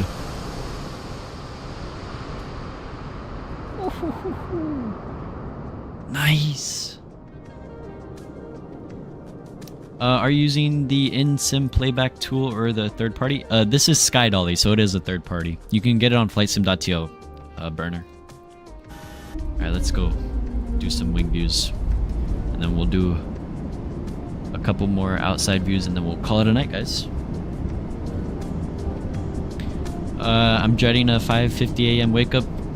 Dude, you don't have to take forever to go get a Wawa breakfast sandwich and a White Monster, bro. It can take you 5 minutes, but you gotta take your beauty shower, bro, and everything. You see, your morning wake up, you wake up way too early before your flight. I'll tell you what I do. This is what I do. Let's say I have to be at the airport at 7, right? I wake up 6:15. Keep in mind I'm 30 minutes away from the airport. So I wake up, quickly get dressed, brush my teeth, do my hair real quick, and I'm out the door. I don't eat breakfast. I don't take an hour and 10 minutes to get ready, bro. Oh, look at that, bro. And the detail, man. Look at this. The speed brake looks so freaking good, man. Well, I gotta account for a 30-minute drive and my need Wawa visit. Yeah, but like, you don't need to spend that long at Wawa, bro. Wawa Monster equals butter. No way. No.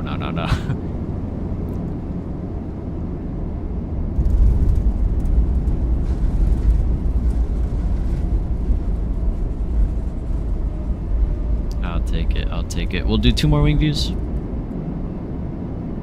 Yeah, bro. Favorite livery. Favorite.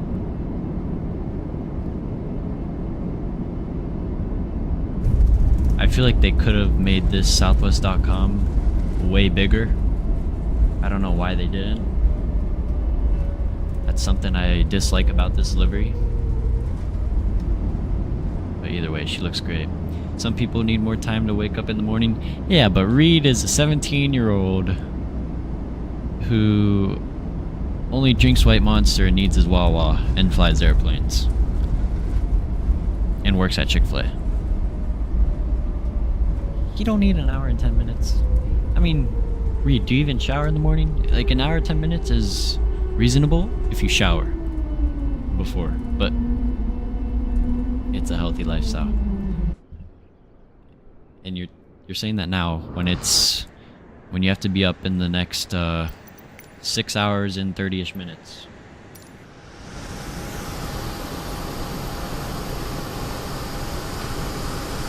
That's what I don't get.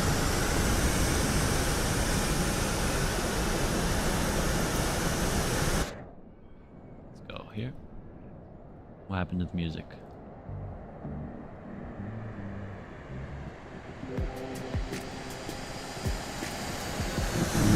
I thought we just played this song.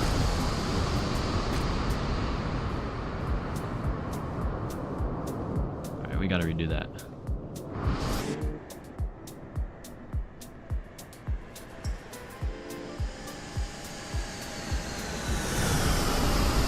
She looks good. Holy. Nah, he saves his Sonic for afternoon, Evan.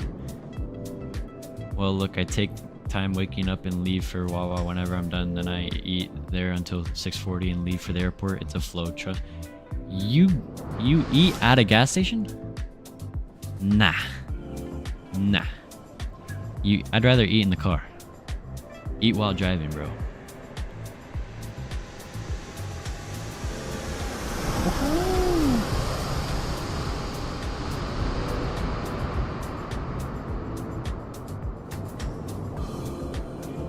I have always needed at least 1 hour before I could do anything in my car. Of course, doom scrolling in my car. Yeah, well, you probably...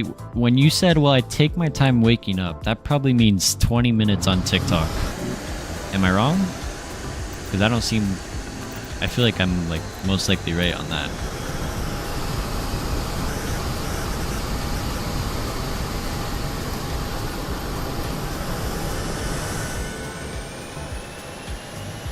Oh, I didn't mean to close out of it. Oops.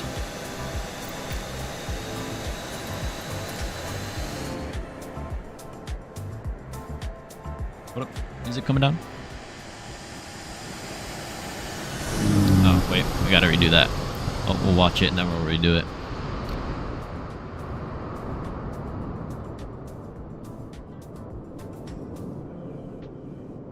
E on 0G? What do you mean, Evan? Yeah, let me pause it here. That's a better view.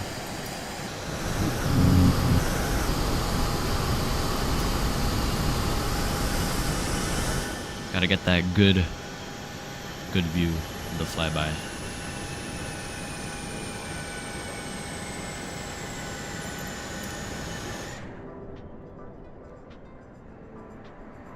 Here we go. There it is. Oh man, oh man.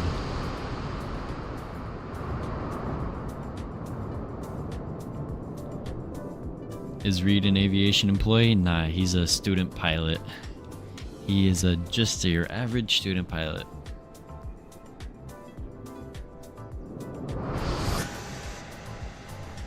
Alright, let's see.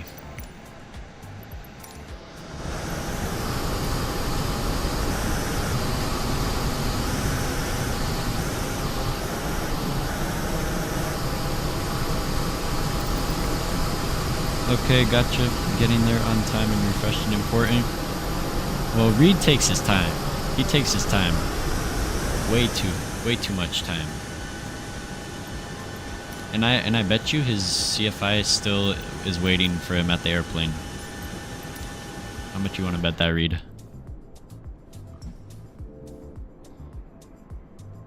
I bet that 100%. Anyway. Guys, it is that time where I gotta call it a night. Excellent stream, ending with 35 likes, and we hit 270 subs. I really appreciate you guys so much. We will be back on Thursday, most likely. If not, we'll be back on Friday. But guys, thank you all for tuning into the stream. All those new viewers, welcome. Have yourself a wonderful night. It's been your boy, FO Pilot Dep, also known as Lucas, and I'll catch you guys on the next one. Peace. Good night.